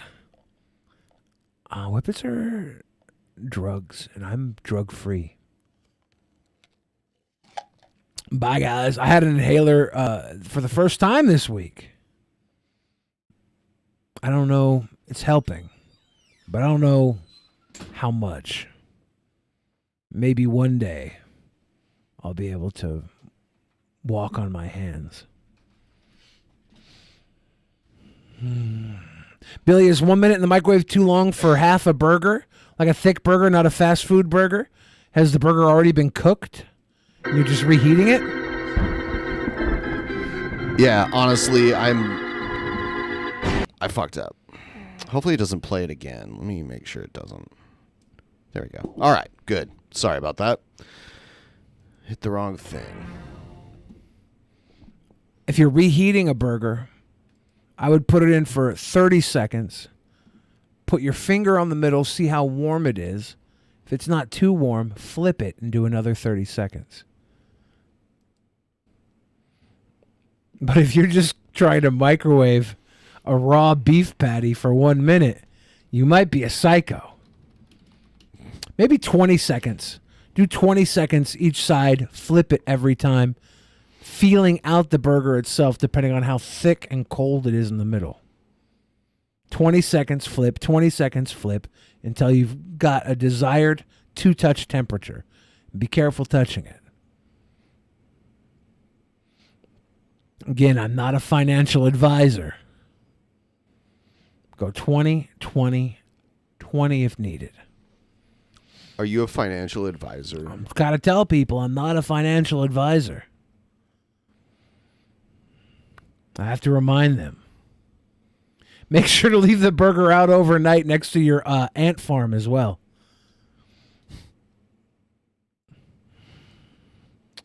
Yes. Everyone, please like the stream if you haven't already. Don't forget to check out the audio version of the stream because we do a pre-show. The next pre-show will be uploaded, in the next 24 hours after the show is over. So you want to check that out. Don't want to miss the pre-show. And then go back down through the list and listen to all the other ones to hear all the pre-shows we've done prior to that. And we've got this. Drunken Mechanic Raymond gave a dono that I don't believe came up. I didn't see it. Probably because the screen was switching or something. But it happened around that time. It could also be due to the words used. Probably the words, because the switching isn't. Drunken Mechanic Raymond said, about kill a fifth of vodka. I could tell by your lack of using the word two and about to kill a fifth of vodka. About kill. That you are definitely closer to killing that fifth of vodka than not. Good job. About kill. About kill. God, make it stop. Do you ever feel like you've got a bullseye on your back? Like the Kingdom of Darkness got together for a meeting and decided to focus all of their attention on you? Your tramp stamp hey, you're talking about? My friend, my name is Chris Reese, and I want to welcome you back to another edition of the Building Faith podcast, where it is my hope to bring you biblical solutions to life's tough challenges. So if you are not already subscribed and you're being blessed by our time together, would you go ahead and hit that subscribe and notification button? I'm not going to subscribe There are times just when it yet. seems like the enemy's attacks are relentless. But did you know that there are times where he finds it actually advantageous Somebody subscribed to a stock footage website. Yeah. to strike against you? Yes, there are actual opportunities that he uses to work to his advantage. In fact, there are 5 occasions that he will strike every single This is so hard for me not to masturbate to. Let's dive into them. Number 1, sin. Sin is an open door for Satan and his demons to have full access to your life. And you may be saying to me, I don't want that. I get it. But we don't get to keep sin in and Satan out. Shit. Isaiah 59:2 reminds us that our sin separates us from God. This So is when why it we're atheists, Ben. Yes. We're massive sinners. comes to the enemy's attacks, there are legal and illegal entries. Illegal entries are where you can go to God now and ask for deliverance This is because all just weird word games and mumbo jumbo. the enemy pushed his way in where he had no right to. Legal entries, on the other hand, are ones where you Pipe Smoking Lemur asks, why do you hate God, Billy? I don't hate God. I love him very much because I believe I am him. whether you wanted to or not. And sin is a legal entry point. Sin, however, isn't limited to like those big ticket items like adultery and murder. According to Scripture, sin is sin. And once that door is open, Satan is allowed in. And that's why the more you sin, Why did God make Satan? the harder it is to get him off your back. God made Satan because he needed a fucking control the opposition. Oh my God, look at, she's about to do a little skit here. Now I have to fap. What are you doing there? You invited me. Oh, I thought you were going to stop at you. I thought this was a porno. What are you doing here? You, and then... Why are you dressed like that? Isn't this how everyone thinks I look? Hell, you look stupid. And yet you opened the door. Well, I'm closing it now. No, you're not. Yeah, the devil doesn't use consent. He's the fucking devil. She looks very happy playing the devil. That's the funniest part. Of course. She's into some weird kink shit. See, as long as you have that secret little sin you're not telling anyone about, I'll welcome She you. has thinning hair because she So- likes to have her hair pulled and her face defiled. She lets sin in. I know. That's why she's dressed like the devil. How do you slam the door? Well, the good news is that God gave us an easy way to kick Satan to the curb. And this How? doesn't mean that he Jesus. What? I was hoping it was karate or something. He won't stop trying to influence you. More on that later. But it does mean that you can close the door to his infiltration. How? You can slam the door to Satan. Jonathan through- Allo says, so the story of Scott Rowan from San Diego that you just played, that fucker is my ex-best friend. I'm not joking. I'm so fucking serious. I never thought I'd find out about this on your live stream. He reached recently too. Wow. We're just giving you personal information on the live stream now? About who? The guy that said he was on fire? From San Diego. Huh. Weird. Repentance. 1 John 1:9 says that if we confess our sins, he is faithful and just and will forgive us of our sins and cleanse us from all unrighteousness. Yes, confess your sins and turn from them, and you will give Satan his eviction notice. Now, are you willing to confess your sins, or would you rather just let Jesus post up on the couch?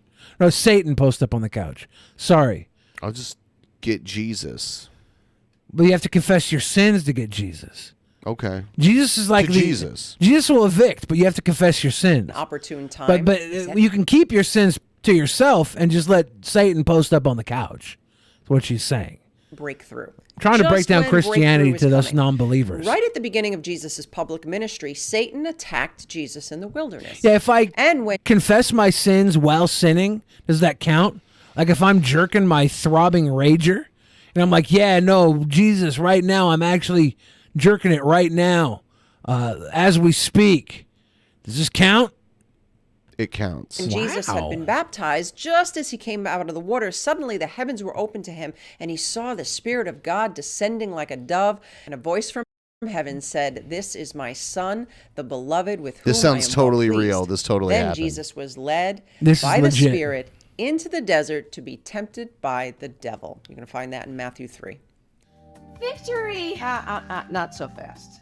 Jesus took every one of Satan's temptations and knocked them out of the park. Not just because he was Jesus, but because of his desire to please the Father and fulfill his purpose.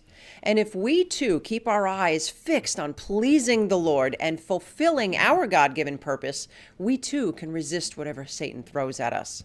So how you Now, respond what if you don't during have to resist what Satan throws at you? What if you can get so good that you just throw it back at Satan and say, carry your own fucking shit, Satan. I'm not your bag boy. demonic attacks during these difficult times can be the difference between breakthrough and another trip around the mountain. I will. Did she just talk to the hand, Satan? And number 3. And it is worked? Temptation. Satan will never stop trying to tempt you. She kind of gives me like Felicity Huffman vibes. Yeah. A little bit. Do you know what I mean? Of course, she's a fucking old blonde woman. Yeah. I tell you this thing about old blondes. They're not that different than other old blondes. Does. They're a type. So praying that he stops is not a prayer that is likely going to get answered. And playing the victim because he's tempting you doesn't take you off the hook. Instead, you can pray that you don't fall into that temptation. You see, our job is to resist the devil's temptations. And I want you to remember 1 Corinthians 10:13. No temptation has overtaken you that is not common to man. God is faithful and he will not let you be tempted beyond your ability. But with the temptation, he will also provide the way of escape that you may be able to endure it. Oh, I'm so tired. Oh, that's an adorable doggy. Diet. Want a cookie, little girl? Oh, I really shouldn't. Oh, That dog wants a cookie. And temptation comes in many forms. I am a big fan of these skits. They're high art. I don't wish any harm on these people. I hope that their drive to work tomorrow is safe and there's no massive 9-car pileups. I definitely don't want that to happen. Desires to difficult people. But your job is to resist. Not rationalize, not justify. Resist. I like how these fucking vapid Christian women's idea of sin is having a cookie. I know they're ticking you off. Remember what they did to you? And the fourth opportunity. Remember what they did to you? Like, that sounded dark. Is that Sissy Spacek there? Is this the fucking Carrie? Did they pour blood on her at the prom? Is when you're vulnerable. Carrie? 1 Peter 5:8 reminds us to be The movie sober-minded, Carrie? be watchful. Your adversary, the They devil, poured blood on prowls her at the around prom- roaring the lion, prom. seeking someone to devour. Satan and his demons are predators. Giving in under the pressure or acting like a victim isn't going to stop his attacks. In fact, that's the perfect time for him to strike. He Acting waits like a for your victim. moments I of like what she's saying now. And during these times when you're at your weakest is when Satan will send in the troops to try to disorient you. I'm so tired. No, you're not. You're pathetic. Poor doggy. I wonder why she didn't answer my call. Because she hates you. I am so overwhelmed. Want a drink? Good. There's an acronym now. Ben, I want some do you wanna cookies take, and wine. Do you want to take the wine? I'll start on the cookies. Yeah, sure. We are such sinners. I like that. It's helpful to keep you from becoming vulnerable. Can we drive home with a tip train to help us knock out this goal? We're very close, but we just need to push it a little further. I am seriously beat right now. Ben, you look seriously beat. I am seriously beat right now. You look so defeated. If anybody's watching right now and wants to put Ben to bed for the low monthly price of $126.34, you too can lay Ben the fuck down tonight. In his attacks. It's HALT. H-A-L-T. This acronym HALT. represents that we should never become too hungry, angry, lonely, or tired. When any of these areas get out of control, it can make you a sitting duck for satanic attacks. Yeah, and when And you're number hungry, 5. angry, lonely, or I'm tired, a heathen for life. a heathen forever, para siempre. Drunken Mechanic Raymond, thank you. Literally saying if you're hungry, angry, lonely, or tired, hungry, angry, lonely, or tired, you're going to be susceptible to sin. So if you have basic human needs, you're susceptible to sin. Halt is an AA thing. It's an AA thing. Interesting. That would be a fucking Alcoholic Anonymous gimmick. Look, if you have basic human needs, you're going to turn to toxic ways of dealing with them. Hawkeye says, Billy trying to traffic Ben. I'm just trying to give everybody what they really want. Because he hates you. From the creation of Adam, Satan has hated humans as they were made in the image of God. And his hatred has no expiration. All of his schemes, all of his tactics have one goal in mind: to destroy you. Don't believe her. And while Satan will never stop using his forces of evil to attack you, our Heavenly Father made his efforts null and void with one simple scripture. Oh? James 4:7. Submit yourselves to God, resist the devil, and he will flee. Weird Don't how be- everything we do is the devil's work, but only doing what someone else said the Bible said is the only way to God's good grace. Well, fuck you then. Yeah. And cow alcohol is devil juice when man made it, by the way. I mean, the first time I ever drank wine was in church. Exactly. It's like it's devil juice, but also the church is the fucking one giving it out. In the first grade, too. And in the Bible, you know who turned the actual thing you need in this world to survive? Water. Jesus turned it into wine. Yeah, they mix. They would like water down the wine at Catholic Church. Jesus made devil juice, and we're supposed to believe that motherfucker? He should have made jungle These juice. vanilla, soccer mom, spicy mayo, got a son named Braxton as Christians. I want some Book of Ezekiel monstrosities. Get these holy sweets to sleep. Whip out the tips. Yeah, we're getting there. We're very close Whip now. them out. We're less than $100 away to the goal. We are 10:33 p.m. on the West Coast, 4 hours and 18 minutes into tonight's stream. If I did the math correctly. If you are a child of God, Satan can't touch you without permission. And that permission comes from only two places: God or you. If God So is God allowing, can give Satan permission to touch you? Fixo, sounds get us to cre- 90% grassy fixo. God can give Satan permission to touch you. And you can No give touchy. You can give Satan permission to touch you, and God Fuck can. yeah, I can. What the it, my friend. I You can was stand- never a religious person, which is probably why I'm so much of a dominant individual in my day-to-day life. When I started looking into religion, it's all about dominating submissive people. It's fucked. It's fucked. Some of the most like crazy devout religious people that I've met found religion later in life, in adulthood, and they were like, way kind of like Doug TenNapel. Choo choo choo. Pretty sure he found it later on. He didn't. Was have it later I on? think pretty. A lot of people I know that were like Because born. his parents are pretty Christian. Are right? they? Well, he would always say his parents were watching, and he would say, like, when I would go out of hand, he was like, my Ben and parents Billy, watch. Accept Satan into your heart. He loves you. No, that's the thing. I don't want Satan or God in my heart. I have room in my heart for one special lady and a couple of special lady boys, and that's it. I'll be right back.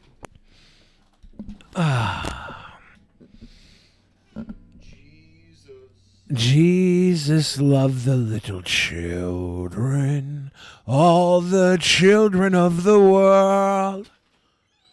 I would make a great preacher, though. I kind of want to get a church and just start running the fucking Christian scam.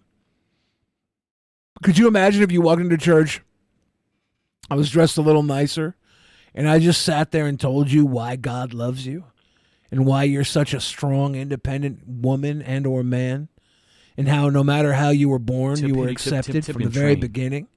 All that bullshit just to make you put money in my coffers? Christopher Miller with the tippity tip tip, dippity dip. I'd be a fantastic I am a preacher, pipe smoking lemur points out. What the fuck have we been doing all night? Passing around the collection plate. Except I'm not trying to grift you guys with religion. I'm trying to grift you guys with hedonism. Give in to your every desire, because everything you want is well within reach. And everything I want, I can reach quicker than you can. So give me what you have, and you'll be happy.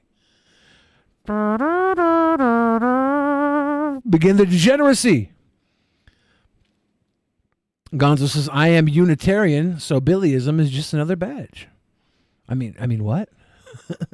We know Billy can lie to people with a straight face. Not only can I lie to people with a straight face, I can tell you a straight truth and have you questioning the validity of your own sanity. It's not about lying. It's never been about lying. It's been about exposing the truths that we don't want to believe. That's the difference. What's Joe up to? He's been doing the big fam life. He's been a happy pappy. Do you get more money from buying a Dino or shirt or a $5 donation? I have no idea. No idea. We get closer to our goal with a $5 donation, though. That is true. Think about that. Yeet, yeet. Dino shirt. Billy's cult comes with capes. My cult comes with cakes. Delicious cakes. What's the last flavor cake you had, Ben? Oh God. Can you recall the last Probably time you had a carrot cake? By the way, our poll earlier, most people did vote yes that the Easter Bunny lays eggs. Contrarians. 66 to 35. Our audience. No, is that was totally always my contrarian. understanding. That's funny. I never thought that until just now. When you brought it up, that's like the first time that thought came to my mind. I'm like, what? The Easter Bunny lays chocolate eggs? What? I thought the chocolate eggs were just brought by the stork. But the tooth fairy needs to fertilize the eggs to hatch. So the tooth fairy's just back there eating fucking bunny ass until chocolate eggs pop out. That's nasty. That's nasty.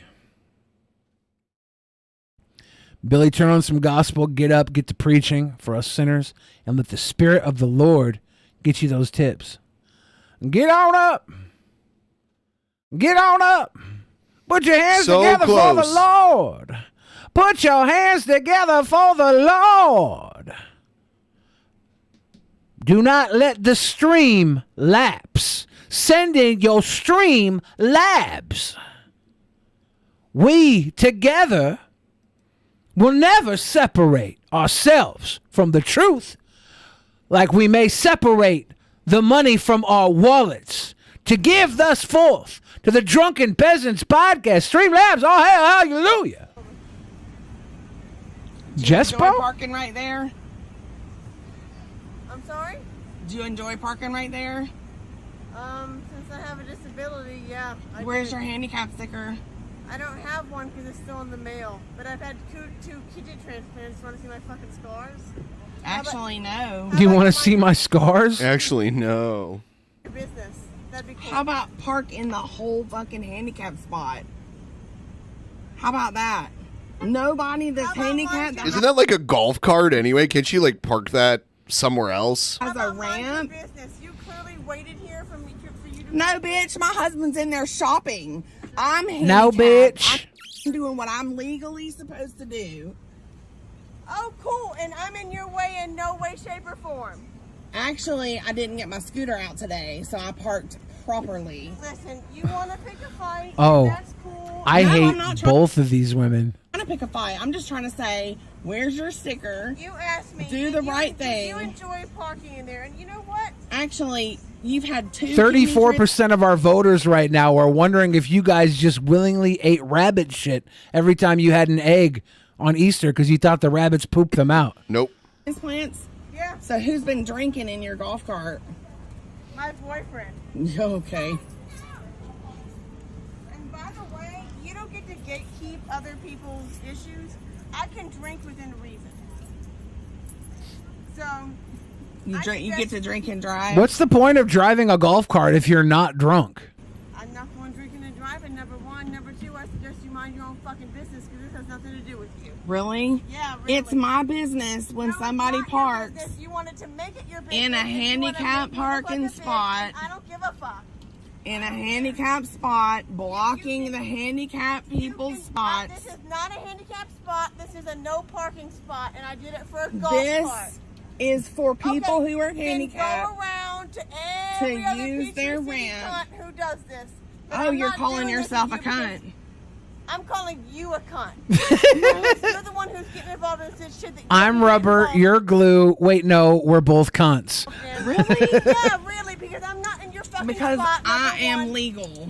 Oh, great. Congratulations. I'm sorry mine's in the mail and that's not good enough for you. That's such a bullshit lie. Yeah, and you're such a bullshit person. Bullshit So lie. I hope that you have a really good day being a shitty asshole.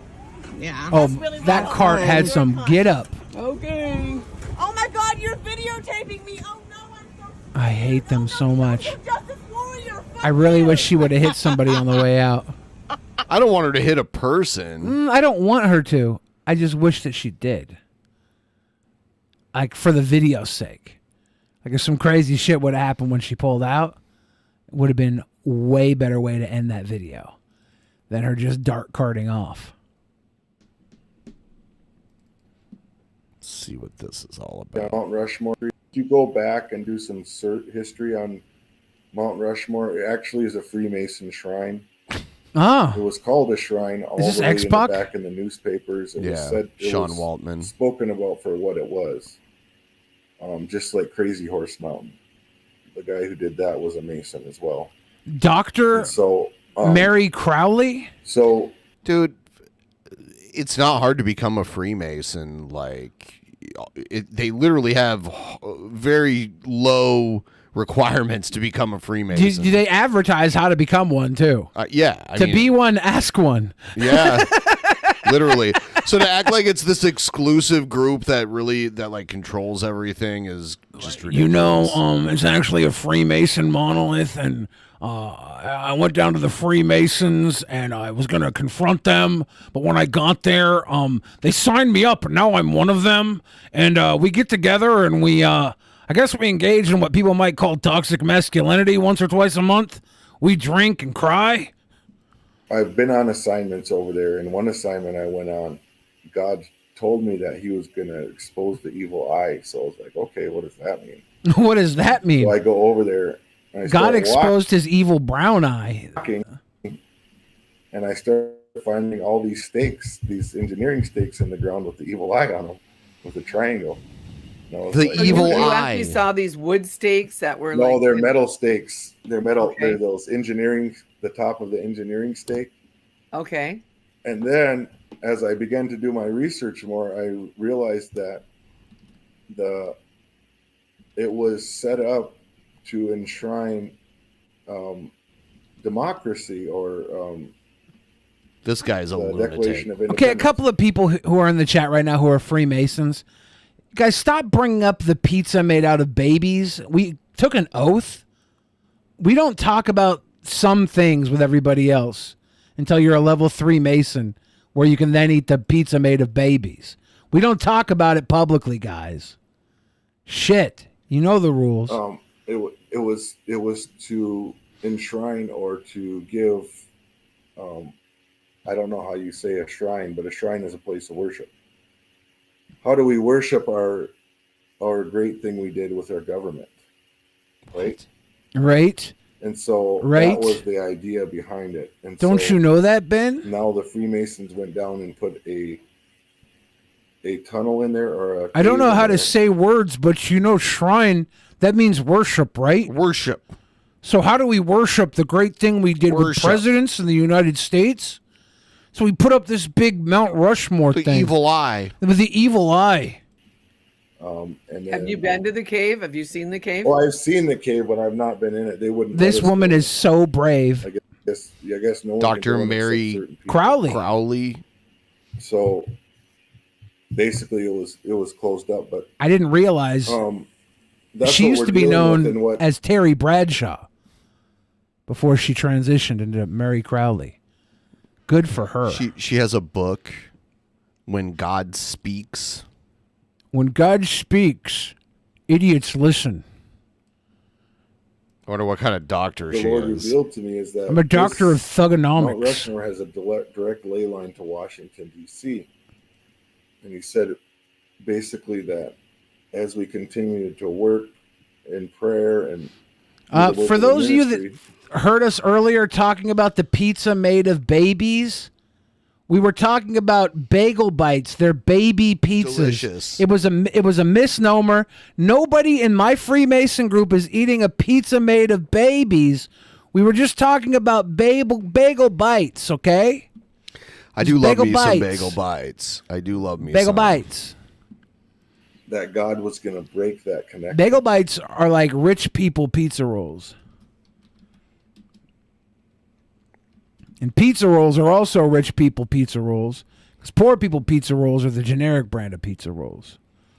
Or Because it's they like- tear apart a little Totino's freezer pizza and roll it up like boogers. That's really poor people pizza rolls. In order to understand the spiritual realm and what we're facing, we have to realize that in order for the enemy to do anything, he needs the agreement of human beings. Like, in order to be empowered to do more damage, he needs the agreement of human beings. And oftentimes that comes in the form of an altar. $58, Altar. please. End my misery, and we'll play the cheesecake music, and it'll be great. We'll settle for $57.78. Is that what it is? Yeah, yeah. We'll That settle. acts as a portal for demonic things. And so that's what we're dealing with. And people that are into that are brought into it because they think they're doing good. Man, I Some of love them- it when people just sit here and tell us about the secrets of Freemasonry. Praise, hallelujah. Hallelujah. Speak a church of William DP. Exorcise those demons of my ex. BTW, he was my ex from 14 years ago. Scott Rowan, Jonathan is still a beautiful among the beautiful boys. Damn. What are the F are you doing? What? That's the guy that supposedly either got burnt or beat up a pregnant woman was Jonathan's ex. So weird. I don't know. That whole story was just very strange. You're still among the beautiful boys, Jonathan. What the F was Scott doing using the R word? Yeah, what the fuck was up with that? Believe me when I say it's going to take more than a wall back, better campaign to fix the mess he left behind. But hey, let's not dwell on the past too much. We've got bigger things to focus on now, like making this country great again and getting rid of the lingering stench of Trumpism. So go ahead and keep sucking up to your daddy all you want, but just know They reset the donos? Is that daily or what? I don't know. This is the first time I watched it if you'll since excuse we me, folks. talked about it. And yes, sewer baby, even dick suckers like yourself. It's dark Brandon time. It's Get out dark of my Brandon way while I time. crash stock markets with a single thought and show those corrupt Republicans who they're dealing with. Well, goddamn sewer baby. Looks like your imagination has Is that reached levels of racist? depravity that even I couldn't fathom. Why does Calling that me an seem infected so coon racist? bubble. Well, Seriously, goddamn buddy. sewer baby. That's some next level bullshit right there. But hey, speaking of infectious things, Why am I a let's fan of AI talk Donald about your Trump weak-ass and brain also that's seemingly now maybe a fan of racism? idiocy. I mean, how else do you Could someone please tell me whether or not Sewer Baby is racist thinks so that I can either start using it or feeling bad for it being used? Please. My 4 years were a glorious blaze of epic proportions compared to his sad excuse for leadership. Sleepy Joe couldn't lead his way out of a hollowed-out dildo without tripping over his own 2 feet and sniffing some poor soul's hair.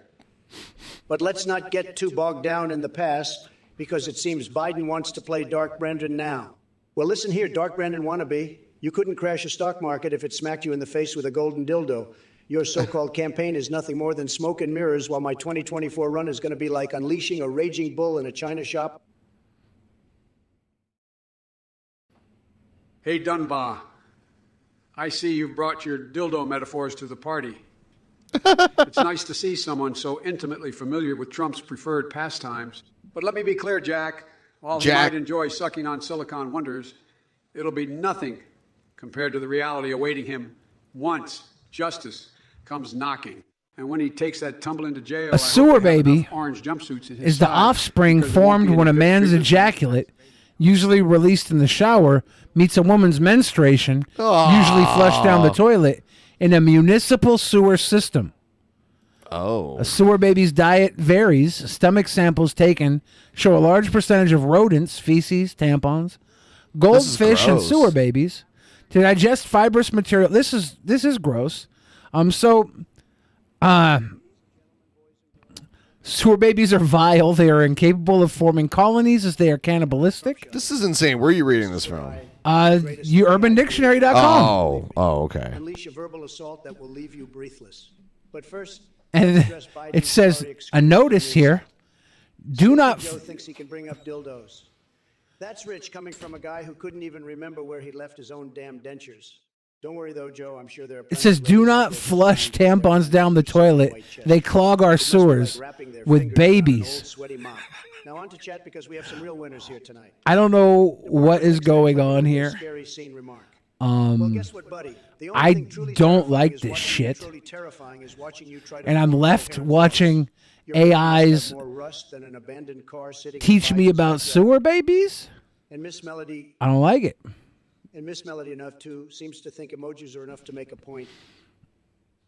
I need an adult. I wonder if I can pause this. Cornflake cookie. Nope. You come in here with your elephant Mario and Republican Party bullshit. Give me a fucking break. I've seen more coherent arguments from a pile of dogs. There was also a movie called Sewer Babies, people are telling You me. sniffing glue or just sucking Well, on that's your too own brain bad. farts? This isn't some twisted This version is of a wonderful night here at Drunken Peasants. Let me drop some knowledge bombs on you. I don't know why I'm Cornflake cookie. My ice cream currently ass is here to tell you that we're not going to let the Republican Party talking over the AI. characters. That's malarkey of the highest order. Fancy Now, if anyone wants to talk Necrosi says, Billy, shut up already. substantial, because I'm ready to dissect these dick no. like an overexcited proctologist. Forget about I don't amateur hour want to. conspiracies and start focusing on what actually matters. I'm happy It's time for you half-wit hooligans and to wake up healthy. get real. Andrew Plant Gollum says, Billy, do a chart. One step ahead of you, Papa.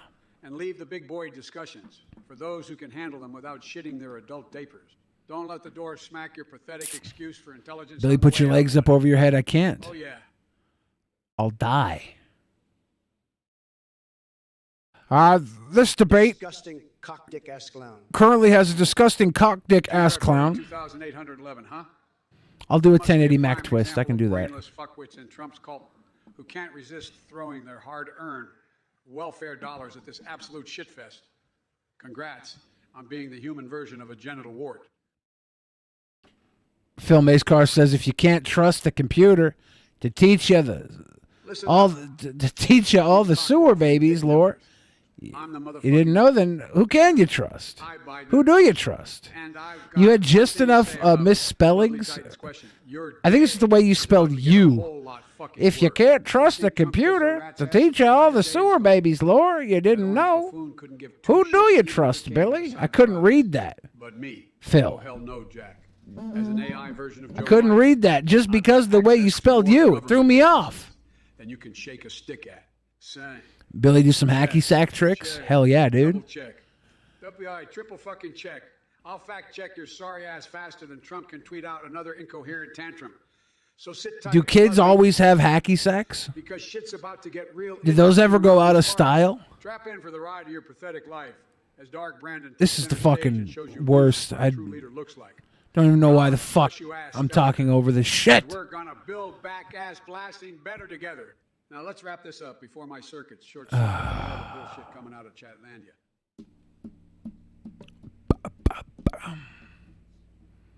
Well. If it isn't Sleepy Schmo and his band of cock-gobbling cronies, you thought you could come here and spew your word salad bullshit, didn't you? Let me tell you something, try and kill me. This ain't no fucking daycare center. We're dealing with serious shit here. And as for you, Joe A, Ideen, or whatever the hell they call you these days, Don't reverse Dark and ring Brandon, that dono bell. really? Don't reverse that dono bell, Major League Awesome. I'm sorry, you got a fever, dude. Newsflash, jackass. The only thing dark about you is the empty void where your brain should be. No wonder this country's gone down the shitter under your so-called leadership. So strap in tight because Trump is back and he's ready to unleash a hurricane of truth. I can't right turn it in your off. eyes. I've got more connections Fucked. than Biden has creepy sniffing stories. I'm fucked watching this stupid shit. FBI, I could turn off the whole stream. waiting to expose your shady deals That would end faster this. than Bill Clinton can whip out his wild That would end. sausage. Bloodly That would end Titan asked everything. the question, but let me tell you something. Bloodly Titan. You won't find any answers from Sleepy Schmo over there.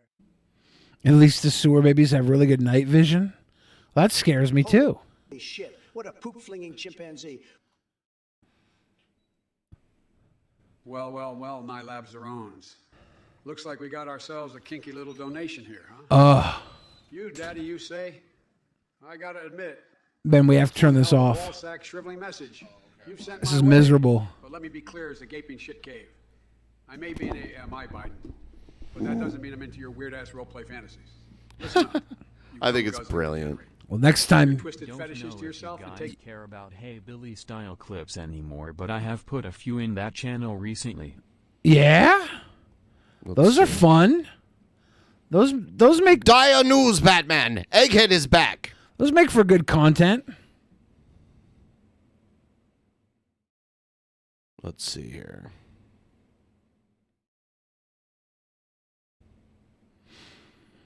Jack.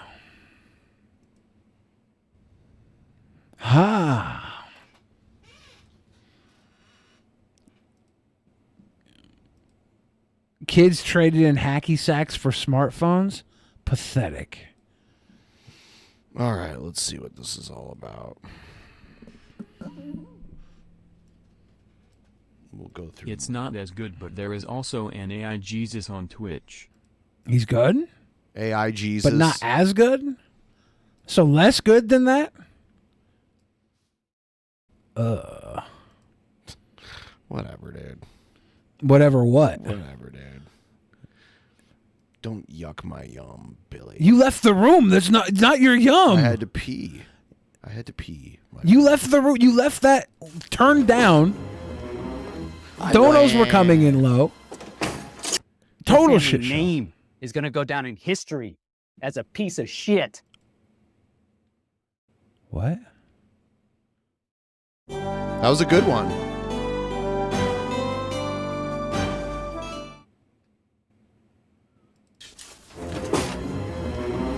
Hi, Billy. And everyone else, all your names are gonna be in history. All the other people, your names are gonna be in history. And you're gonna go down as cowards and lying sacks of shit is what's gonna happen. That's what's gonna happen. All of you guys.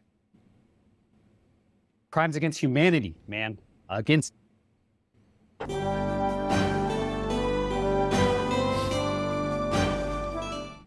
What?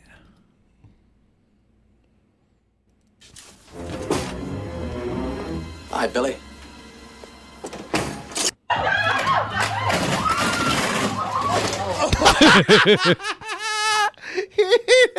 He didn't even make it to the water. He fell through at the bottom. That is hilarious. Oh my god. All right, what else? What did the witnesses say? Oh, there's no doubt about it. They all agreed on one thing, his description. It was Egghead, all right. The rottenest egg of them all. I'm more of a real man than you ever will be in your entire life. I'm Egghead. Thanks for watching. Fuck you. Wow. Wow. What did the witnesses say? Oh, there's no doubt about it. They all agreed on one thing, his description. It was Egghead, all right. The rottenest egg of them all. Me? Little old me, you say? I can't believe I'm finally being spoken to by an admitted PDF file on YouTube. Go on, say more lovely things about me. That's weird. That's weird. See if you can grab. Look in there. There's a ruby. See if you can grab it. Okay, grab it.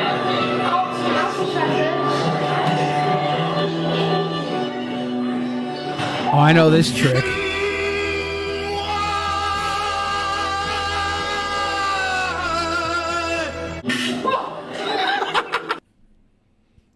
The ruby. Did she put her hand up Ruby Jewel's anus? The ruby. I saw this hilarious Photoshop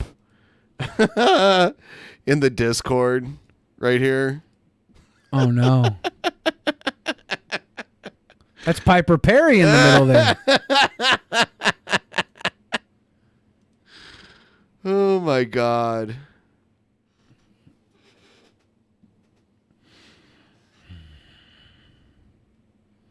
Yeah, it was amazing. A lot of people would suggest that picture represents Egghead and all the traumas Egghead puts himself through. It's true. But I think that represents Egghead and all the pleasures Egghead brings to himself. It's not the destination, it's the journey. That's what people say. Yeah. People say it. People say that. Ben. Yes. Are you going to go to that fair tomorrow? I don't know. You get fucking, what was the thing that stood out the most to you? I don't know.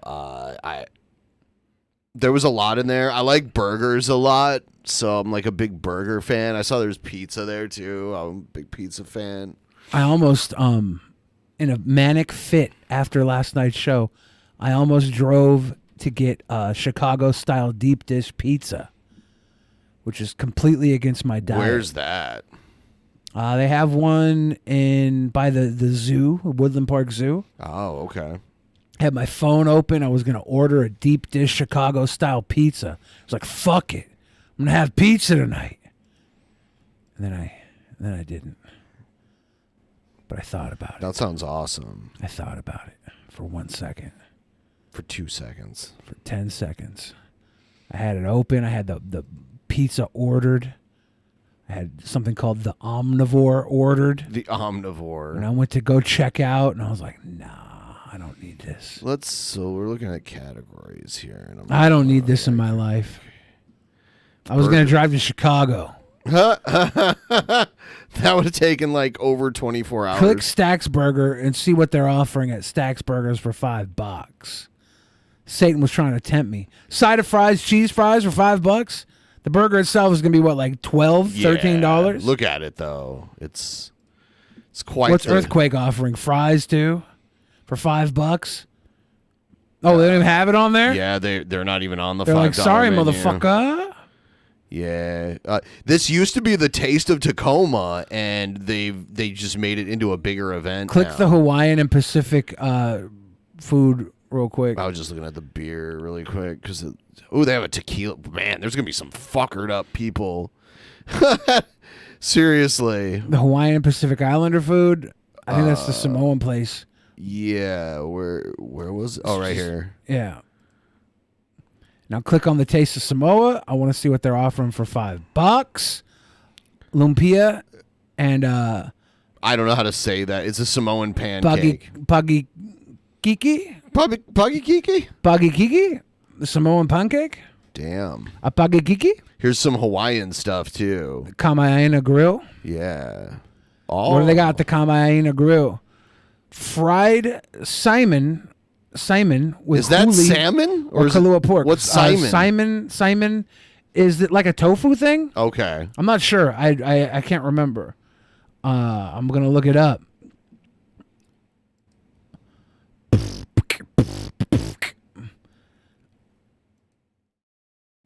I am not getting an answer. 2 pieces of lumpia for $5 with sweet chili sauce.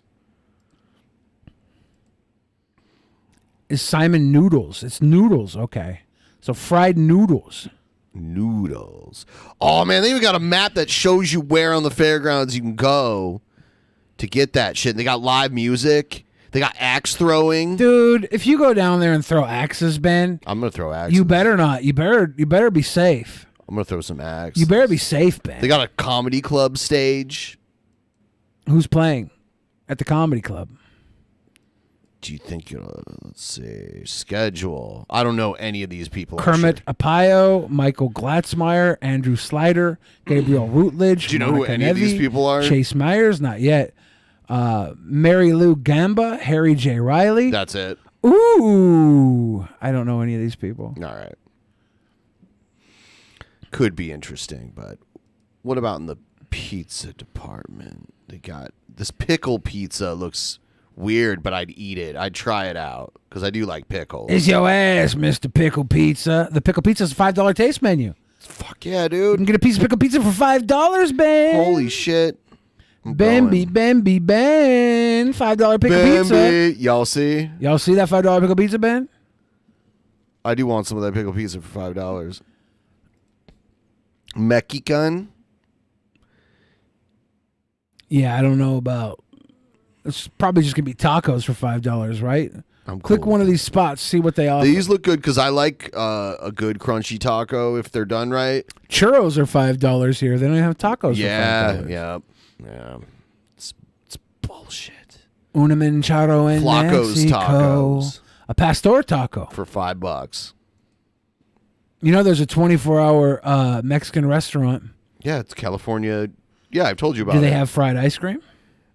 They might. It's called California Mexican food. We should look that up and check out this menu. I've eaten there so many times since You I have? found out that it was. Fuck yeah, dude. What's your favorite order from this place? I like. Hold on a second. ¿Dónde es el chileno? Fuck. Gotta find. Step Here's the McCook says, menu. Billy, why don't you write comedy and or do it? Actually, for those of you watching right now, what are the funniest moments that you can remember me saying on the show so I can start writing, poop, bass player, getting thank you. there. So I can start writing them down in my hour-long comedy special that I'm going to film as my first time doing comedy. I'm going to film an hour long. So you guys just have to let me know what the funniest stuff I ever said was so I can work it out and do an hour long and do an entire taping and have an hour long special for my first time doing comedy. Tell me what the funniest stuff is in the comments, obviously, for those of you watching, and in the chat, so that I can know exactly where to mine from all the hilarious stuff I've said over the last. He 5 steals years. from the chat. No, this is the chat giving All right, back. So here's the first half of the menu there. They do breakfast all day, too. What's machacha? Machacha beef fast? Shredded beef, bell pepper, tomatoes, onions, potatoes, and eggs. Machacha? Is that how it's pronounced? I guess. I'm not familiar with it. Machacha? Hola, hola, machacha. Huevos rancheros, that's the breakfast stuff. Breakfast served all day long. Here's the dessert. They got fried ice cream. Yep. $6.19. Get yourself a fried ice cream. Yeah. Wonder what the fried ice cream's like. I usually get, you see like the taco section, and then there's like crispy tacos at the top. I usually get some crispy beef tacos. They're $2.69 each, so you can get a couple of them. There's only 2 locations of this place. There's one in Bellevue and there's one in Spokane. Is that it? Yep. Don There we does go. doodles. The hell is this? I come back 4 hours later only to see the tips were not forced in. I gave you sweet boy one job. One job. Thank you, Don. We're gonna go and pull up a classic. Yeah. A classic. The Chancho Burrito. A massive burrito on 2 14-inch flour tortillas with steak, fries, guac, sour cream, and cheese. Yeah, the burritos there, even just the regular burrito that they have there is huge. Dude, Ben, I have an idea. Let's kill my diet. I'll go get a Chancho burrito and a fried ice cream. Okay. And I'll just sit in a puddle of my own filth. Okay. And eat it and fart and puke and be a sicko. Yeah, let's do it. Super nachos look good too. Holy crap. It is really it's really good shit. And they have like a salsa bar there that you can just kind of like get the salsa that you want. They have you ever been to like a taqueria where they have like the pickled carrots that are kind of spicy a little bit? I love those. Horchata, you like horchata? They got it's all right. I like it. It's not bad. I really like it. It's good. It's not bad at all. I really, really like it. All right. Do they have the drinks on here? Yeah, over on the right, there's they just have the. They have all waters. the different flavors, so like sodas. Yeah. Yes, it's on the level. It's not really expensive either. It's pretty well priced. When my sister was pregnant with my nephew, before he was born, I watched the movie Jack Black was in, Nacho Libre. Yeah, I've seen that. And he called the little pudgy kid in there. His name was Chancho. And I would call my unborn nephew Chancho. And the Chancho burrito. I thought my nephew would be a little fat kid. He wasn't. Well, he was chubby at first, but he wasn't a little fat kid. They have the Chancho. Spokane style burrito. You see that What's shit? the Spokane? Is that style? Steak? It says steak, fries, guacamole, sour cream, and cheese. It's highlighted in red. It's there. the Chancho burrito, but half the size. The Chancho burrito is that same exact thing with 2 flour tortillas instead of 1. I've had the California style burrito. California. Yeah, that's steak and potatoes. Yeah. All right, ladies and gentlemen, it's time for a classic. White. White is such a terrible color to wear when you're a server because you spill shit on yourself. They don't wear white at Cheesecake Factory anymore, do they? Not anymore, no. But that was a thing for a while. I knew someone that worked at the old spaghetti factory, and they made them wear white. It's like they're handling red pasta sauce all day. You're gonna make them wear white? I actually kind of like that. That's stupid. Not from like, yeah, it's stupid. But I kind of like the idea of you better not fuck up. It's like it's going to happen. Oh yeah, but it's like a sick little control thing. Like, oh, you're gonna wear white and you're gonna be clean as fuck, or everybody's gonna notice that you're a dirty bitch. I like that. DJ Cripples Rocks says, Bill Fridge, why don't you try this rap style? Because I happen to like my wrists intact. You should open. No. For them. No. I would open my wrists for if this was my fucking rap career. Like Spider-Man? Just like Spider-Man. They'd call me fucking Slicer Man. Peter Parker Shoot the web. I It's don't good like stuff. All right. I don't like it. We hope you all have a wonderful Independence Day. We will see all of you back on Wednesday. Wash your assholes. Don't forget to catch the pre-show. It'll be uploaded within the next 24 hours. See you guys then. Bye.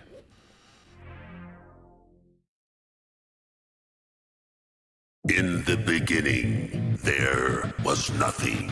And then there was the Drunken Peasants Podcast. Drunken Peasants. Drunken Peasants. Drunken Peasants. Drunken Peasants. From the strangest corners of the internet, gonna get TP'd by Billy and Ben. You know where you can find them at. Get ready, cause they're gonna kick your... Drunken Peasants. Drunken Peasants. Drunken Peasants. Drunken Peasants.